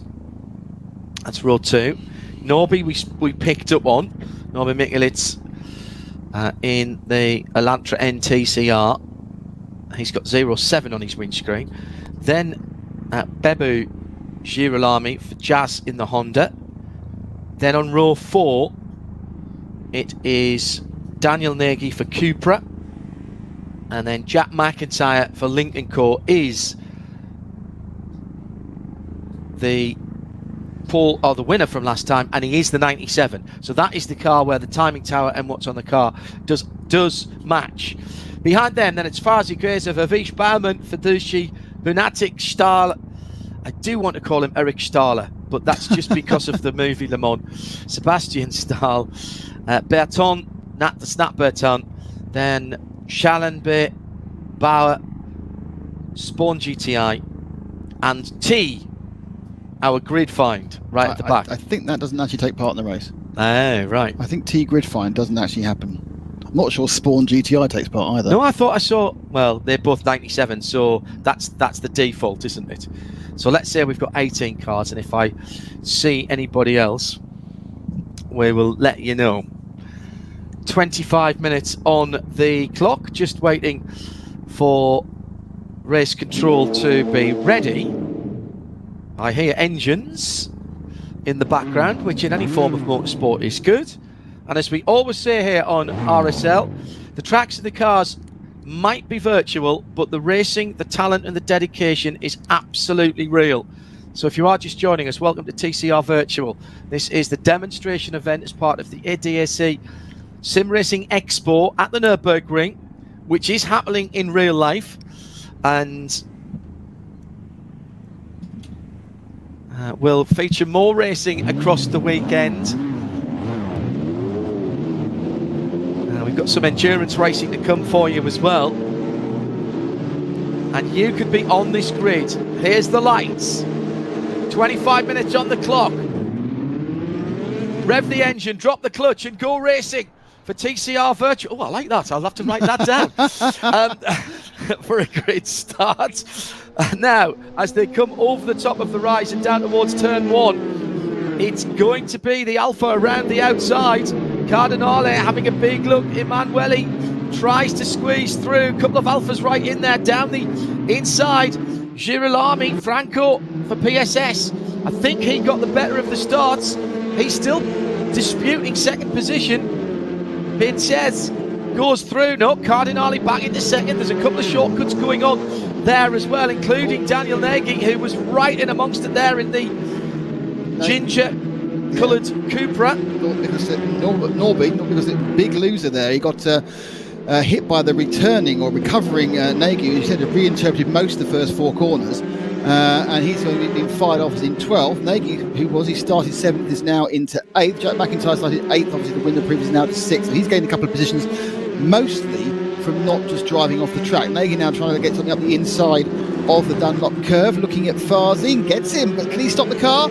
Yes. So you can block pass. You can block pass at Dunlop. You can block pass at Dunlop because you don't have to get the middle apex. It's effectively a two apex corner. Get the first one, drift out in the middle, and then come back. And if you slow it down enough on the way in, you should be all right there.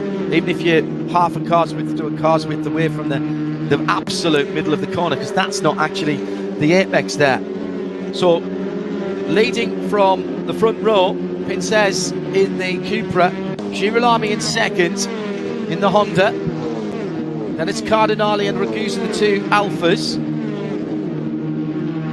Maybe Girolami coming through in the second of the Hondas there. Jack McIntyre, our race 1 winner, as Girolami and Cardinale are having a cracking run through there. Now, who was that? That was Cardinale running wide. He got checked. He got side checked off the track going through the chicane, but then had to go through the Weavy Innie Outie, and has ended up down in 7th because it's a very slow route. You go in and out of the virtual polystyrene blocks. That's the NGK chicane at the end of the lap. Already a second and a half to the good, our leader. Big lot up, but don't worry about that. Oh, mistake on the brakes by Ragusa, and he's gone straight on, and there's carnage behind. All kinds of damage and touches going on there. Side by side for Baumann as well. And Nat Berton got fired off. He made a really good start, got fired right off into the side of the boot docks. He's now running last. gloves are off in this one, aren't they? They really are. So the leader braked, then the Alpha goes off, and behind that, Burton got absolutely nailed coming down over the top of the brow, and as you say, dropping all the way back. More battles there. That was another bit of fighting for the Alphas. I think I've only seen an Alpha at sideways. I've not seen the Alpha on the track properly for the last lap. 2, 3 Alphas together in the midfield. Cardinale fighting back, and there's another big hit down at the bottom of the hill at Dunlop. That was Vivish going off. Vivish, I don't know what on earth happened there. It looked like it was almost like he was trying to play pinball. He had his Valtteri Bottas team orders there, obviously. Gets the 5 points for the plant and the pot. And the 5 points, big penalty. McIntyre, by the way, has fought his way cleanly up to 4th position from 8th. So there's clearly pace in this race, as there was in the last race. Now let's see what happened down at Dunlop. This was the battle for the middle of the top 10 towards the end of the top 10. Vivish was off. He'd put his left-hand side handcuffs onto the dirt on the braking area and arrived at the turning point sideways and backwards, which I always think makes it difficult to get to the apex. I think it's showing off. Nagy with McIntyre goes to the outside on the start-finish straight. This will be the long way around, but can he tough it out there? And then he gets the inside turn number 2 over the top of the right into the braking area. It's all downhill, and you're slightly turning. Girolami in front of them kicks up a whole load of Hankook tyre. I was going to say dust there, but smoke, of course. That was absolutely super driving from Daniel in the copper-coloured Cupra. McIntyre now, just didn't make the 6th corner overtake. Well, perhaps he has made the 6th corner overtake. They've been together now all the way through turn 1, all through the very complicated Mercedes arena. And they're going to nip down into the sharp left of it's the exit of the Mercedes arena. It hasn't got a name anymore, this corner. Going downhill now. They are still side by side, so neither of them have had a perfect racing that. Farsi's closing in on them, of course he is, in the Peugeot, the white car with the black and red on it behind. And he then has got Norbert Mikulits in there as well. You don't want to see Norbert Mikulits in your rearview mirror. Mikulits goes through in the white, black and red. It looks like it should be a Sunderland FC away strip there. There's Norby, 6th position, and he's charging up to the back of this battle for 4th. Nagy, McIntyre, Mikulits, Fazzi, Grace is just right in there, actually. Grace are in the Audi. He's not too far away. Lincoln Co in front of Norbert Mikulits, the blue car. That is McIntyre, winner of the first race. Fought his way up to 4th from 8th.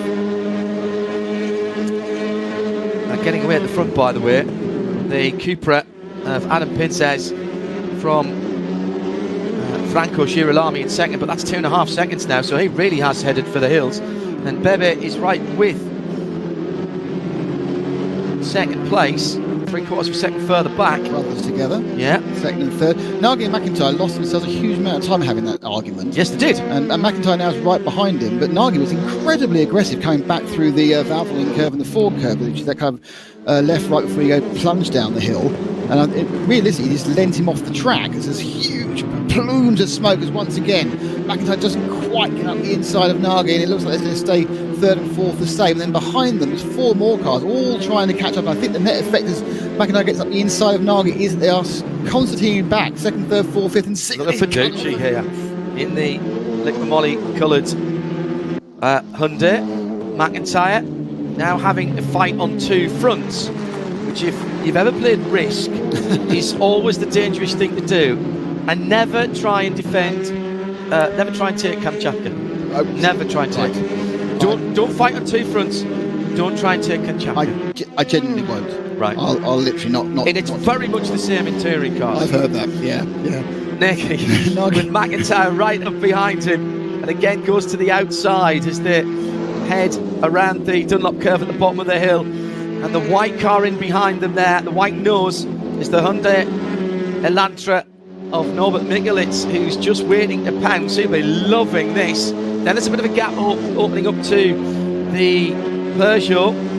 Fazi. Oh, he's Norby's. He's got a sniff. Gets his nose down the inside of McIntyre. Pushes McIntyre off at the Schumacher curves. They're side by side now. McIntyre not having any of that though, as they plunge down the hill. Coming up towards the NGK chicane at the end of the lap. Norby lost a place in all that. Yeah, he did. So Fazi's now got past him in the Peugeot. So Enzo Fazi now has the problem. He's got Norby right up his inside as they come into the chicane. Going through the NGK chicane, and Norby gains the... Totally touring car driver that, didn't he? Oh, that was lucky. Big hit, almost sends Norby into the pit lane entry. You don't want to be doing that. But they're now, 3 seconds off. There's this battle, which is obviously headed by Danny Nagy and Jack McIntyre. They're 3 seconds off Girolami. They've just been left as flying down the front straight. It's a chance for McIntyre to try one more time to get past Nagy. Round the outside, Danny Geza is the Audi on the back of that in 8th position. And Fedici's just gone by him. So places changing behind this gap. The only position that's not changing is the one at the front of this gap. Hang on, what's happened there? Who's pitted?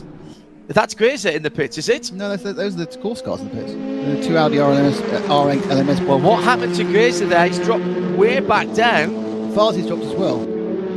So they've come together. And they're off somewhere. So Girolami... no, the leader's gone. The leader's gone as well. We've lost the leader. That's what was happening. So the leader has gone. Pit says has gone. So has he had a disconnect? Looks like it, because it's really, there's a few wobbling bits across the timing screen. We've got Geza apparently DNF but leading. Then the Girolami's falling behind him, and now it's sorting itself out. And you're absolutely right, we've got Girolami from Girolami, so yes, it's been a case there. Yeah, connection issues I'm hearing from race control. So let's pick up what we can see on the screen and give you the rundown. It's the 2 Girolamis, maybe from his brother. So that's Honda leading now from Franco in the second of the Hondas. And then I think it's Nagy who's made the best of this. Jack McIntyre, remarkably, still in 4th position after all of that. He was battling for 4th and 5th. He's up to 4th because of the problems. And a huge off there. That's for Cardinale. Cardinale again, and Alpha going through. Those virtual polystyrene things don't... Quite stiff. They don't act like the real polystyrene. There's more kind of element of concreteness about them. Yeah. Yes. Right, together now, 3rd and 4th. Finally, Jack McIntyre has actually scored ahead across the line. And has just put the fastest lap of the race in. Can he hold on? Downhill to turn 1. His problem's Norbert. Oh, His problem's going to be Norbert. Norby down the inside. Loves that kind of move. He's been great on the brakes. They're on the grass. I think Nagy will get back through again in the queue. McIntyre's dropped down. He's lost a position. He's gone from 3rd to 5th. It's not easy. It seems easy when you're out the front, isn't it? It's easy at the front. In the pack, not so much. Especially we've got Norbert around, who's I think Norby now is looking to do the inside outside through the arena and try and get the run down to the Valvoline curve. He's done it. I think Norbert's now scored in 3rd. McIntyre is side by side with Nagy as they go into the Valvoline. So it was a big mistake first of all for Cardinale in the Alpha. He sort of took out the first up. The reason why he got through the virtual polystyrene was the virtual tyres actually did their That's job. How tyres should react. No, I have no issue with that at all. That is mega attention to detail. The only thing we didn't see was the polystyrene. That'd be great. That's modelling we need. Absolutely. And then a bit stuck, and then the driver tries to claim nothing's happened. Yeah, absolutely. What's going into my car, John? What's all this in the front of the car? Ooh. McIntyre is still having the battle with Nagy. It's back for 4th and 5th again, but it's Mikulits who's gone through. And gapping. He is just beginning to pull away, as gapping's not actually a word. You can't make a verb out of How gap. is that not a word? He's making a gap, or he's driving away. He's increasing the gap. Yes, okay.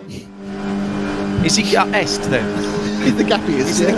Is he the gapper or the gappy? Well, that's a very good question. If you're going to make up words, let's make up a whole set. McIntyre down the inside into the chicane, and he gets through. We're halfway through the race. We'll gather ourselves together with a dictionary and come back for the second half.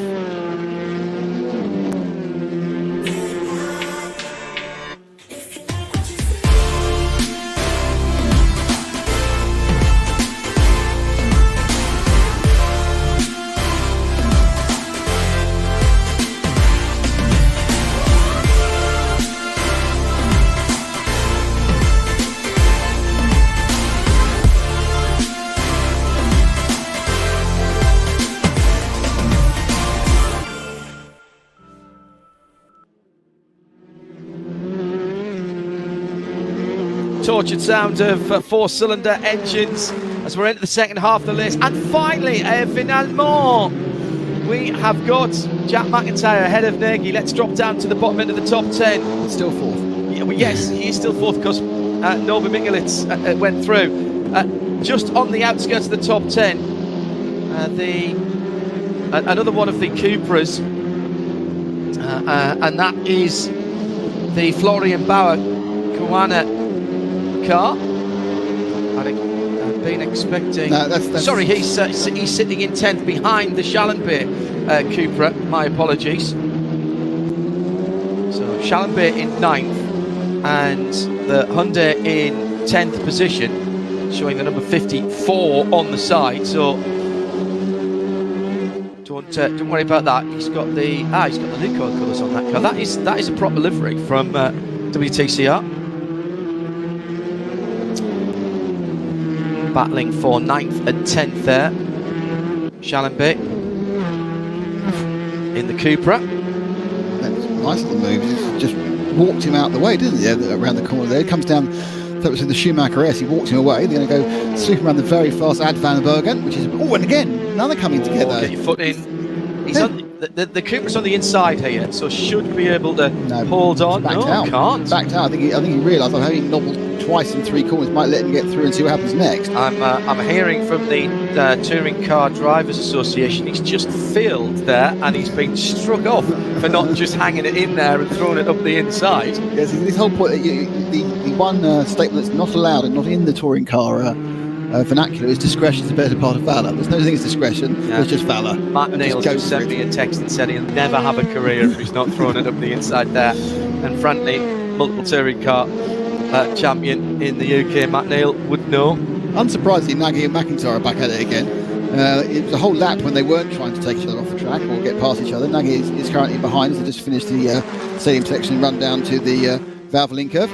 Is Norby gaining on? Yeah, but it's only 3.8 to 3.3. He's gained half a second in 2 minutes. It's 10 minutes to go, mate. He might make it, and certainly Girolami, who's 1.7 seconds behind his brother. Franco, who's 1.7 seconds behind his brother, Bebu. It's a big Girolami benefit at the moment. But Norby, he's got a bit between his teeth. He just needs to find a little bit more speed, or get a bit. Perhaps if the Girolamis have a bit of a fight between themselves, that might help. 2 seconds apart, those two at the moment are the better part of it, as we're in the last 8.5 minutes. Yeah, I mean, Nicholas is gaining. Unfortunately, I don't think he's getting faster. We had the situation, obviously, at the start of the race, where the top 3, unfortunately, we've since lost Alan Princes to a disconnect, disappeared off, whereas everyone else having the world's most massive scrap and slowing each other down. They got completely separated. Look at the gaps between cars on the left-hand side of the screen. There's very few that's got a full second there. Here's another one, Italian Berthon, just losing a position to Luca Ragusa. But he was dead last. After that, when he got hit at lap 2, lap 2 I think it was, wasn't it? So he's got himself into a competitive bit of fun. So he's been enjoying the race. That's what he wanted. Why did Ragusa drop back? He was the one that went off and hit the virtual tyre wheel. No, that was Girolami hit the virtual, but he got punted off earlier than that. Really? I thought it was the 0-2. No, I think it was Girolami did that. It was one of the. He got. No, they both got surgery. Okay. Yes, of course. It's the model. But I think he got punted off earlier. It was a kind of a situation. You remember I said early on that you never saw an alpha pointing in the right direction. Yes, that's right. He was one of those alphas that were never in the right direction. It wasn't their fault. Well, they were involved in it, so it wasn't their fault as such. So Nat Burton looking at the back of an Alpha, and the Alpha Medusa is looking at Spawn GTI. He's racing from the back of the grid to 11th, by the way. I think it's one of the presenters at the of course Expo it had a is. bit of a go. Of course it is. That's exactly what's right. Meanwhile, just outside the podium position, so not quite on the boxes yet, but Jack McIntyre he must think that his rear view mirror has just basically frozen, because every time he's looked there, he's had naked behind him. And Daniel must be a bit bored of looking at the back of that Lincoln Court. Meantime, another Lincoln Court having a battle at the moment, and that's Ragusa against Spawn. Down the hill. Cut back. Wow, who was that coming in? That's Nat Burton. Oh, he's not having any of that to come down the hill towards the Dunlop curve. Yeah, I think Ragusa's going to get a run into this, but it depends what Spawn's going to do in the Lincoln Coat. He's not in control. Burton might be the beneficiary here in the black and red Audi Sport. Yep. That's the new car, accurately modelled with the reverse swan neck on the rear wing. Check it out, looks fantastic. Burton cruises back up a position to 12th, and now what can he do with the Lincoln Court ahead of him? Ragusa really lost drive, didn't he, coming up the hill? And he's just fell back half a second. Oh, Burton's going to have a bit. Way off the track. That's fine. It's touring cars. It's fine. You lose momentum in these cars. It's so important. They're not exactly overpowered for the weight. It's 350 horsepower, 1.25 tons. It's a momentum class in many ways. Nearly 400 kilos. Yeah. It's a real momentum class, and it's really noticeable there. And Ragusa lost the drive at the hill, was completely swamped by Burton, lost a half second hill, but then he's just gone off. Now, did he hit the wall there? I don't know. Has he gone off? No, he's back on the track. I think he's back and running, and he's still scored in 11th. But actually, what happened was he managed to get off enough of the track just to get past. So, whilst it looked to us like he'd had a terrible accident, actually what he had done was just sweep out the inside of the camera angle and just make it, John, and therefore gain the position. So he used all the wiles of a touring car driver to use the bits of the track which aren't official, but also aren't troublemaking. It looks to me as though that there is a little bit of a slowdown for going off the circuit as well. You don't have the same amount of momentum for sure. But Burton, Ragusa, Spawn having this scrap for 11th, 12th and 13th position. Who else is joining in there? Is that Fred Favish on the back of there? It is Fred Favish. Let's take both our professional Audi drivers. They're now in a professional Audi driver sandwich is Spawn and Ragusa. Yeah. Favish is taking no prisoners straight away. Oh, magnificent. I'll tell you what, those Audis are good on the brakes, aren't they? They're also good at claiming the track in ways which would perhaps claim to be aggressive. Boisterous, I was going to say. He just whipped Ragusa off the track by coming back on the line. I'm going to say, I'm going to say boisterous. I got that dictionary in the brain. Excellent, well done. And I've got a thesaurus as well, so we can look up synonyms. Oh, wide there. Hang on, that was the leaders. That was Burton who went wide. Spawn through, Favish behind. Yeah, so we said that Favish is lively as a child. Yeah. So the British flag next to Spawn. So Rule Britannia and all that kind of thing. Little piece of a foreign racetrack that is forever England. Yes, but he's about to find Britain, should I say? They're boys have had a real coming together. Favish has just punted him off. He's completely punted Burton off. He's used him as a brake into the fore curve and didn't care. Hang on, I've got Chris Ranke on the phone now from Audi Sport Customer Racing, wanting to know why his two-star drivers aren't ever going to talk to each other again. I can't help feeling they may be in conversation now, actually. They could be online together and chatting away. That's brilliant. Just let's punt the thing. Honestly, no attempt. I'll just stop on you. It's fine. Off you go. I think Burton turned in on him there, don't you? No, that was his corner, surely. He was on the Verstappen line. That's right. Well, yeah. Even Christian Horner would claim that might have been. I'm hearing, by the way, that Burton is going to be back here next week with a different test driver in a car that bears a passing resemblance to that Audi, the old version, to prove that in fact was not his fault. Yes, absolutely. Yeah. Fantastic stuff. Girolami, by the way, Girolami B, which is Bebu, is stretched away from Girolami F. Franco. And Norby's not closing in now, but Jack McIntyre is closing in on a spot on the podium with a couple of minutes left. Another big hit there. Ragusa this time on the back of Vavish. Ragusa. If the gloves were ever on, they are so off at the moment now. They're being thrown away. I wonder the gloves are so far away, they're actually they're not at the Nürburgring anymore, they're at the Hockenheimring. Now, can he get the drive up the hill? Oh, nice little block there in the middle of the corner. Very nice by Vavish. Vavish using absolute full-size touring car tactics here. He's took the momentum away. Well, what do? You put your car in the place where your competitor doesn't want it to be. Yeah. You've got to stop. You said it's a momentum, so stop the momentum. Battle for third now. Mikulits and McIntyre together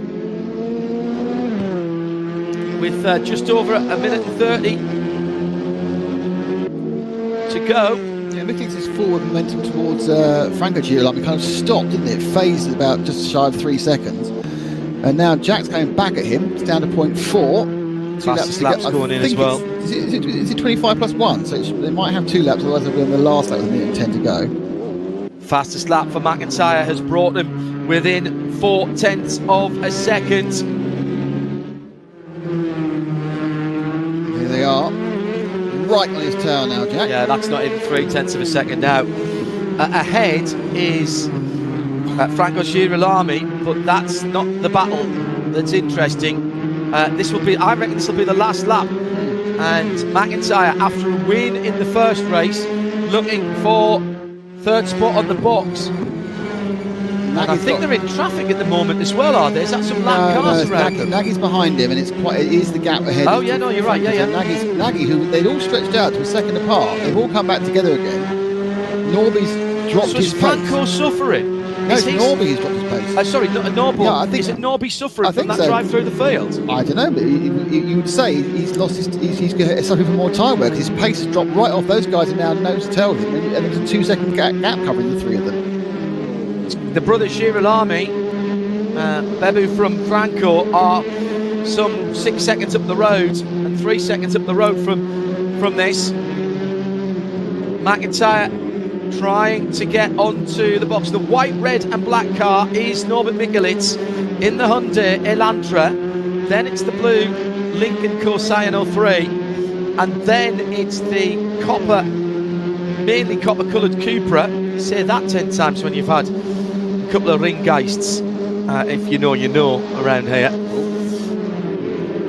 Long drag up the hill. Lincoln Cor's on the wrong side. McIntyre, but he's gone wide! He's got away with it. Now Norby's gone wide. Will he get the slowdown? I don't think he has. Or if he has, it wasn't quite enough. Girolami's going to win this one. Here he comes across the line. Bebu wins, and it's a 1-2 for Honda. Norby, I think he's going to hang on for second, but who's fourth? I think it was Nagy. Nagy's gone back through. McIntyre is thwarted. He was going for the last spot on the box, and he ends up in 5th position. How touring car is that? 1600th of a second. He just got a much better drive out the final corner of Daniel Nagy after Mikulits had kind of ruined his momentum going up the hill towards that final corner, the Coca-Cola curve. And yes, it's a Girolami benefit. Mikulits definitely had gone off. Brilliant stuff. Congratulations to Bebu, who's taken that one from his brother Franco Girolami, the two Hondas there in that reverse grid race. Then Mikulits holding on, drove through the field, Norby from Nagy. Jack McIntyre, who won the first race at a canter, looked like he might be on for a third there. Fiduci, Cardinali, Baumann, Bauer and Schallenberg, the top 10. Spawn GTI, after a spirited race from the back, with Vervish, Berton, Ragusa and others, finishes just outside the top 10. Well, I'm going to say that was a success. It is virtual TCR, but it's just TCR, isn't it? Certainly. Well, no, fabulous racing in both races. Certainly that second race, when everyone worked out where the braking points weren't, and therefore decided to use the cars as the brakes. It was fantastic. Really, really good racing. Don't forget, you can download the mod from SimRacing GP on the 18th of October. The Global Championship will start soon thereafter. €10,000 is the prize pot. Count that money, Nick. Count that money. He's rubbing money bath. Like money bath of euros.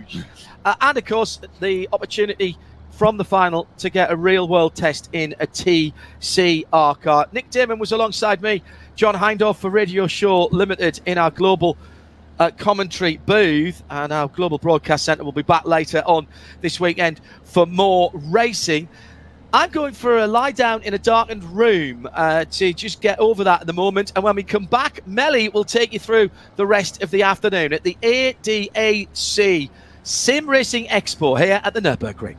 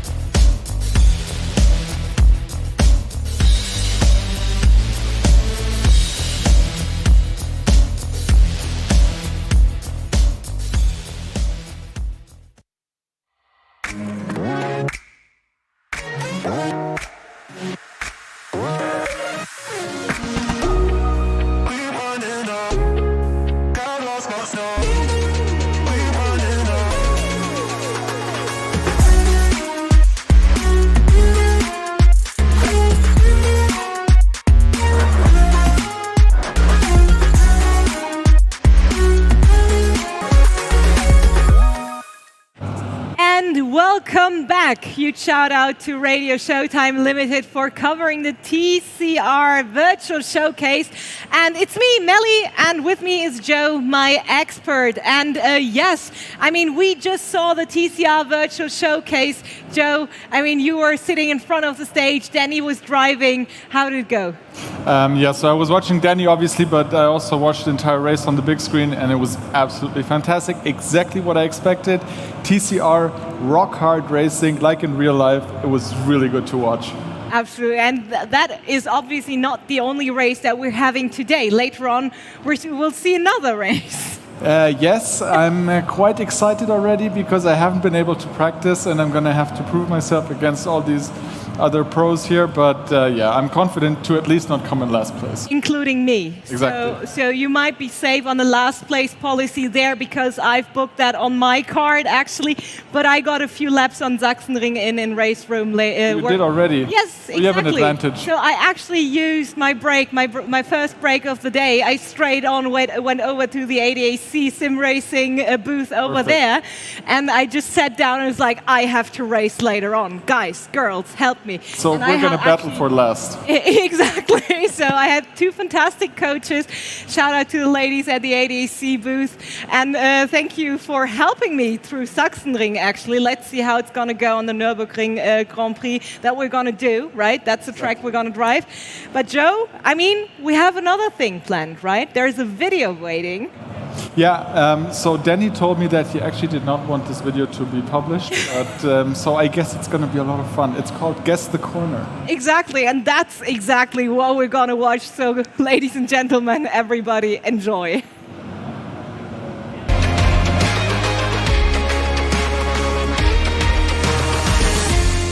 Hi und herzlich willkommen bei SimRacing Unlimited. Heute mit meinem Teamkollegen Maxi und mir, Leute. Danny. Um was geht's heute? Wir haben mal wieder eine Challenge und die nennt sich heute Guess the Corner. Ganz einfaches Prinzip. Wir sehen auf dem Bildschirm ein Streckenabteil, eine Kurve und Maxi und ich müssen dann per Buzzer uns darum streiten, wer zuerst die richtige Antwort kennt oder die falsche. Prinzip der Punkte: Wenn wir die Strecke wissen, gibt es einen Punkt, für Kurvennamen einen weiteren. Also pro Frage könnte man maximal 2 Punkte holen. Der eine falsche Antwort nimmt, kriegt gar keine Punkte und dann geht die Frage rüber zu unserem Kontrahenten. Besonderheit hier ist noch, es sind nur Strecken aus Assetto Corsa Kompetition, also man kann schon so ein bisschen einschränken, welche Strecke es denn sein könnte. Schauen wir mal, aber es gibt genug Strecken. Also und genug Kurven vor allen Dingen. Und dann würde ich sagen, Maxi, wir warten gar nicht lang und starten mal direkt in die erste. Mal schauen, was es wird. Das war's, glaube ich, du. Das war, glaube ich, und ich würde sagen, es ist Paul Ricard. Ich weiß den Kurvennamen aber nicht. Ich weiß nur, dass es...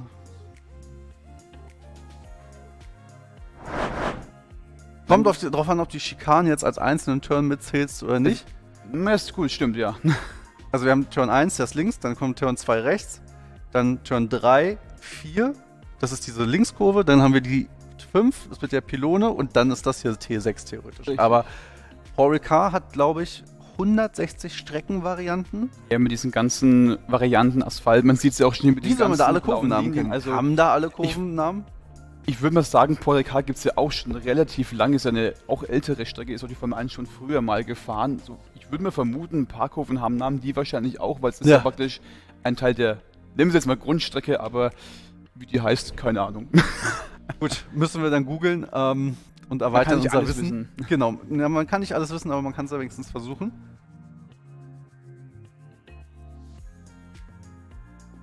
Also, erste Challenge, Guess the Corner, war Paul Ricard, die Kurve ohne Namen. Namentlich für uns T6. Richtig. Genau. Dann gehen wir mal weiter zur nächsten Kurve. Oder Strecke. Fast wieder du. Verdammt. Es ist Imola. Beiden vorletzten Kurven. Genau. Keine Ahnung, wie die heißen. Imola ist meistens die Variante irgendwas, das weiß ich. Ja. Es gibt die Variante Alter, es gibt die Aqua Minerale, wie die heißt, aber das ist ein paar Kurven weiter vor, diese Senke, wo es so runter geht, aber es sind die beiden vorletzten Kurven, aber Name... Also Strecke ist schon mal Imola. Das ist schon mal gut zu wissen. Ich musste aber wirklich kurz überlegen, als ich gedrückt habe, dachte ich kurz, könnte das Hungaroring sein? Und dann bin ich aber kurz die Strecke abgefahren und dachte, Hungaroring hat nicht so einen Doppel-Links-Curb. Vor allem mit so einer Senke auch. Genau, und mit so einem Bergab. Ist nur der erste Sektor in Hungaroring, dann geht es wieder berghoch.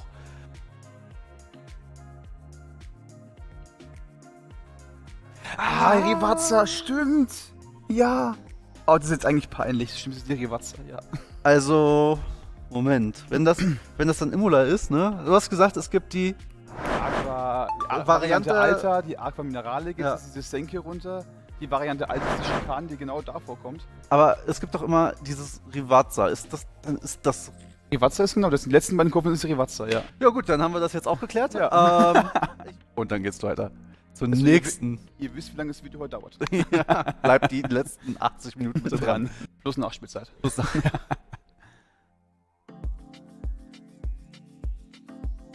Du warst zuerst, ja. Das ist Kyalami in Südafrika.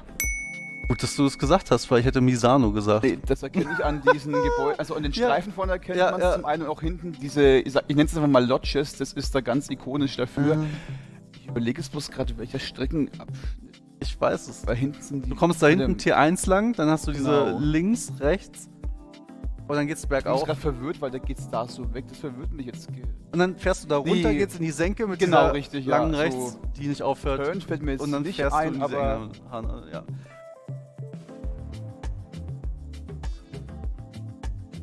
Okay, wir haben es auf jeden Fall raus. Liebe Grüße an David Perrell. Ja, der kommt ja aus Südafrika, also Kyalami. Und die Kurve trägt den schönen Namen Sunset. Wahrscheinlich, weil die Sonne dahinter untergeht. Ziemlich sicher. Obviously. Ist auch eine sehr schöne Strecke jetzt zu fahren, macht wirklich Spaß. Ist eine meiner Lieblingsstrecken, weil ich finde jetzt einen ganz eigenen Flow einfach. Also mir macht die wirklich Spaß. Das Gute ist, dass ich da noch nicht 1 Meter gefahren bin. Echt? Also hol's nach, mir macht die wirklich Spaß, weil es muss ich mal nachher testen. Die Kurven gehen schon ineinander über, das ist ein schöner Flow drin, das selten ein Teil, der wirklich abgehakt ist, also die macht echt Spaß einfach.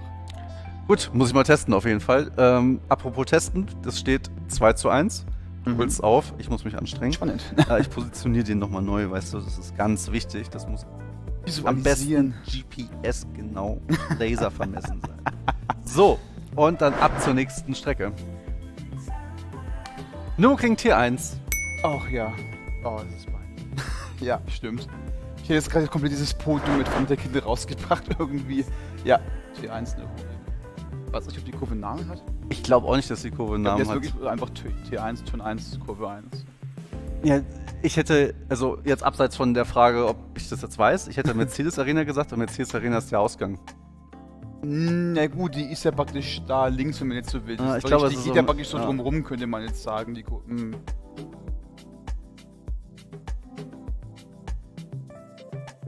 Für den etwas unaufgeregteren Zuschauer, weil wir sind ja aufgeregt, wir müssen das ja hier erraten, ja. Adrenalin pur. Links steht der Name der Kurve. Also es ist das Yokohama S, weil man fährt in diese bergab rechts rein und dann geht's links hoch und das ist dann sozusagen ein schönes S. Ich hätte es ja Yokohama 2 genannt, weil, ne, wenn du von oben guckst, ist es wie eine 2. Stimmt richtig. Wobei, aber ich bin kein Streckendesigner von daher. Es passt insofern, weil egal, wenn du auch die VLN-Variante, oder die N24-Variante fährst, dann biegst du ja schon vorher ab, aber es ist praktisch ein kleines S. Ne, du biegst, wo der AstroTurf jetzt hier unten genau, so ist dann fährst du genau gleich links. Ja, also ist ja nicht AstroTurf, ist ja lackierte. AstroTurf gibt es glaube ich gar nicht mehr. Lackierter Teer. Und entsprechend noch Beton. So, Punkt für dich, steht es 3:1. Bei den Kurven müssen wir noch ein bisschen nachlegen, das sind wir noch sehr schön auf der Brust. Kurvennamen sind, man fährt auch so schnell durch, wie soll man sich die denn merken? Das müssen die ikonischen Kurven, die kennt man vom Namen, aber... Ja, weil auf den Strecken, wo du die Namen der Kurven kennst, fliegst du auch meistens oft ab. Das stimmt auch. Weil die halt schwerer sind. Ja, ich meine, hier kannst du dich halt nur verbremsen, dann wendest du und dann sagst du... Fährst du den geradeaus und wird gelaufen und weiter geht's. Ja. Dann würde ich sagen, nächste Strecke, neues Glück. Was wird? Nicht mehr so, ja. Ich habe jetzt so kurz gezögert. Das ist Silverstone GP. Ja. Und der Kurvenname, ich wusste, dass ich gedrückt habe. And it's gone. Es ist Brooklands. Könnte es sein, ja. Ich weiß nicht warum, ich war ganz kurz bei Suzuka. Ich weiß nicht, ich hatte es ganz kurz irgendwie wegen diesem langen Zug, den sehe ich bis hinter die Bühne und denke, das ist scheiße und dann buzzerst du. Bei Suzuka wärst du von da hinten gekommen, aber... Nee, auch wenn du den Bühne kennst, dass es Silverstone ist, weil die hat doch Silverstone und so. Lass es Brooklands sein.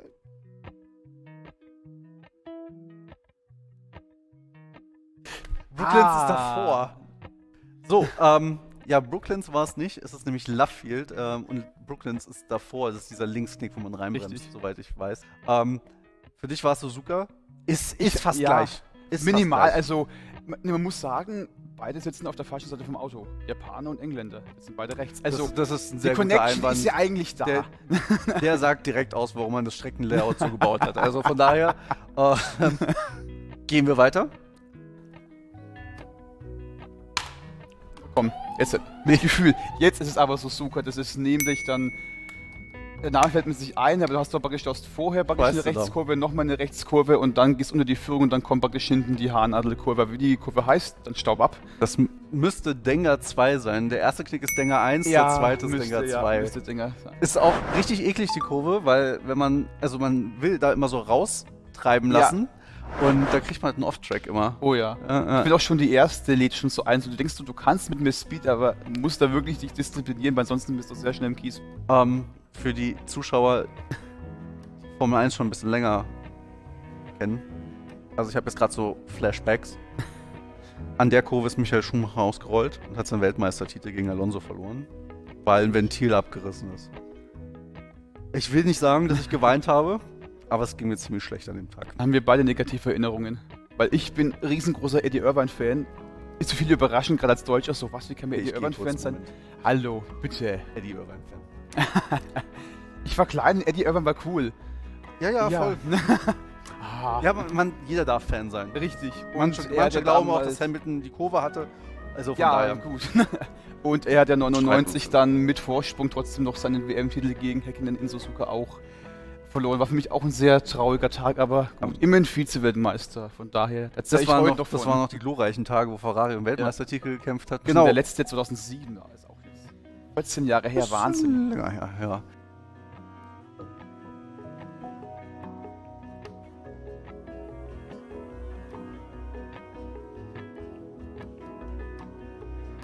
Der Herr. Sanford. Ja. Sanford. Das ist die Schikane, aber ich weiß nicht, wie die Kurve heißt. Ich glaube, ich kann. Doch, hat sie. Weil ich da schon mal einen echten Coaching gemacht habe. Echt? Okay, das ist gut.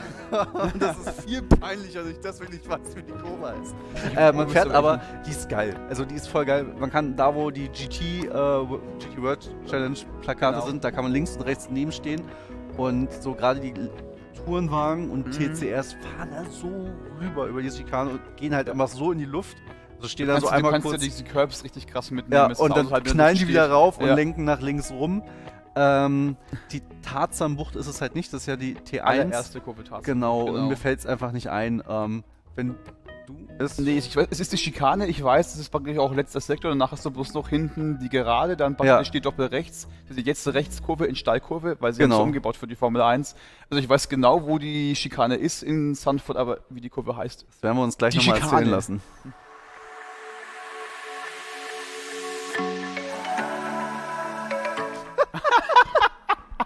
Okay, da wäre ich nie drauf gekommen. Aber es klingt so richtig schön niederländisch, holländisch. Okay, wir müssen kurz, also Strecke ist Zandvoort, war schon mal richtig. Der Kurvenname, ich hätte jetzt erstmal Hugendubelbucht verstanden. Nein, aber es ist Hugen, Holz, Bocht.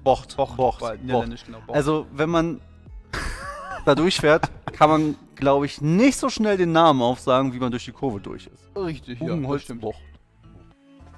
Ja, da würde ich sagen, vielen lieben Dank für das Duell. Zu dem Sieg. Hätten mehr DLC-Strecken sein sollen, weil die bin ich ja nicht so oft gefahren. Dann wäre es wenig spannender geworden, aber kann man nichts machen. Tut mir leid. Alles gut. Hat Spaß gemacht. Meine alten Knochen können sich noch mal ein bisschen bewegen. Und dementsprechend zu dem Abschluss nochmal, jeder buzzert nochmal. Oh, traumhaft. Herrlich. Vielen lieben Dank. Vielen lieben Dank an dich, dass du mitgemacht hast und dass du Gast warst. Das war Gäste Corner für uns. Und ich hoffe, ihr schaltet beim nächsten Mal wieder ein, wenn wir bei SimRacing Unlimited coolen Content und geniale Challenges für euch bereit haben. Es gibt aber auch noch Bestrafungen. Also für mich. Maxi. Diesmal nicht für mich, sondern für Maxi. Gleich meine erste Challenge und ich werde gleich mal bestraft. Naja, das ist, glaube ich, ist hier der SimRacer-Einstand bei SimRacing Unlimited. Wenn man in der Sendung auftaucht, in der Challenge und verliert, sind es meistens die SimRacer und die müssen dann bestraft werden. Wie die Bestrafung aussieht? Ich weiß es nicht. Wirst du dann erklären? Ich bin echt gespannt. Ihr werdet sehen, freut euch drauf. Mal schauen, wie peinlich es wird. Ich freue mich auf jeden Fall drauf. Das denke ich mir. Und ja, dann bleibt mal dran für die Bestrafung.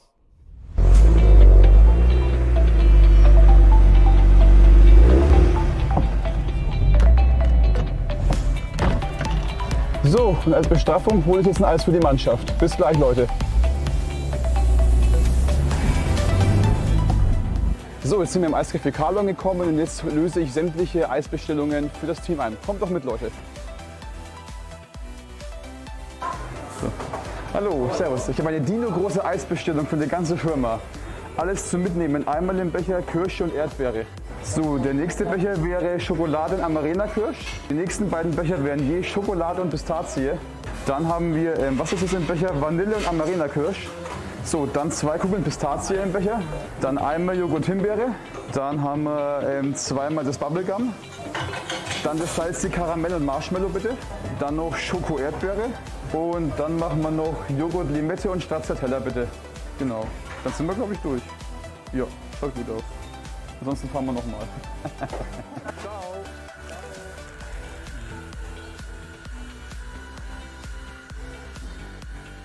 So, das Eis ist gekauft. Aber vielen Dank ans Eiscafé Carlo für das Mitmachen mit dieser witzigen Aktion. Und nun geht's zurück zu Koval. Dann können sich die Jungs jetzt ein bisschen mit dem Eis erfrischen.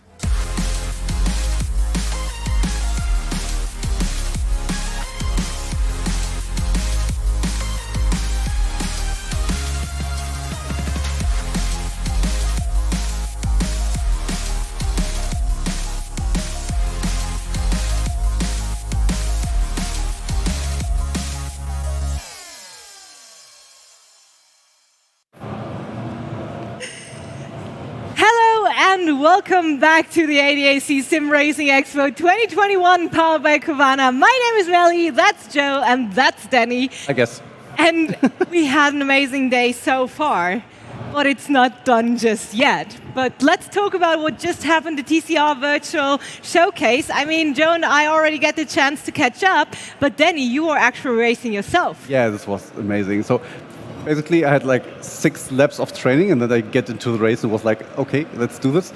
The cars are so amazing because you can really turn them in the corner, and then the rear steps out like the real TCR, and you can control it very easily over the brake and the throttle. And it was so much fun. I guess from the perspective what I've seen while I'm driving in the live stream, it was quite a good race. I think there were 5 groups of cars always fighting over and over in both races, and it was really great to have some real racing drivers in there to rub them. Now I'm just better than Fredrik Verbusch, so I need to apply for Audi TCR maybe.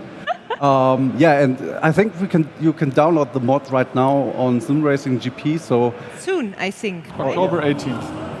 October 18th. Exactly. October 18th, yeah. It's October 18th. now. That's what I heard. Yeah. Is it today? No. Tomorrow.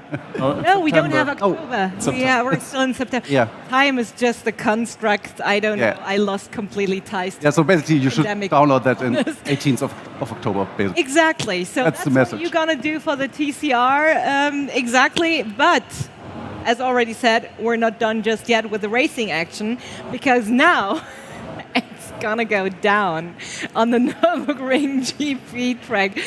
Well, I'm going to cover the pack from behind. I'll just keep a distance from everyone. You should introduce the people what you're actually doing. Like, I don't think you had any experience in RaceRoom before. I had 5 laps on Sachsenring. Okay, yeah. Like half an hour. You're much just more talented, so 5 laps.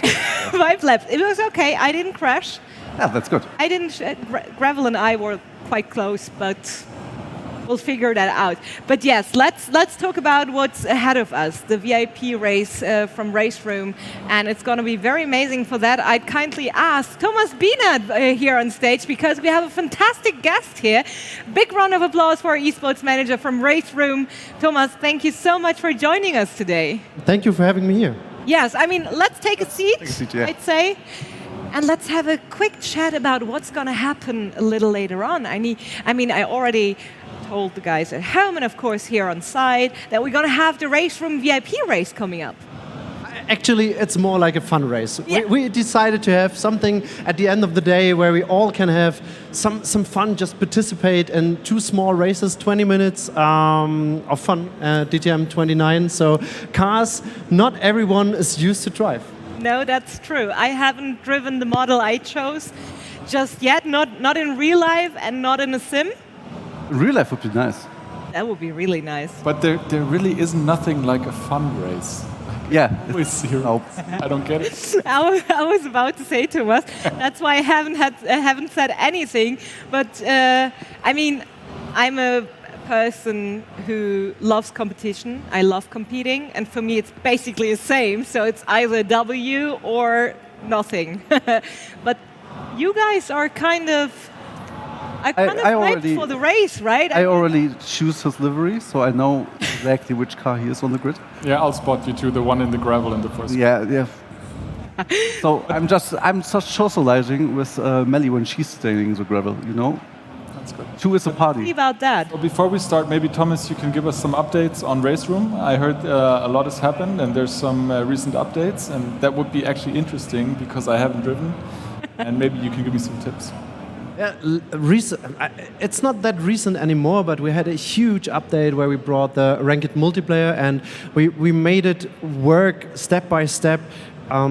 So you can really actually come into our multiplayer system and find on any time a ranked server that is close to your ranking. So we made something that we missed a lot of time, and our community likes it. So it's one of the biggest steps forward. And the last big patch brought a huge force feedback update where it's all based now on the current physics, on the real physics. So from the feedback of the community, where lots of people said the direct drives are difficult to set up and it's difficult to feel what the car really does, we made it now, and this is a huge step for us. That's great. So a lot of improvement on that side. Maybe can you tell us what are we going to expect now for the race? I really need to know. Say that again. What are we expecting for the race? Which track and which cars? Oh, yeah, that's quite easy. I mean, we drive Nürburgring short with a fast chicane, so it's probably a little bit difficult. But we will get through, and yeah, we're going to drive DTM 29. So old BMW, old Mercedes, old Audi. 92. 92. You need to drive the car of your father, right? I know, I will. Yeah. You know the saying, if it has your name on it, you're allowed to drive it.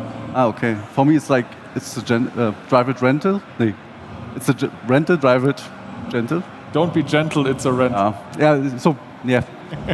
my employees are always saying, like, don't distract him. Don't distract him. Yeah. Well, we'll see about that. But Thomas, first of all, I introduced you as the esports manager of RaceRoom. So what is your role within RaceRoom exactly? What does it mean to be an esports manager? Oh, that's quite difficult because we are not a huge team in Germany. So my work is always about setting up a tournament, talking to the customers. What do they want? So every customer wants to have something unique, like the ADAC GT Masters. It's a highly competitive competition, and now Remus is coming up with a GT3 competition, which is not even less competitive, but they choose a different perspective. They want to have like Malmedy and Schmie, which are great influencers at the priority of the campaign. And so we're doing now a team campaign. And so it's all the stuff around. Talking, make everything work, and hopefully in the end having a good stream. And it seems like you're working very closely with your community as well. Yeah. What's the secret behind your BOP? Because when I watch DTM and ADAC GT Masters, it's like all cars are close. I actually have to admit it's unbelievably hard to understand you because... Yeah, okay, what's the secret behind your VOP? Because when I'm watching other competitions on other sims, it's like you have always top of the line cars and everybody else is like off. In RaceRoom, it's always like every manufacturer is nearly the same speed, and the driver needs just to adapt to the car, which is likes. I will not. Yeah, there's a secret. There must be. That's very expensive. I was about to say, it doesn't I don't know. like... Actually, I don't know. Okay, good. That's probably the secret. I pushed it away from me, so I don't have to bother about it. Yeah, they let you. So I can communicate easy with the drivers, and it works. I don't know. You guys make it work, it seems. But my question was actually, you told us earlier about the feedback from the community. It seems like that you're really working closely with your customers and, of course, with your community as well. Yeah, sure. That's one big part of RaceRoom. I think it's always if you take part in a competition, if you take part in ranked multiplayer, you can always come on a Discord and write me personally, and then I think about it and say, oh, great, we can do it or we cannot do it. I bring it to the developers, or you can talk directly to the developers, and that's some kind of how we work. How many devs work for you? Just a rough number. How big is your team? I don't know. Is it 5? Is it 6? I don't know. JF will hate me. I don't know. I actually don't know. I'm so sorry, Jeff. Please don't fire him. We haven't talked about the questions beforehand. But no, that's really interesting to see that so many people are actually working on RaceRoom, and it's really, really interesting. So what will you say... what happened over the few past patches? Like, what were the biggest milestones in RaceRoom that you managed to cater towards the needs of the community? I think, honestly, it's the two things I already said. It's about ranked multiplayer, it's about the force feedback, it's about the physics. Obviously, there are some requests we cannot match at that point, but yeah, it's really physics, force feedback, and the ranked multiplayer, and that's something that improved the game so much that people just said, "All right, I give RaceRoom another chance," and they're very, very happy with it. That's really amazing. It's really like that because I have a direct drive and I struggled a lot with all of this kind of settings. I know. We talked a lot. We talked in a grid talk, and you were some of the critics. Yeah. Yeah, and you open up the force feedback. It was like the list of settings. I was like, I need to study that. So, and after you brought the update, I got a chance to drive on some of the Covana simulators. And yeah, I get into the settings. There were like 5 settings, and I was like, oh, wow, let's do this. And then you have like a graph which is showing you whether your force feedback is good or not. And then you can adjust it by driving. It was so easy. And after that, I spent like 20 minutes driving the Cupra SimRacing series just for fun because it was such an improvement above the previous versions. So it was amazing. So really good work with these kind of just limited team actually. I think bigger teams don't pull that up. Yeah, I'm very happy to work with this team because, I could now say it's great work by Alex Hodgkinson, who a lot of people know of our community because he's the main physics guy, but it's not only Alex, it's not only JF, it's so many people and they're so dedicated and passionate. It's just amazing to see in the end. Yeah, it's a team effort, right? And that's what makes it good. And I'm really, really excited to get the race starting because we're getting closer and closer to the starting time. So Thomas, let's talk about the race itself because the guys need information, I need information. So you already said it's going to be a fun race, at least for those who can accept fun and competition. Nope. Which we don't count to. So, but Thomas, 2 races. Yes. And we talked about the cars. How many people are participating? How many people are participating per race? Let's see. It's quite full out there. I think we get the full 24 simulators, so it will be pretty dense on the track. Oh, that's gonna be very good lap traffic in qualifying. Okay, then I would say, guys, any further questions? Should we get things going? Yeah, I think you guys want to get into the sim. Thomas, then I'd say thank you so much for your time and having the chat with us. Thomas Bienert, esports manager from RaceRoom. Round of applause, ladies and gentlemen. I know we all need to get used. Guys, we're an exhibition. You are a live audience. And I know we got lazy over the past 1.5 years, but I want people applauding. So please, put your hands together for Thomas Bienert, our esports manager from RaceRoom.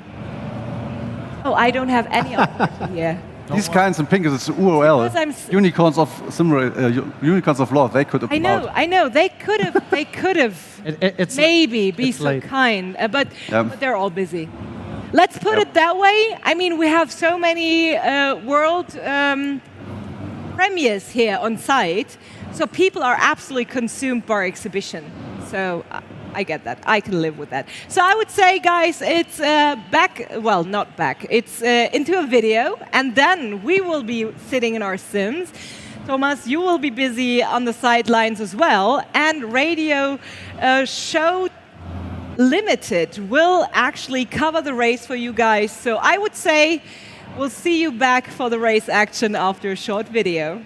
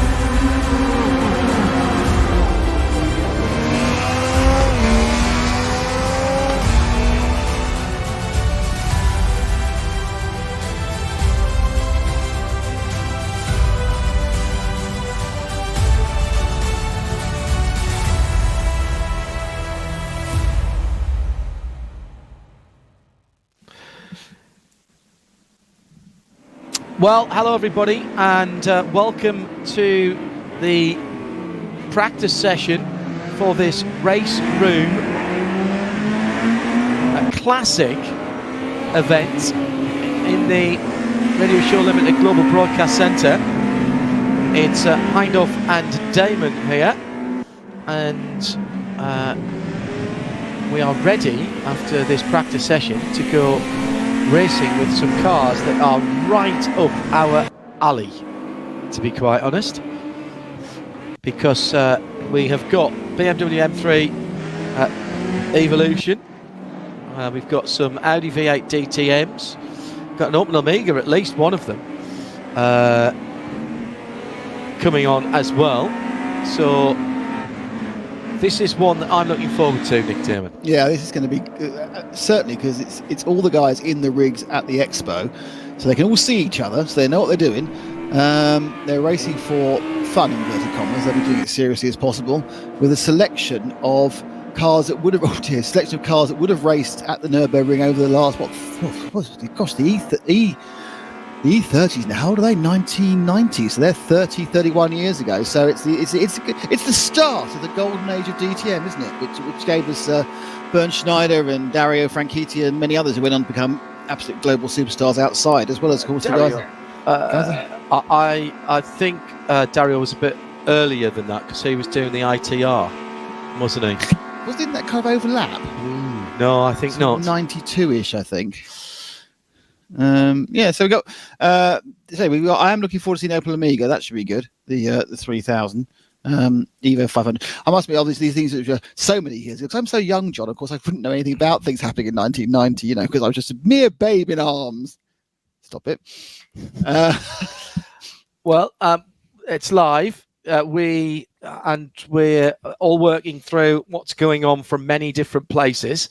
So we're just working through one or two issues at the moment, but we'll get back to you in a second or two. Nick and I can continue waxing lyrical. Johannes Stuck, who we've seen all day today, who is a racing driver, Rennfahrer, one of our VIPs, Laura Luft as well, another racing driver, or Rennfahrerin, of course. In German. Sorry, I have completely forgotten all of my third-year German from school, but in fairness, that was a very long time ago. Thomas Beinat will be with us as well. He is from RaceRoom, so he is jumping on a rig as well. Some other names you might mention. Well, Danny Chiesa from HRT Esport, who's already been racing with us today. He's going to be with us. And this is a platform, Nick, that we've just been hearing about with Melly and the guests. It's one that a few people might not know about. Yeah, I think people know about R Factor 2. People know about Assetto Corsa and Assetto Corsa Competizione. And obviously they know about the iRacing, which when it comes to multiplayer is the big beast, to be honest, for multiplayer online racing. What RaceRoom are doing, they've always been a very popular, very flexible program. You can drive an awful lot of cars, you can have an awful lot of fun, mostly offline, so you're racing against the computer. But they have recently brought out a big update to include online racing and they've done what you should do when you bring something out. Don't reinvent the wheel, copy what works well and then add your own twist to it. So they're still looking at, you start slow, and to get to better race you need to have a rating, and you also need to have a safety rating. But that's the same.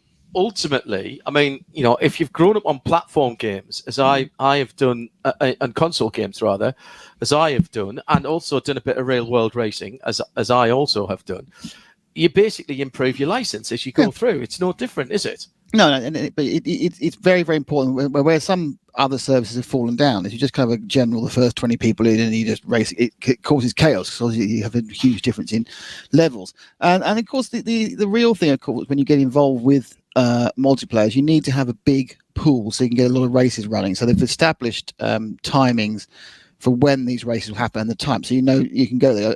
Obviously, if you're an iRacing fan, there's a constant rolling every couple of hours, every hour a certain race will happen, and that means you know what's going to happen. Whereas RaceRoom, as they build up their online ecosystem, they're having fixed times. So right, 4 o'clock it's that race, it's that race. So you can certainly have a very full day of racing if you wish to, but it's growing as it goes. And it's visually it's very impressive. They've done a lot of work on the graphics engine. They've had also a lot of work on the force feedback engine as well. So it's they're moving forward. I mean, it's an interesting situation really with the explosion of sim racing. There are a great number of programs now doing things just slightly differently. So RaceRoom is one point. You got iRacing, you got Assetto Corsa Competizione.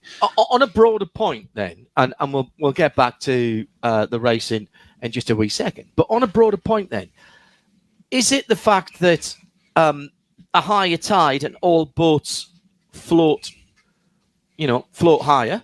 I mean, if there is more choice, does that bring more people in, or are you effectively dividing between more and more platforms? I think there was a massive influx in players from March last year, obviously, because of the pandemic. That growth continued all through the beginning of this year, and interesting, the numbers have dropped off during the summer. People found other things to do, so they will pick back up again come the European winter as people are confined back to what they want to do, and then it'd be interesting to see how it grows from there. But I think there has been a seed change in that some programs have dropped off. R Factor 2 has certainly, despite its promotion by Le Mans Virtual, has not really got the any sort of momentum within the community at the moment. Assetto Corsa Competizione is very popular among the people who want to run GT3s and GT4s. It's got an interesting model. It's very much accurately modelled on things like tyre pressure and wear. Yeah. Plug in and play, drop in. The best drop in game is always at the moment going to be iRacing, just because there are so many people, so you can always find a race. Something. However, the disadvantage of iRacing is if you actually want to do it seriously, it's way more expensive because you have to buy things individually. So the setup costs for iRacing are massive compared to just buying a program. Which you do ACC, you buy a one-off program. If you get it on the right day, you can probably get the whole thing for $60, $56. With iRacing, it's going to cost you, I think, at least $350. And RaceRoom again is in that you don't buy it once, but you buy a much bigger chunk to start, and the extra bits are not quite so bad. But once you get rolling, for example, my own experience with the last 2 seasons of iRacing, I spent a grand total of $30, and I got 20 of that back in credits because you got it all. But so literally you pay your money and you take your choice. Yeah, I think so. I think there is certainly, you don't want to have everyone on the same platform. Well, there's my question then. So RaceRoom is what we're going to say next. What we're looking at here is some classic cars. Now, I haven't seen a lot of classic e-racing in the past. So is that, if not a USP, is that something that is going to make them a little bit different and drag people in of a certain age, or people who want to drive different cars? There is limited. The two best experiences that the other two best experiences have limitations. iRacing has a limited number of cars because they have total accurate models and they are licensed. They have a limited number of cars. ACC is brilliant for GT3 and GT4, but that's it, because it's got the whole SRO fleet. So your choice is between Assetto Corsa, which is quite old now, or RaceRoom, and they have loads of cars because they don't necessarily license stuff. Some of this comes from the community. So you have a chance that people will design and build a car which comes onto the system, and using the power of the PC, you can download it and work with it on a mod. And that is a big thing. We saw in the preview. Yeah, these guys are running, DTM cars. We saw they had some Group C cars which you could run. They had, they have that, and some old F1s. So you have that greater variety of machines to run. They are, may not be the exact license model, have the exact, but that is the freedom you get. That's a chance. I want to go. I want to drive a Jaguar Group C. Well, you're going to have to go to RaceRoom. Got you. But so everything. So what we're saying is that there is a choice, and basically what you really need to do is research it a little bit. Thank goodness we've got people like Simcast and the guys every Thursday night on RS1, part of the Radio Show Limited network of channels, and the guys, either our US team or our UK team, are on the air every week. And the thing is, there is no best sim. There probably is one that's best for you. So it's like choosing a race series or a road car. Ultimately, you either talk to people and get recommendations, but you've got to ask questions. What do you want to do with this? How often are you going to use it? What sort of racing do you want to do? 100%, because there are a lot of people like racing against AI. They enjoy the AI racing. They don't quite like racing against people as much. Some people, myself included, have absolutely no interest in racing against AI. I only want to race against other people, and there's people in the middle. There's some people want to race. I only ever used to play FIFA against other people. Yeah, it's horse for course. It's what you enjoy doing, and I think there's what classes you enjoy doing, and your so budget. Those are the questions you've got to ask. What do you want to race? How do you want to race? How much do you want to spend, and what equipment perhaps do you already have? Yeah, and also how much time you got, because obviously if you have a lot of time to race, I haven't got a huge amount of time the other going on, so I have very much concentrated on one platform. In fact, one car on one platform. If you've got more time, then you can perhaps embrace because the basic skill is the same, but the quirks of each program are different. You need to learn those quirks, and then perhaps you can run 2 or 3 different sims and just translate into, because the gear and the computer, they're the same for every single one. That's so you don't. So unlike then, when you are on console, you don't have to choose, because some things are only available on one manufacturer or another. But if you're on a PC, and particularly if you've built you've built your own gaming PC, so then it's just a question of getting the machine to the level that you want. It's time and money. Right. Okay. It's how much time do I have to work with it? Because it might, there's a lot of people. I mean, Adam Christodoulou, who we know very well, the pro racing driver, because when he's not racing, he's got a lot of time. But he's very, very good at iRacing. He's very, very good at Assetto Corsa. He spends a lot of time on both. I think, to be honest, Assetto Corsa competition, I think he probably runs RaceRoom as well, because his initial skills obviously are way above ours, and he's obviously got the time to make that to work out the individual subtlety translations, and they are subtly different, all the games. You might think, well, I'm just steering, accelerating, and braking, but it's not just in the tyre modelling or the aero modelling. It's actually in the way the game interprets itself. We're going to go back to the practice session in just a few moments' time. As soon as we get back to that, in fact, there we are. Perfect timing. Back to practice. Kevin Kerbach in the E30. And as soon as we get some times up, we'll start talking about that, and we'll do some qualifying for you as well. Let's just look at the sort of thing that you can expect to see on RaceRoom in 2021. Everything from touring cars to classic stuff. Oh my goodness, there was a 935 in there as well. RaceRoom really stepping up for this year, as we heard in the interview, Nick, and bringing themselves into in some ways a different area to what they've been in the past. Yeah, I think there are elements. They focus on them interestingly in the little advert we're seeing at the moment. But it's things like the GUI, the interface, how you get things to work. How easy is it to put everything together? You see, the limiting factor on a PC is, and I've said this to you many times about, the problem is every PC is different. So to get every program to work on every PC with every setup and every rig is difficult. And then, of course, the more people you have, the more answers the questions they are. But by making it as easy as possible, you eliminate those problems that may be in getting the interface to work or VR to work and everything else. There's everything on this, And MSU prints. MSU prints. I'm trying to look at all the tracks as well, even for some of the tracks that have cars that wouldn't normally be there. So going back then to, we'll see the cars in just a wee moment, but going back to what the guys were talking about earlier on in terms of what happened during lockdown, we saw a lot of series going online and doing sim races. Mm-hmm. We saw a lot of full metal races coming into esports world, and what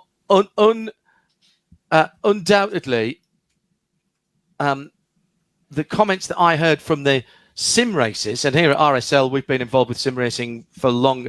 In fact, we've been involved with esports since before it was called esports, of course. But was that when it was called Playing with My Computer? Yes, well, probably yes. The esports athletes have been saying to me that what they've been impressed at is how quickly the guys from Full Metal Racing have made the transition, because it isn't exactly the same as you pointed out. The difference is effectively the fact that to sim racing, you're doing it on significantly less numbers of physical inputs. We'll get back to what's going on in the track in a moment. It's Nick Damon and John Hindhaugh in the RSL Global Broadcast Centre. RaceRoom is next.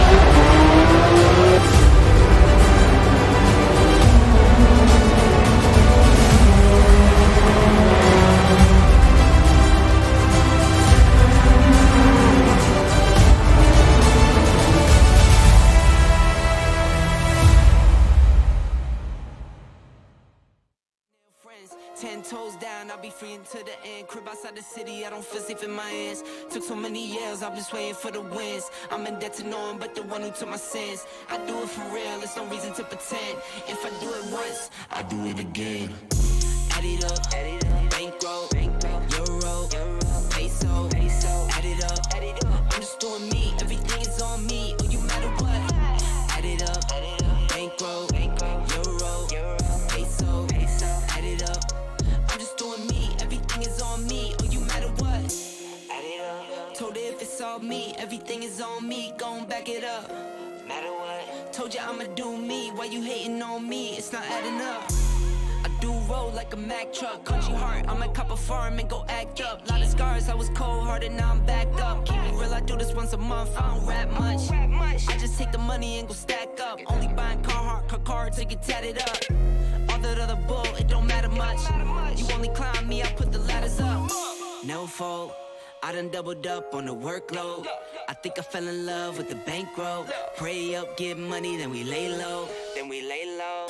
Add it up, bankroll, euro, peso, add it up. I'm just doing me, everything is on me, oh you matter what. Add it up, bankroll, euro, peso, add it up. I'm just doing me, everything is on me, oh you matter what. Add it up. Told her if it's all me, everything is on me, gon' back it up. Matter what. Told you I'ma do me, why you hating on me? It's not adding up. Told her if it's all me, everything is on me, gon' back it up. Matter what. Told you I'ma do me, why you hating on me? It's not adding up.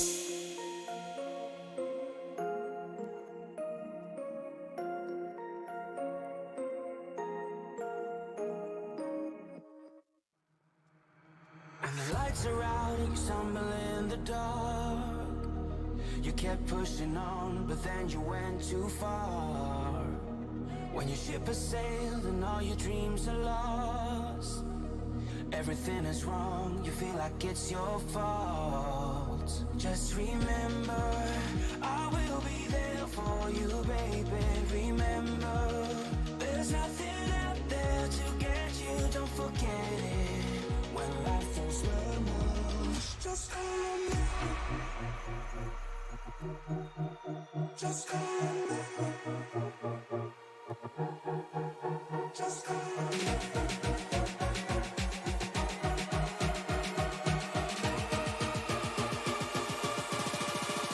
Just call on me.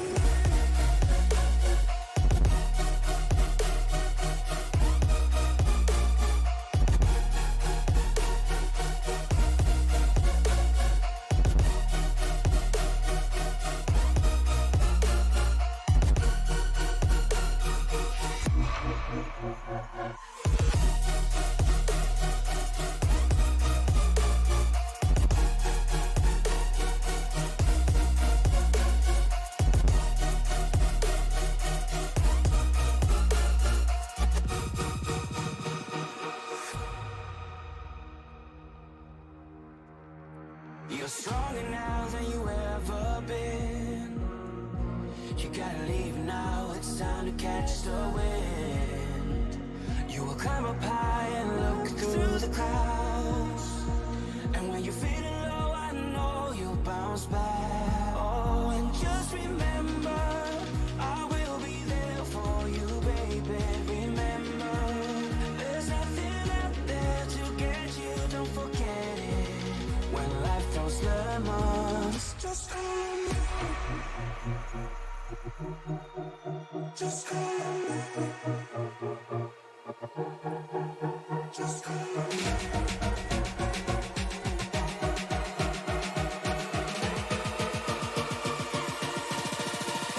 Just call on me.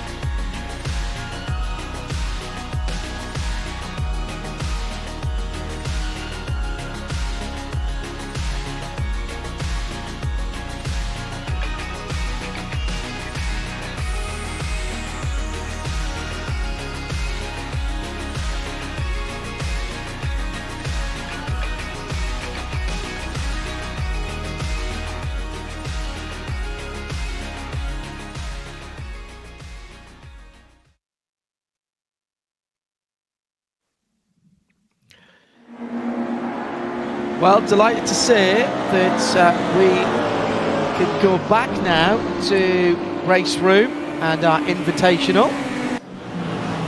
This is our first look at a lot of these cars. Martin Peterman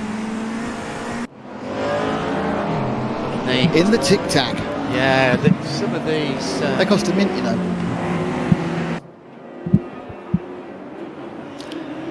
It's too early for that, really. Really, it is. Let's have a look at some of the times coming through.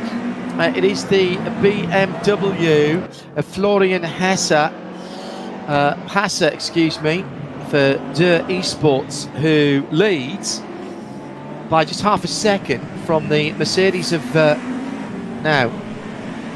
I think that's Lucas Müller, Lucas with a K in the BMW, rather than Lucas with a C, because he's listed to me in. Oh, actually, they're both in Audis officially. Yeah. Oh, yeah. Okay, so that might be a change. So we've got two L Müllers, one LUCK, one LUK rather, and one LUC. Now, in third position, we have the Hildebrand Audi.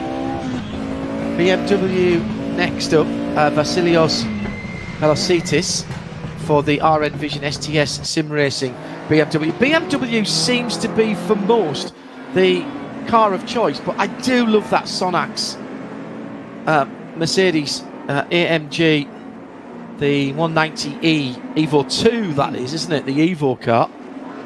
Just coming into, just going out of shot is the Opel, which is fantastic. I love a bit of Opel action. So Florian Hesse from Lucas Müller, from Nicholas Hildebrand, for Vasilios Beletsotis, then the other Lucas Müller, then Gregor Schill, then it's Roy Lucas with a C in the Mercedes. Right.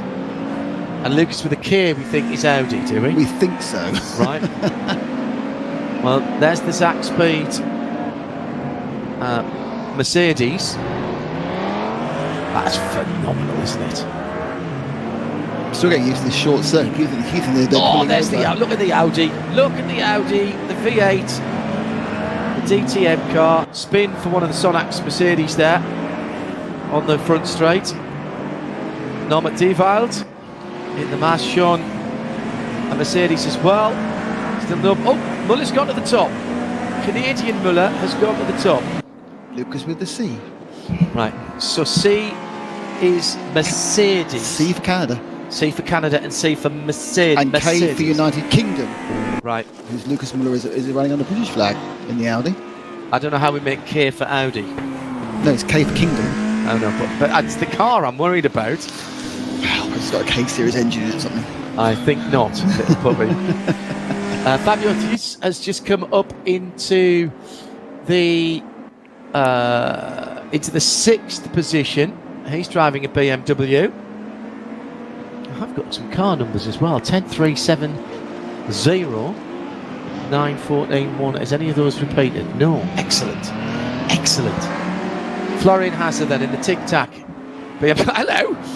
Opel coming in. Opel coming in, stage left. It's Battle of the Swedes, isn't it? Tic Tac v Opel. Fruits. Very good. That big Opel is just phenomenal. The Opel Omega. So they go down through. Trying to work out exactly where the shortcutting. There's a first hairpin. Right. Myron Merton going through for the FINA Motorsport BMW. That'll be easy to spot. Remember Steve Soper running in those colours. And of course we had the FINA McLarens running at Le Mans. Yes, indeed. Magnificent. How are our guest drivers doing? We've got Johannes Stuck in 13th. So he's under a Brazilian flag. Obviously. Yeah. There's Fabio coming in. So you come just out of the stadium section and it's the shortcut to the first chicane. And then you head straight back up. So effectively you're straight into the Schumacher S. Effectively. We've got a couple of minutes to go. Back in a second.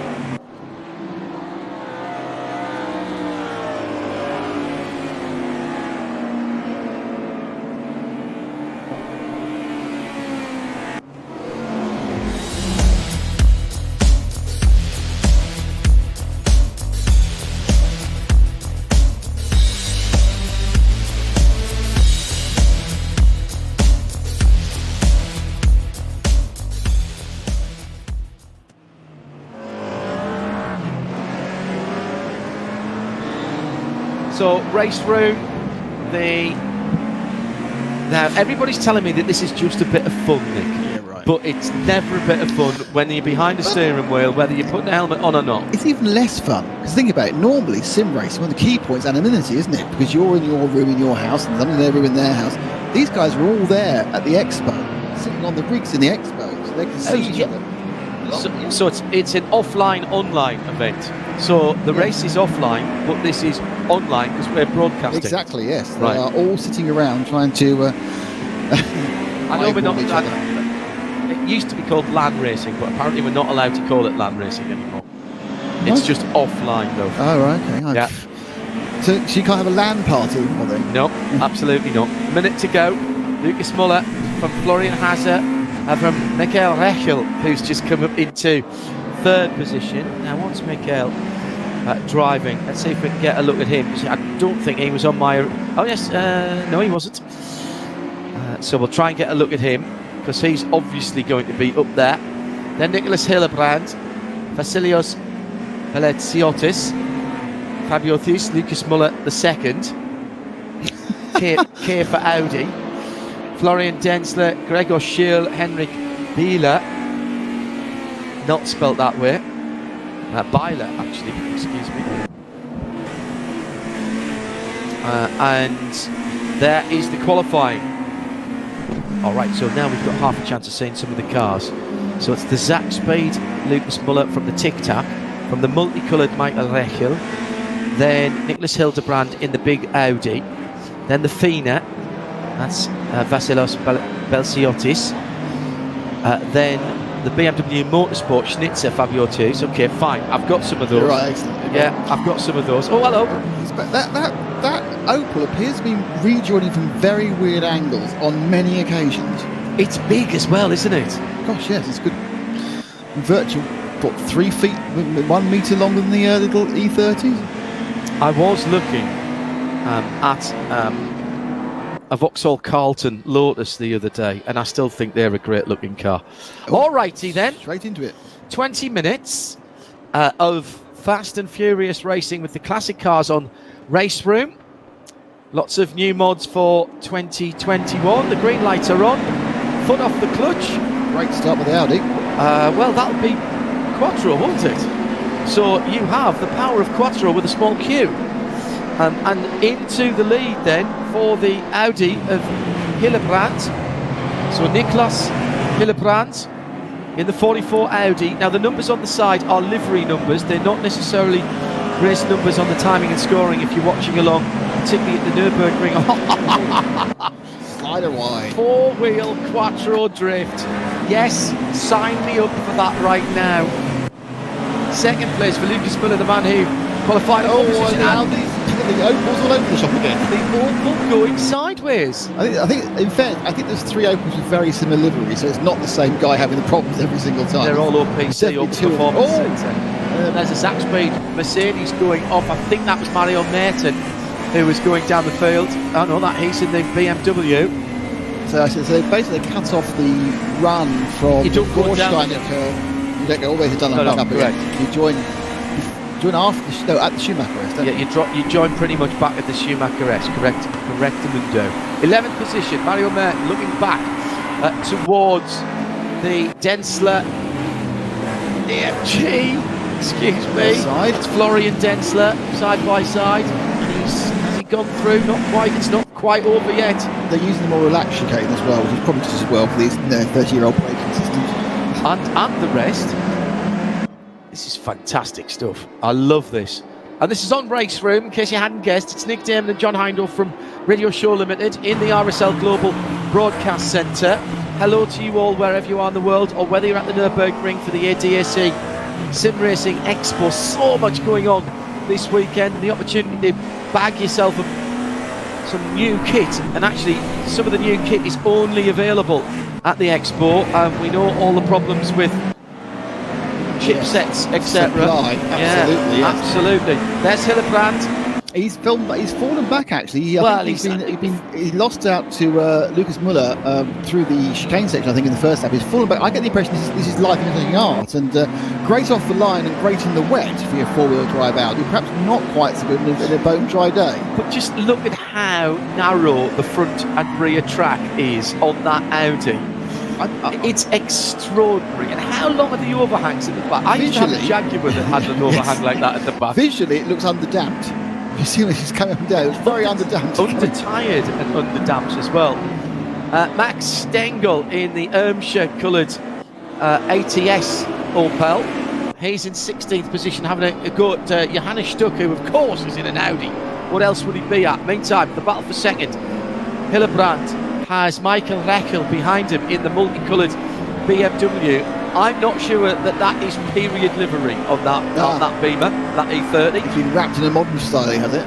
He's certainly getting a bit of a draft from Hillebrand. Hillebrand now is going to try and stop the thing in He's getting a bit of a draft. There's people at Spa that are getting a draft from the size of that Audi.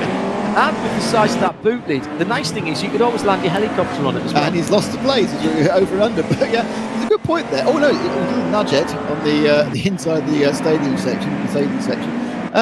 More sparks flying from our Tic Tac friend, one of the E30s. This is absolutely what a friendly race should be at the end of the day, isn't it? They are completely going for it in classic cars, and these are classic. I mean, these are the sort of things that I have to be honest with you. I don't get the Group C thing. I do get this. Well, I've done a bit of classic racing recently, and I want to do more in the real world. Fabio Chith is in the BMW original parts Schnitzer BMW. I can't see Schnitzer cars without thinking of Charlie Lamb. Sadly no longer with us. Mercedes gave it too much coming out of the cut through for the shortened course and spun. Easy to do. Vasilius having a look at Gregor Schill, the 6th and 7th position to the battle of the E30s. Oh, that's a great move by Vasilios Veleziotis, and he's made it, but he had to go on the...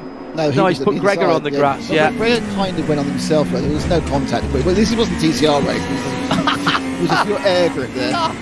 Taking the hand off the wheel to make the gear change, of course, from the onboard. That's magnificent modelling. Love it.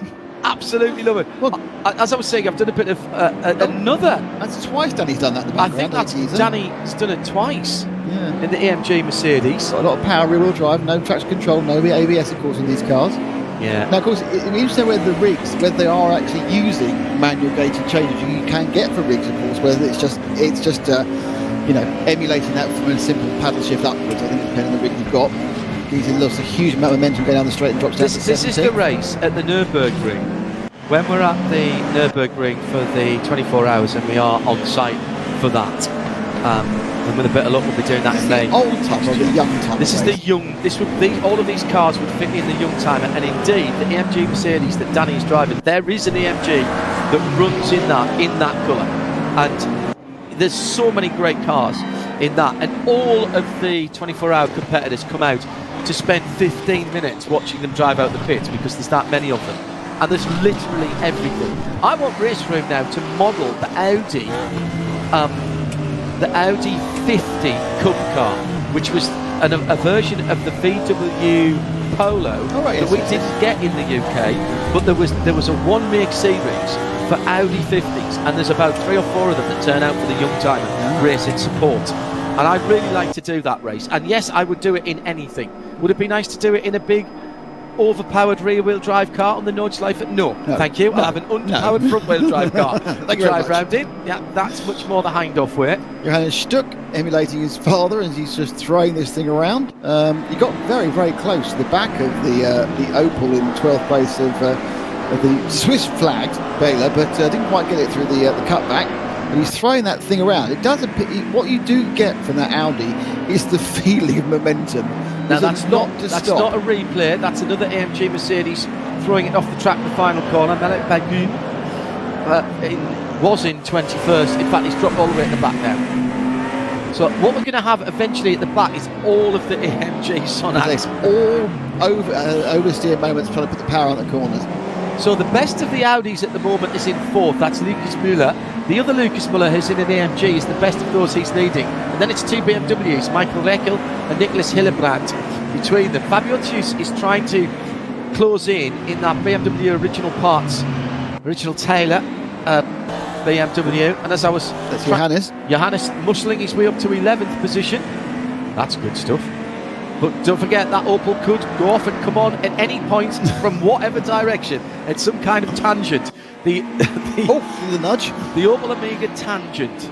That was interesting. He gave it a little nudge, and he got far too much front end, and then basically oversteered very off the track. That's the battle for 4th and 5th. One off, one on. And that was Fabio Tius going down into 6th, I think. Florian Densler in the green and gold Zach Speed. He's up AMG. And after Johannes Struck. This is the V8. This absolutely right up my Strasse. This. They're certainly giving as much as they can get, aren't they? There's an element here where they are leaving nothing behind. I think no one's thinking about tyre conservation, are they? They're just throwing it around and hoping the best. I'm pretty sure most of the guys are pretty alien to these cars. And probably the 20 minutes they had of warm-up was the practice. And they're now just trying to hone their skills to these I think probably quite agricultural feeling racing cars. I like that pinnacle 30 years ago. But I like cars that move around underneath me. In my real world racing recently, I took a step at the Silverstone Classic into the Chevron B8, which is a little 2-litre BMW sports car. And although it's low, it barely comes up to my hip. It's actually quite softly sprung, and you can feel it moving around, which was just as well because it threw it down a rain all weekend. And it was actually really nice to drive. Let's get back to the race here. And Florian Hasse for the Valier team. He's got Fabio Tius. So Florian Fabio. That's a good run. Train of E30s around. He's got two ahead of him. Well, now one ahead of him and two behind him now. As the E30s have carved out the middle of the field. Did you ever drive an E30? Drove the following one. The E30, they did a Revalia special edition for Roberto Revalia winning the Touring Car Championship, the World Championship as it was in those days. And they were wonderful things. And I drove a left-hand drive one once, and you could just pitch it in, typical BMW, nice long steering arm, so you get plenty of opposite lock on and just drift it. So driving for effect was very, very easy in those things. Trying to keep them in a straight line, perhaps slightly more difficult, and that's where the skill came in. I owned the following model, M3. Did you? In my repping day, the Evo version. Nice. 97. Densler up the inside of Stuck. Had the best front end of any car until I got the Alpha. The Julia? Yeah, still the best car I had. Well, once you change the tyres. Yes. Henrik Bieler for Emscher Motorsport. So that's a couple of places lost there by Johannes Stuck. Didn't lean on the Opel just enough there. He got it offline but didn't get it round. It's a heavy old thing. Right, we've got 10 minutes to go, just under 9.5. Plenty of action going on. Let's, while we can take a breath, let's do so, and we'll be back with the last 9 minutes in a sec.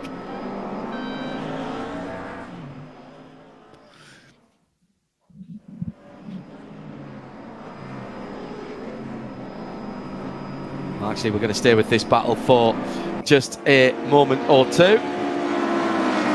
In the background, Johannes just disappeared off in the corner. We'll find out what happened to him in a couple of seconds.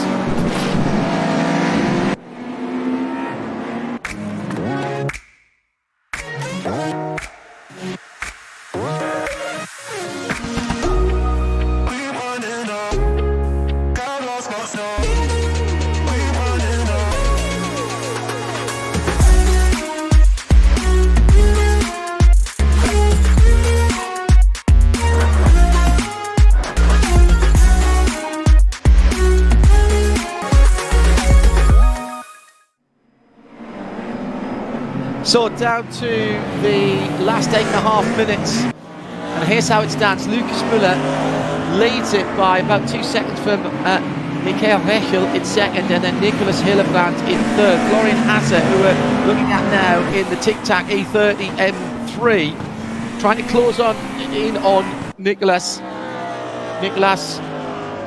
Oh, in fact, was that a car that he was lapping, in fact? Yes, it was, excuse me. It's Nick Damon and me, John Hindorf, in the RSL Global Broadcast Centre. So these guys are already a lap down, Nick. Yeah. Oh dear, man, That's going to be a huge one. Get your hands off the wheel. Oh, my He went off the track and then ridiculously tried to gain the track despite the fact he's being lapped by Hildebrand, and then swept across him and decided to smack into the barrier at maximum effect. Obviously, his damage is off, thankfully, because the car, you wouldn't want to damage a classic car like that, so that's good news.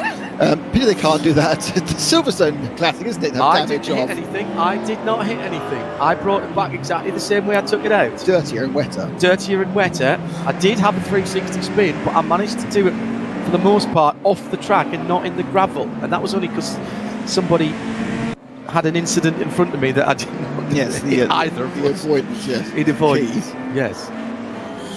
So we're down to the last 7 minutes. We've got another race to come. Lucas Muller for AMG leads by just a second now. For Reckel in second for the first of BMWs. Hillebrand has the first of the big Audis in third, but he's quite a way further back. Then it's Hasse, Velatiosis, then Müller in the Audi, then Thius in a BMW, Schill in a BMW, Haustein in a BMW, Stuck, Densler, Beere, Petterman, Gottwald, Stengel, Johannes Stuck in 16th. At the moment, he has been as high as 11th. It could all come back together. And Nick's so excited, he's really choking. I'm tickling my throat. Yes, we saw Johannes Stuck just before we went for that break, going very weirdly off angle during the cut through for the shorter part of the track, and then he's dropped 5 places because of it. But it's all happened at the front. It's interesting, isn't it? The Hildebrand, who started so well, has dropped off, managed to hold third, but the first two made a massive breakaway with Rachel. Great battle for 9th with Roy Struck and Haustein sitting in behind. That's Yannick Haustein. Tank slapper there for the Opel. The reason I like these cars, and if on a sim or any kind of console or anything else, there's a category for big cars that move around. You talk about AI. The AI can never drive them, and it doesn't matter how much you mess about with them. If you're racing real people, you can't get them to handle any better than they're going to do. So they're going to understeer in and oversteer out. So it's old-fashioned driving. Yeah, I mean, just watching it there as Yannick got past the Opel, it was just he just couldn't stop it. He was going, I can't stop it, and then he got under and over. But the nimbleness of the BMW E30 was very notable. I assume technically it's down on power.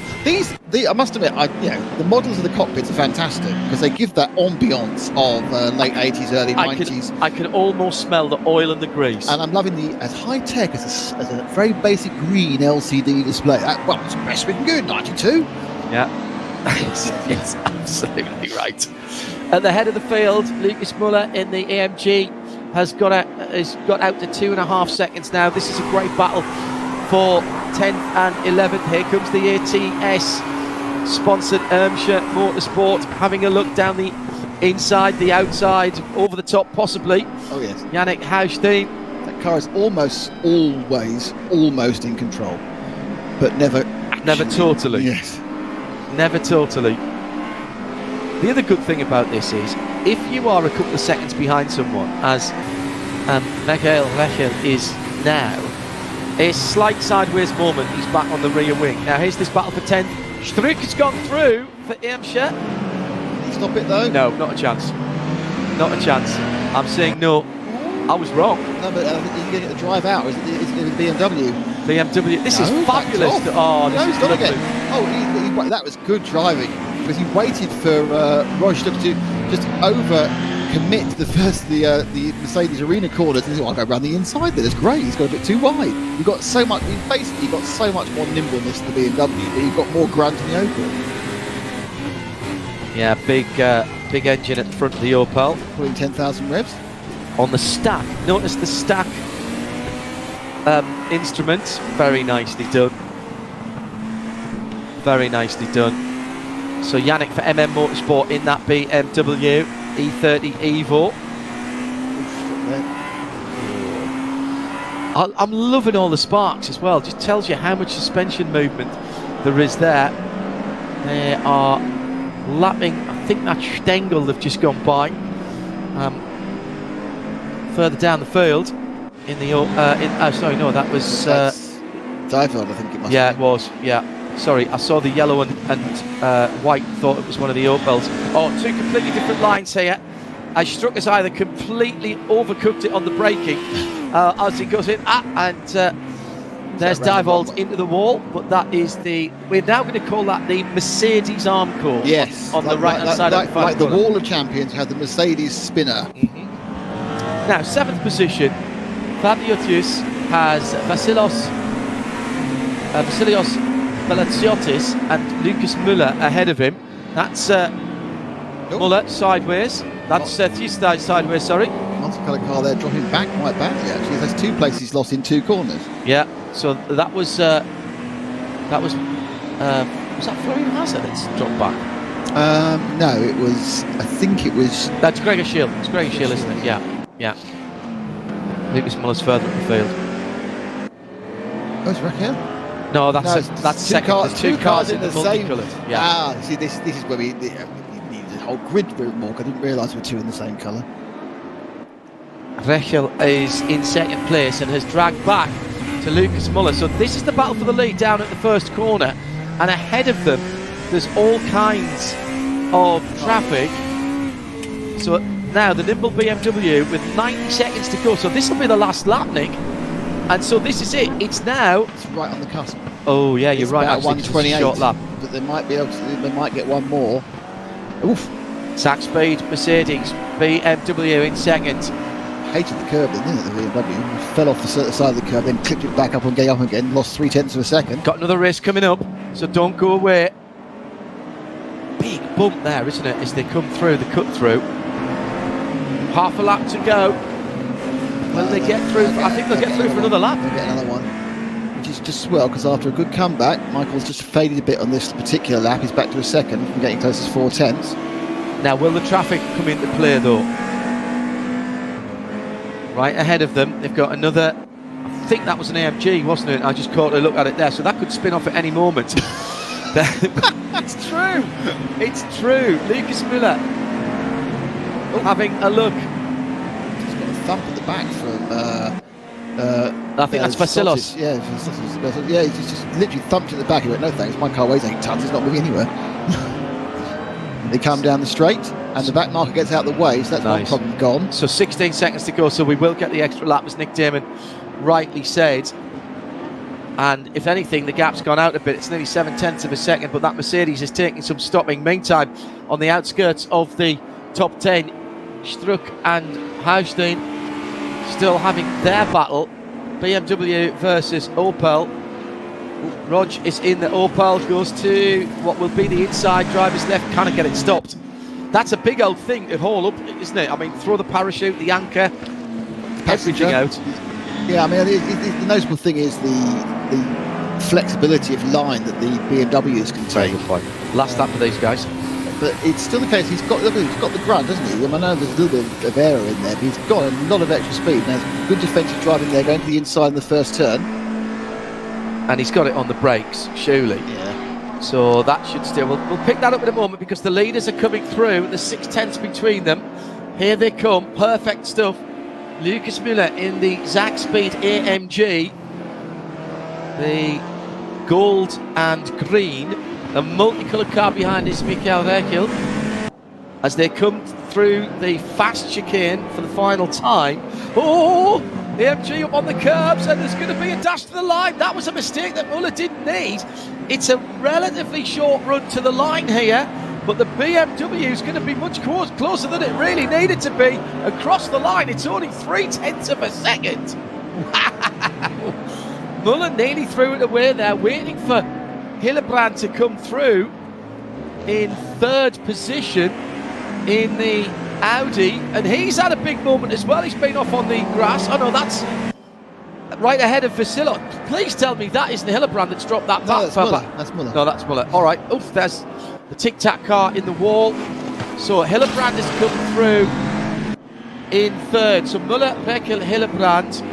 So that is all 3 manufacturers in the top 3. Then Hassan Müller, Belasiotis, Thus, Schill, Haustein, Struck. Your top 10. Phew. Great race. Great fun. Now, we'll see the pits in a moment with one or two people diving in at the end of this lap. So the first 20 minutes of the race is over. Where did Johannes Stuck finish? 15th in the end. And I think Johannes was the last car. He will be the last car on the lead lap as he comes through. Lap time's around about 1:30. And he was about 1 minute and 7 seconds down. BMW is lining up for a team photograph there in the arena section. That's how you should do it. Yeah. Get them all there.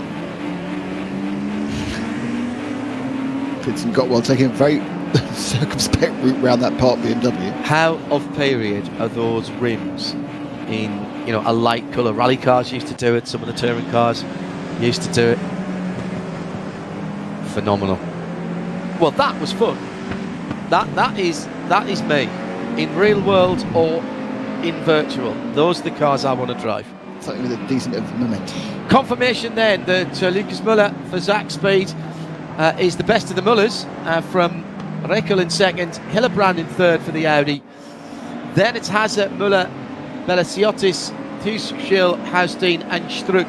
So the BMW for MM just get the better of Emscher in that long battle. So we need a little break for a second. We'll keep talking here. What do you make of that then? I think it's great. I'm loving the feeling of momentum in the cars. It's fantastic. Yeah, you get the impression that if you get the thing into a tank slapper, it's not coming back that easily.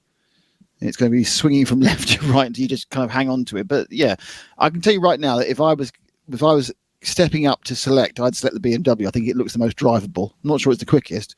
If they had some rain effects, then it'd be fantastic. Audi. Okay. Audi in the rain for me.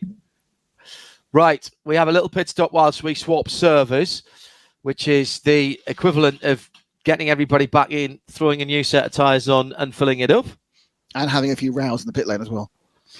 There would have been, I think there might have been some quite robust conversations I think of the 24 drivers, only 22 would be called the stewards. I think the leader was about the only one. He was fine, absolutely fine. Couldn't even for a second blame it. Not a fault. Not a fault. Fantastic. Not a fault on Lucas Müller. But yes, there was some aggressive driving. I like the effects. RaceRoom have obviously done their work. They've worked hard. I like the modelling of the cars. I like the way they moved around. The sparks were good. The dust and the smoke effect very good. And clearly they were racing together quite nicely. So well done to those guys for that. And that is, as you say, that's a big step up for them. Yeah, different performance. The cars were very obvious. You could see where the ones were fast, ones were slow. Effectively, for the first for 400 meters, you want to have an Audi, and then not so much. Unless it's raining. Yes, in which case you want to have it very much. But Nicholas did well to hold on to that. I think getting third, it was well done. So we should have the second race coming up in a moment or two. I think we've got an interview with our winner. Excellent. Let's find out what Lucas Müller. Oh, well, he's at the. I think he's at the track, isn't he? So let's see if we can get that sorted out. Lucas Müller for AMG. Let's see what he's got to say. Thank you guys so much for covering the race in the way you do. Fantastic, as usual. I mean, for me, the race, well, let's call it an unhappy incident in lap 1, and I was just trying to get the feeling for the car because I was actually driving for the very first time. But Lucas Müller, who actually won the first race here, well, that wasn't your first race ever, right? Well, I did some races in RaceRoom already. Did take part in the ADAC GT Masters eSports series, and now in the next upcoming Remus eSports series. So yeah, did some races already in the game. So was quite good. Yeah, and I mean, Lucas, you're proudly presenting team colors here on stage. So you're a sim racer, right? Yep, correct. I drive for Haupt Racing Team Esports, which is the real team is Haupt Racing Team. Probably some guys know it already. And yeah, they have an esports team, and I'm part of it. So, yeah, Yeah, I like it. yeah, you like it. That's a good thing because we do like sim racing as well. That's why we're here exactly. But there is a second race coming up, and I mean, maybe you could just like quickly recap the first race for you. So how did it go? The first race, it was quite silent for most of the time. So like the first 15 minutes or so, I had some clean air, some lap cards, but all in all, quite clean race. Had some problems with my car with the upshifter at some point, so lost some time there. But yeah, luckily it was enough to hold a P1 before Michi could catch me in the end. Yeah. But yeah, I hope I can do it in the second race again. But we will see. Exactly, we will see. So guys, that's it from here, from our winner of the first race here in the RaceRoom VIP race. A second one is coming up in just about a few minutes. So I would kindly hand it back to our friends in London, Radio Show Unlimited. Take it away. Thanks, Melly, and well done in that first race. We'll keep an eye on what's going on. We're going to the qualifying in a second. Nick Damon and John Hindhaugh for Radio Show Limited, the team behind Radio Le Mans and IMSA Radio, and live coverage of the Nürburgring Langstrecke racing. We've got ELMS this weekend, from Spa with Johnny Palmer and Graham Goodwin in live in Sound and Vision, and they are on site. Interesting lines going out the pits on cold tyres. Yes, there appeared to be a big split up. It's like the Audis were part of a very dysfunctional pop band who all decided to go in their own directions rather than work together. So not one direction, different directions. Various directions. We'll go our own way. Yeah, well, exactly. We should go our own way. Who's that? That was Fleetwood Mac. Well, you know my opinions of Fleetwood. We had that to speak already. Brilliant. So, Florian Hasser has been. He's got this 4 minutes of qualifying to go, so a shorter qualifying session. They're all warmed up. They know what they're doing now. It's fine. All good. Well, let's see who pops out and what the times are with under 4 minutes to go already. Now, I wonder if Melly's going to jump back in that Mercedes. I think if I was her, I might be asking if I could change cars. I think so. Yeah. I think first you've got to realise is all the help you can get from the chassis. Yeah. Michael Rechel for Uniton Computer in the BMW. The thing that you notice about race cars of a certain age and rally cars as well, but I think it's particularly true of race cars, it's just how standard the interior were looking on these cars. And, you know, a steering wheel that maybe if you were looking had a push-to-talk for your radio and maybe a drinks bottle, but yeah, maximum. Yeah. You still have a stalk. You still got a stalk there on the right-hand side for your wipers. When you're turning left or right. Well, I think that's wiper stalk actually on an M3. Yeah. It's the other side, which will be for flashing of the lights. And it doesn't matter how contemporary old racing cars. For example, the Bentley Le Mans cars that I was looking at not so very long ago when I was up at Bentley Motorsport and they fired one of the cars up for me. And it still looks great from the outside. Right? It looks absolutely contemporary. You think, yes, that could roll out. It would look like a hypercar. Yeah, absolutely. Then you look inside and go, yeah, things have come away, haven't they? Well, oh dear, a bit of a kerfuffle there between one of the Audis behind Vasilos and the BMW. Fired him right. That's right, because he hasn't got the right in-car entertainment, has it? They can't do Bluetooth. They can't get their podcasts up. It's a nightmare racing cars of old. I've told this story before in Full Metal Racing. The new Porsche, or the latest Porsche, what's called the RSR 19, so it's already 2 years old, after it came out in 2019 for what was the late season start of the half and half season for WEC. Remember that school year from September to June. That car, every Porsche always comes with a user manual, even race cars. And there's a 42-page manual for that car. Not for the car, for the steering wheel. It still doesn't tell you how to program the sat-nav. Absolutely right. Absolutely right. It's talking about cars and functions. Has anybody ever got the speech recognition to work on any car? Why, no, man. Not with an accent like mine. I'm sorry. Say it again. Expletive. We do not recognise that command. They're very good. The BMWs are very good at the inside of the arena, aren't they? They're very good indeed. And it's BMW that leads at the moment at 1:29.5. I think that's the fastest lap we've seen so far. That's Michael Rechel from first race. The other Lucas Muller, who wasn't first in the first race. He was a bit further down, but was top 6, I think, for Lucas. Then the third place is Gregor Schill, the second of the Mullers, who won the first race, is in fourth in the... Oh, what? Both Mullers now shown in Audis. Well, there's been a chassis change. Hang on. Canadian Muller won, and he's shown in Audi. Yes. That was Lucas Muller who won, but he was in an AMG the first race, wasn't he? He was, but now he's been shown in Audi. Is he really in the Audi? Who knows? But he's shown in the Audi. No, sorry, Canadian Muller won it, and Canadian Muller's in the Audi. Okay, fine, maybe I'm wrong then.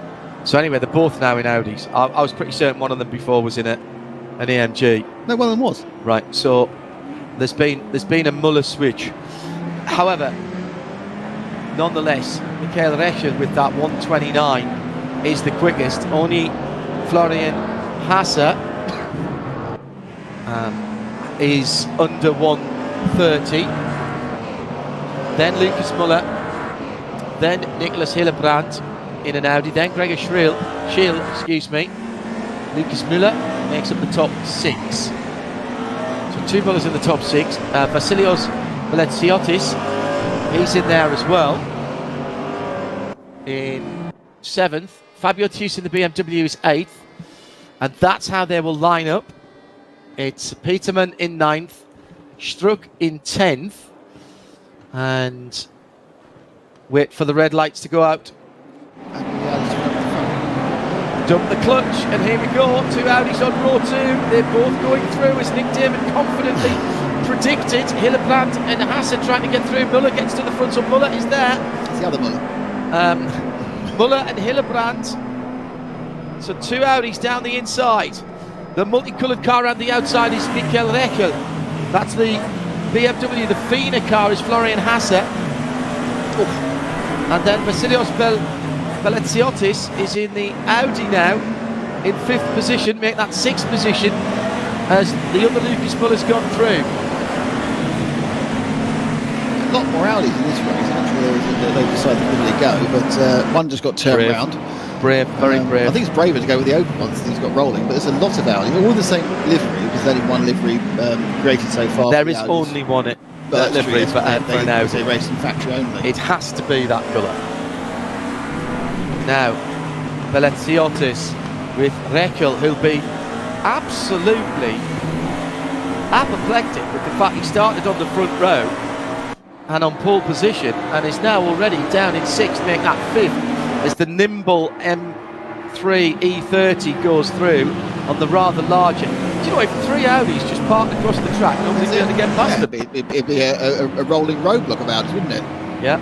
Oh dear! Tell you what, he hasn't finished that yet. He's going to come to the last corner.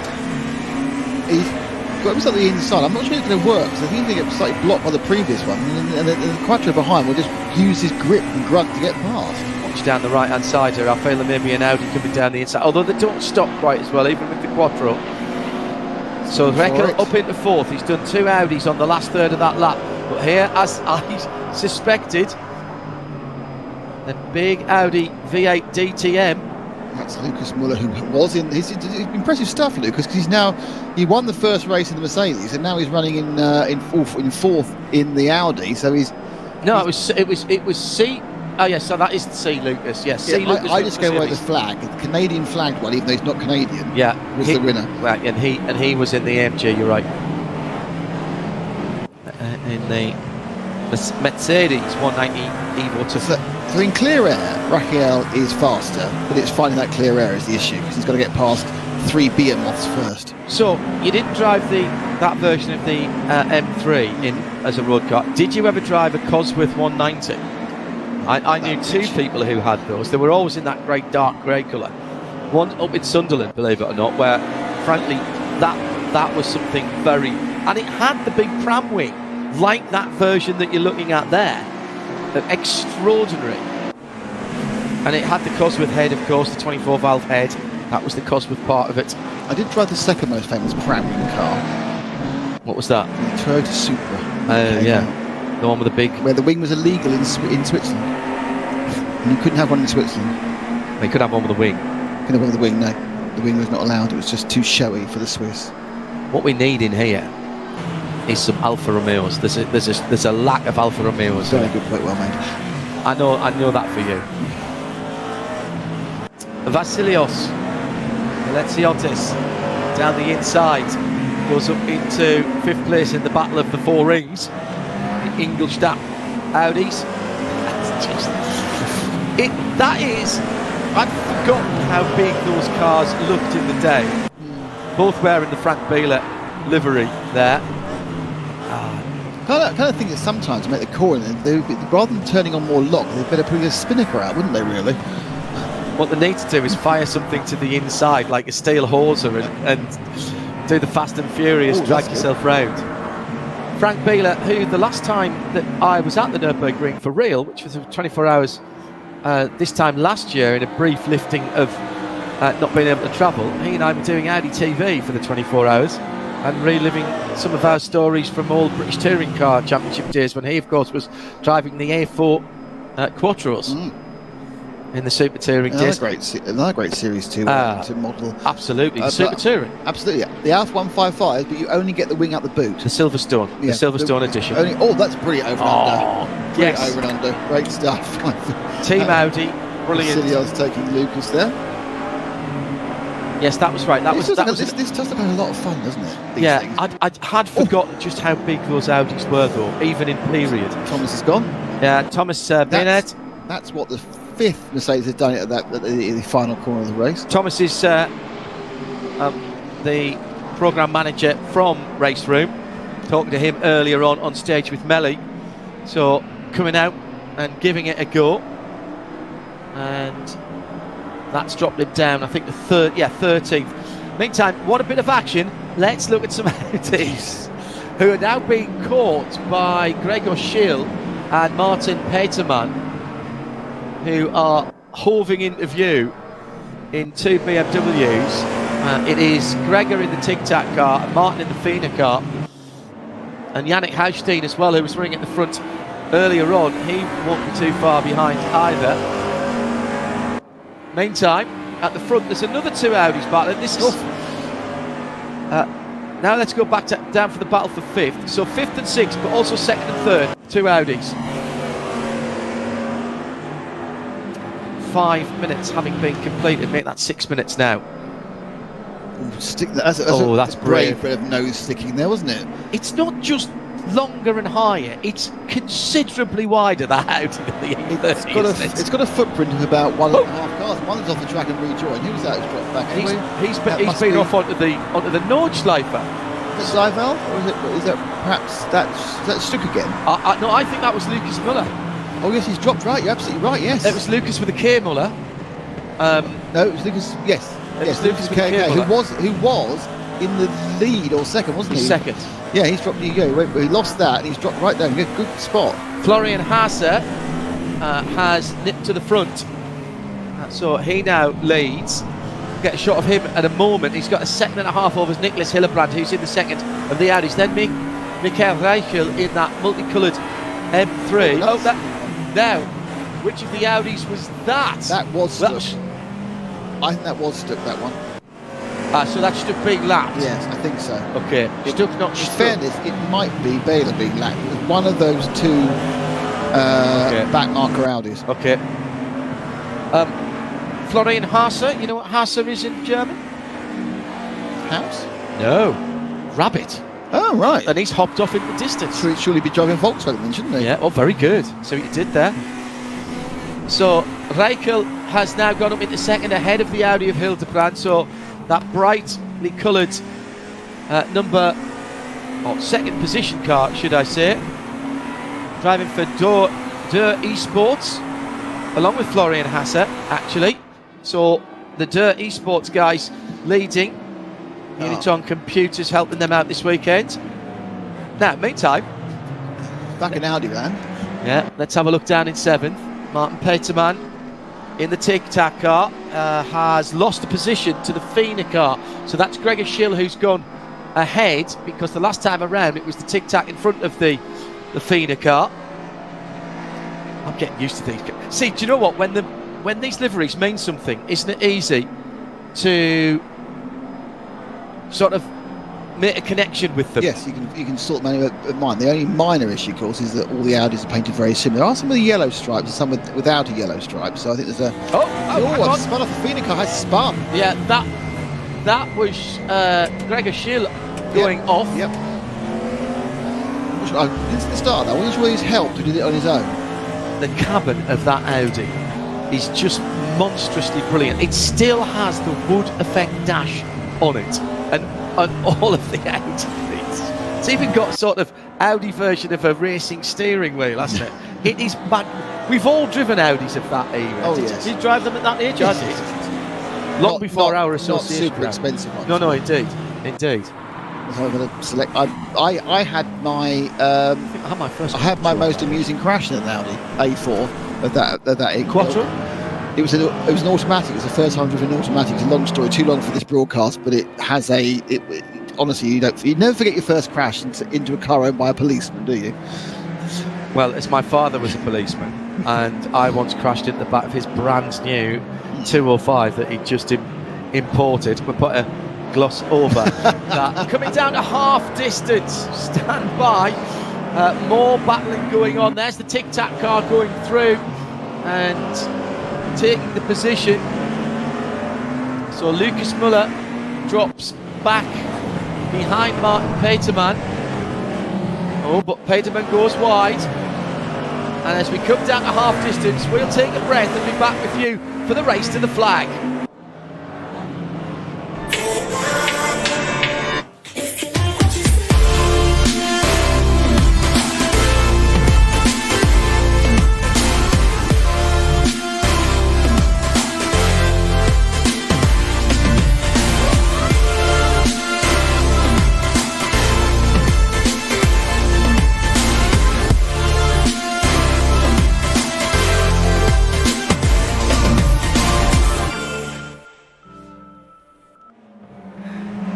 Of all the great images in that ad, Nick just said to me, I liked his shoes there. Well, it's all about the feet, Phil. Driving socks. No, I drive in slippers. Excellent. And Joe. That's normal, in fact. Exactly. And yes. And Joe puts his race boots on, which is fantastic. I always think that's just going. I know people who wear gloves. I know people who wear racing drivers who wear race There's gloves. a lot of people who wear the gloves for a number of reasons, including the fact that you have Alcantara steering wheels. You don't want to sweat all over. There's a massive battle you choose. This is the lead. This is the battle for the lead. Did you feel they're the fastest cars here? They're not the most entertaining. Hasser has just lost the lead in the FINA BMW. And there goes. So the Rabbit drops down to second. Mikhail Reichelt goes through into the lead. So now we've got 8.5 minutes of battling between these two cars. The Unitron Computers car ahead now. Florian Hasser in second place, and they've got 3 seconds over Nicolas Hillebrand in third position.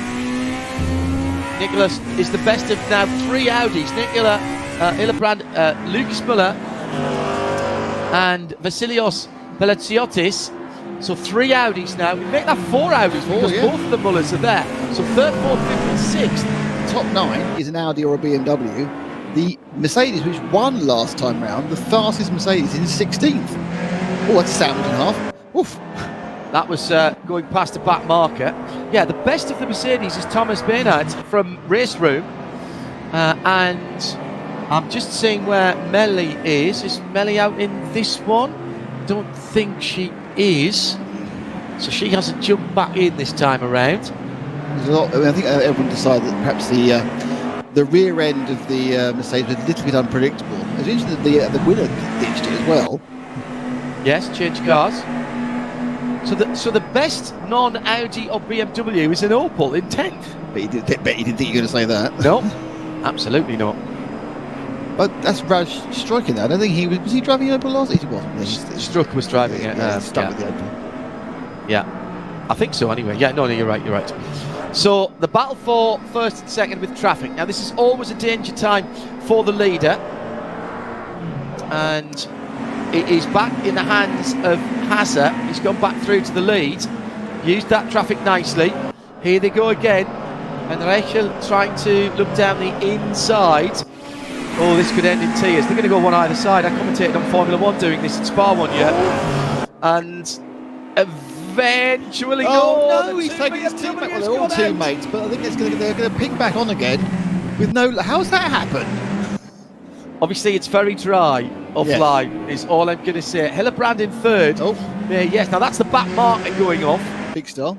Big style at the final chicane. That's the NGK chicane, isn't it? And then the Coca-Cola curves the last corner. I'm using the old names. That's the Dorrit Hotel behind. And down towards the first corner. Fakes left, goes right. Plunging down through the gearbox with the stick shift. Oh, dink, dunk, dunch. He's got that slightly wrong. Hasse should have tried the over and under. He's going to cut back here though. Hasse's got this one. Neil, watch, here he comes. No, he could do that with if he was up against the... Oh, I think he was going through. Meantime, further back down, this is Martin Peterman in the tic-tac green and white car. An excellent over and under by the white car, by the Fina machine. Oh, it's the BMW Sport machine, sorry. That's Fabio Tius. And he cuts back to the inside again. That's it. Good driving in the tic-tac. Peterman doing well there, I think, holding off what was the fastest car. Yeah, that is the BMW original parts, original Tyler parts car. And I just drive side by side, if you don't mind, all the way around. That was originally an Exler car. The Tic Tac car's got Exler's name on it. How fantastic! Now I can't quite see the name on the Schnitzer car. You forget. It's too easy to forget how long some of the drivers have been around, and second and third generation drivers as well. That's the thing now. It's not just the sons, it's the daughters, it's the grandsons and granddaughters of racing, the famous racers. Already happened with me. Jade Edwards is the third generation driver in British touring cars, and I commentated on both a father and a grandfather. That doesn't make me feel old at all when she's out on track. Florian Hasse then leads, but only just down into the first corner with 4.5 minutes to go. It's Nick Damon and me, John Hindhoff, in the RSL Global Broadcast Centre as we're watching RaceRoom, the VIP Invitational, in these classic touring cars. Late 80s, early 90s, these cars, aren't they? Just marvellous stuff. When they had to turn out the homologation specials to make even the Evos, so I think it was 500 you had to turn out first, and then another 250 of the Evolutions or something like that. Marvellous. Well, they've created the entire collector market, haven't they? Though at the time, of course, they weren't worth anything more than the ordinary cars, were they? No, people didn't want them. It was too rough and ready. Also, where's my soundproofing? Hot hatchbacks were the thing back in those days, of course. If you think about it, you were just getting into the Peugeot 205 GTIs 1.6 and 1.9, supposedly affordable in terms of performance, with the 1.6 205, what was that? It was 105 horsepower when it first came out. 115 and 130, the two of them were. 115 for the 6, 130 for the... I do remember having an SRI. But the 9 had a huge amount more torque. Yeah. Well, I had that engine in the SRI. That's the lead again, and through Rachel goes. I had the 1.9 in a 405, the 4-door SRI, and that was the 130 car. And then I had a twin cam version. The weird thing now is your cooking 1 litre car makes 130, not even trying. Easily. 3-cylinder 1 litre. Oh, a little bit of hip and shoulder there from Rachel to Hasse, who's back into it all. It's like the wacky races up front now. Left, right and centre. It is the wacky races up front. Oh! Dear oh Lord. Is this team orders here? Did we think they're on Discord talking to each other? Hasse now got what does it say on that Fina car? Who's the driver's name at the top of the rear window? But Hasse's going to get this now because he's up the inside for the cut through. With another one near him. Wow. 2.5 minutes to go. Got involved in so much traffic this time around. I think obviously the guys at the front have found a little bit extra pace, and there's been some more instant back, holding people back, as it's the second Fina car is being lapped, I believe. Correct, that is right. So Hasse continues in the lead from Rachel, but realistically, do you want to be in the lead in the last lap? Not sure. They're going to get 2 more, because there's 2 minutes 7 seconds to go, and they'll finish this lap, I would think, with less than a minute and a half. So there'll be 2 more in this race. showing the nose, frightening him through the chicane, and then helping him through the chicane. I love the time he left the driver. It's Chicotto, isn't it? It's Chicotto. It is Chicotto, of course it is. As we were talking about earlier on, Chicotto and Ravaglia, the two big special editions. He's taking it right across the wall. Right to the wall. He's done a whole Schumacher Barrichello on him there, hasn't he? No pressure from behind as Hillebrand in the first of the Audis is 5 seconds back. Oh, brilliant under over there. But then sort of backed out. The nose slightly, the gaps they take over Hasse, but now Hasse's gone a bit wide. Oh, this is marvellous. And this is why you need to be in RaceRoom, racing these cars, never mind the other stuff. Can you imagine a whole grid of 24 A30s? It'd be madness. Yes. Fun though, wouldn't it? It would be fun. Puts the tyres on the dirt. 24 grids the Audi even had it, to be honest. Well, we've had some of that today. Here's Vasilios. Veliziotis with Lucas Muller behind.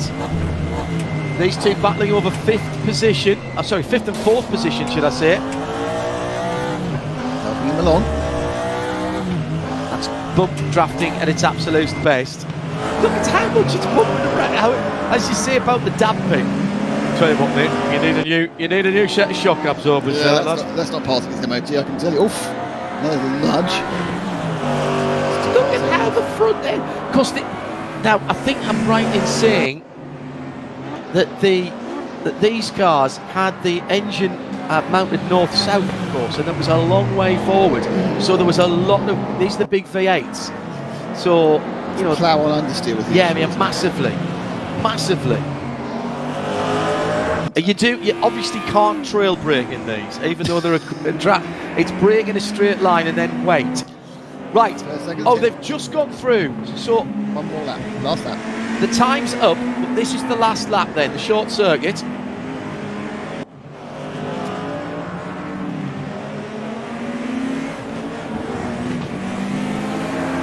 Good, they flip back for the last time.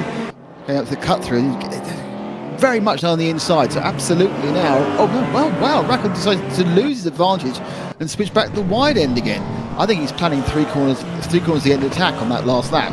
Just off the podium, Lucas Müller won the first race in a Mercedes, and trying to hold on to 4th. Best of the Audis, Hillebrand in 3rd, but nobody's had the pace of these two. Michael Rackle, for me, is the driver of the race. Started on pole, went down I think 6th, possibly 7th. He's fought his way back. Florian Haas has come through as well from the start. These two have definitely been the class of the field. Last corner, last lap. The multicoloured car is Rackle. Are they going to come out? Who's got the momentum? The FINA car on the outside. Is there a little bit of an aerodynamic advantage across the line? 7,000. Oh my goodness. 0.007, license to thrill from the two BMWs. Hasse wins it from Rackle in 2nd. Hillebrand will be 3rd. Who's 4th? Muller holds on to 4th from Veliziotis in the Audi. Then it'll be the 2nd of the Mullers in 6th. Peterman in 7th in the Tic Tac BMW from the FINA car of Fabio Thius. Haustein battling for the win. Last time he's 9th, and Roy Stuck is the top 10 finisher. That was mega. 0.007 of a second across the line. And still battles going on to the line as Vincent Gottwald goes through with Thomas Binet. Well. Sign me up. Absolutely, yeah. I mean, fantastic stuff. I love the flight away from the Mercedes after the first race and the flight towards the Audi, but suddenly, once they got clear away, the greater nimbleness of the BMWs really showed. But then you had a phalanx of Audis bouncing their way around the track. The Audi Quattro porpoise. Yes. As Johannes Stuck comes in 20th position. Good sport to have come and driven here. Very different from what he is used to. Well, there we are then, a couple of races from RaceRoom with the classic, the young timer on the short version of the track, and Johannes starting to get into rally mode there as he goes down to the first corner Congratulations to Florian Hasse for winning the second race ahead of Michael Reichel and Nicholas Hillebrand as they come into the pit lane. Well, this has been brilliant and we thoroughly enjoyed it. Don't go away because we're going to have a chat with the leader. The winner rather. Quick look at the final placings. Hasse, Reichel, Hillebrand, Müller, Belesiotis, Müller, Petermann, Thues, Hagstein and Struck for the top 10. For the moment and until tomorrow, it's thank you from the Radio Show Limited Global Broadcast Centre from Nick Damon and myself. But Melly has the leader and the winner, so we can have a word with him.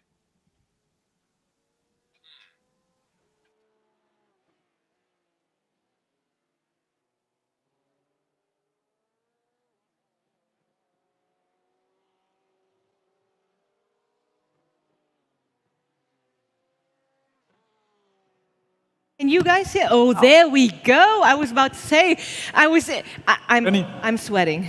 Sorry, I'm very panicky. I'm very sweaty. I was fighting for my dear life for P18. But someone else who did it way better than I did. Florian, congratulations. You won the second race. How does it feel? Yeah, it was great. I mean, I had a huge fight with my teammate Michael, and it was a pleasure to drive, and it was really, really fun. Yeah, I was about to say, you're here in team colors as well, so you're obviously not new to the meta. So, who are you and for whom are you driving? Yes, I'm Florian Hasse. I'm driving for in the beginning of the year, new form team Dura Esports. And yeah, I'm here with my teammate and my chief. Yeah. Cool. That's really, really cool. And congratulations, as already said, that win is for you. And I mean, we had great fun, didn't we? Florian, how was it for you competing in this very wild field? Let's put it that way. We had a tiny incident on the track as well at some point, but I think it was in qualifying, wasn't it? It was in qualifying, yeah. And it was in race, right? Exactly. So I was like, I mean, you guys know how to drive, so we have to implement new things that keep you off guard. And in this case, in this race, it was me. It was like a moving obstacle. Well, which sometimes got hit, which sometimes hit others. But Florian, how did RaceRoom feel for you? Of course, I'm mainly driving RaceRoom, so it's nothing new for me. But these cars are quite different to what I'm driving usually. So it was different, but it was also fun. It was great fun, wasn't it? But thank you so much. As already said, congratulations. I'm applauding for you. We're applauding for you. And you're now free to go to your teammate, enjoy your W. And Joe, Danny, I'm still trying to catch my breath. I must admit, that was my very first race, and then 2 in a row. 20 minutes. I think I will know what I've done tomorrow, right? That's probably, yeah, that's typically how you feel. It's like clenching onto my dear life on that steering. Well, it was great fun. I enjoyed myself very much in that race, even if no one else around me enjoyed my appearance in there as well. But yes, guys, I mean, we're at the end of day 1. How has it been for you, Danny? It was a blast. Nothing more to add, actually. It was better than expected, and that's always great. And thank for all people coming by and looking out for news hardware, looking out to drive simulators, which are really, really awesome. Thank you for all the people who worked at the simulators behind here on the competition stage, because they're really done a great job and try to serve the drivers the best purpose. And yeah, for me, good day to start. I was about to say, it's just a start, right? More tomorrow and the day after. Joe, you also raced in race 1 of the VIP race. How did it go for you? Well, I was actually 5th after the start, so that was really great. And I was really having a good race and trying to follow, but then I think in the 2nd or 3rd lap on the main straight, I couldn't do any upshifts. I don't know if that was because the cars were from 1992 and they didn't service them in the meantime, I don't know. In any case, I dropped back, and then at some point I saw that Danny was behind me, and yeah, I just waited for him, and we had some fun, but you spun like 5 times. I don't know what it was. Right? Yeah, it's what like, I thought about when you're in the stream and I'm rapidly advancing to you, I need to make an impression that's really hard to catch you. Guys. That's really nice. Yeah. You guys. But I mean, it was a blast for me too. Thank you so much for being here with me as my motorsports and sim racing experts. I can't wait to come back tomorrow. And I mean, there are a lot of things planned. Yes. When are we starting tomorrow? 10 a.m.? With a stream? Something like that. Like 10 past? I don't know. Maybe we will know, but you guys will be able to check the schedule on social media, obviously, and of course on the website too. So make sure to tune in tomorrow morning. And I mean, any last words from your side? Yeah, I mean, I'm just completely overwhelmed. I had so much fun today, and I just can't even imagine that it could get any better, but I know what's going to come tomorrow, and it will get better. So, as Melly said, don't forget to tune in tomorrow, and you'll be surprised what's coming up. Exactly. That's it from us. Yeah, of course. And don't forget to use the hashtag SRE21. Exactly. To tell us how you like today and what you want to see tomorrow. Maybe any feedback in any form and color, just shoot right away using the hashtag Danny just said, SRE21. And I can't wait to welcome you back tomorrow. We can't wait to be welcoming you back tomorrow. So guys, take care, have a great night, and stay healthy, and we'll see you back tomorrow.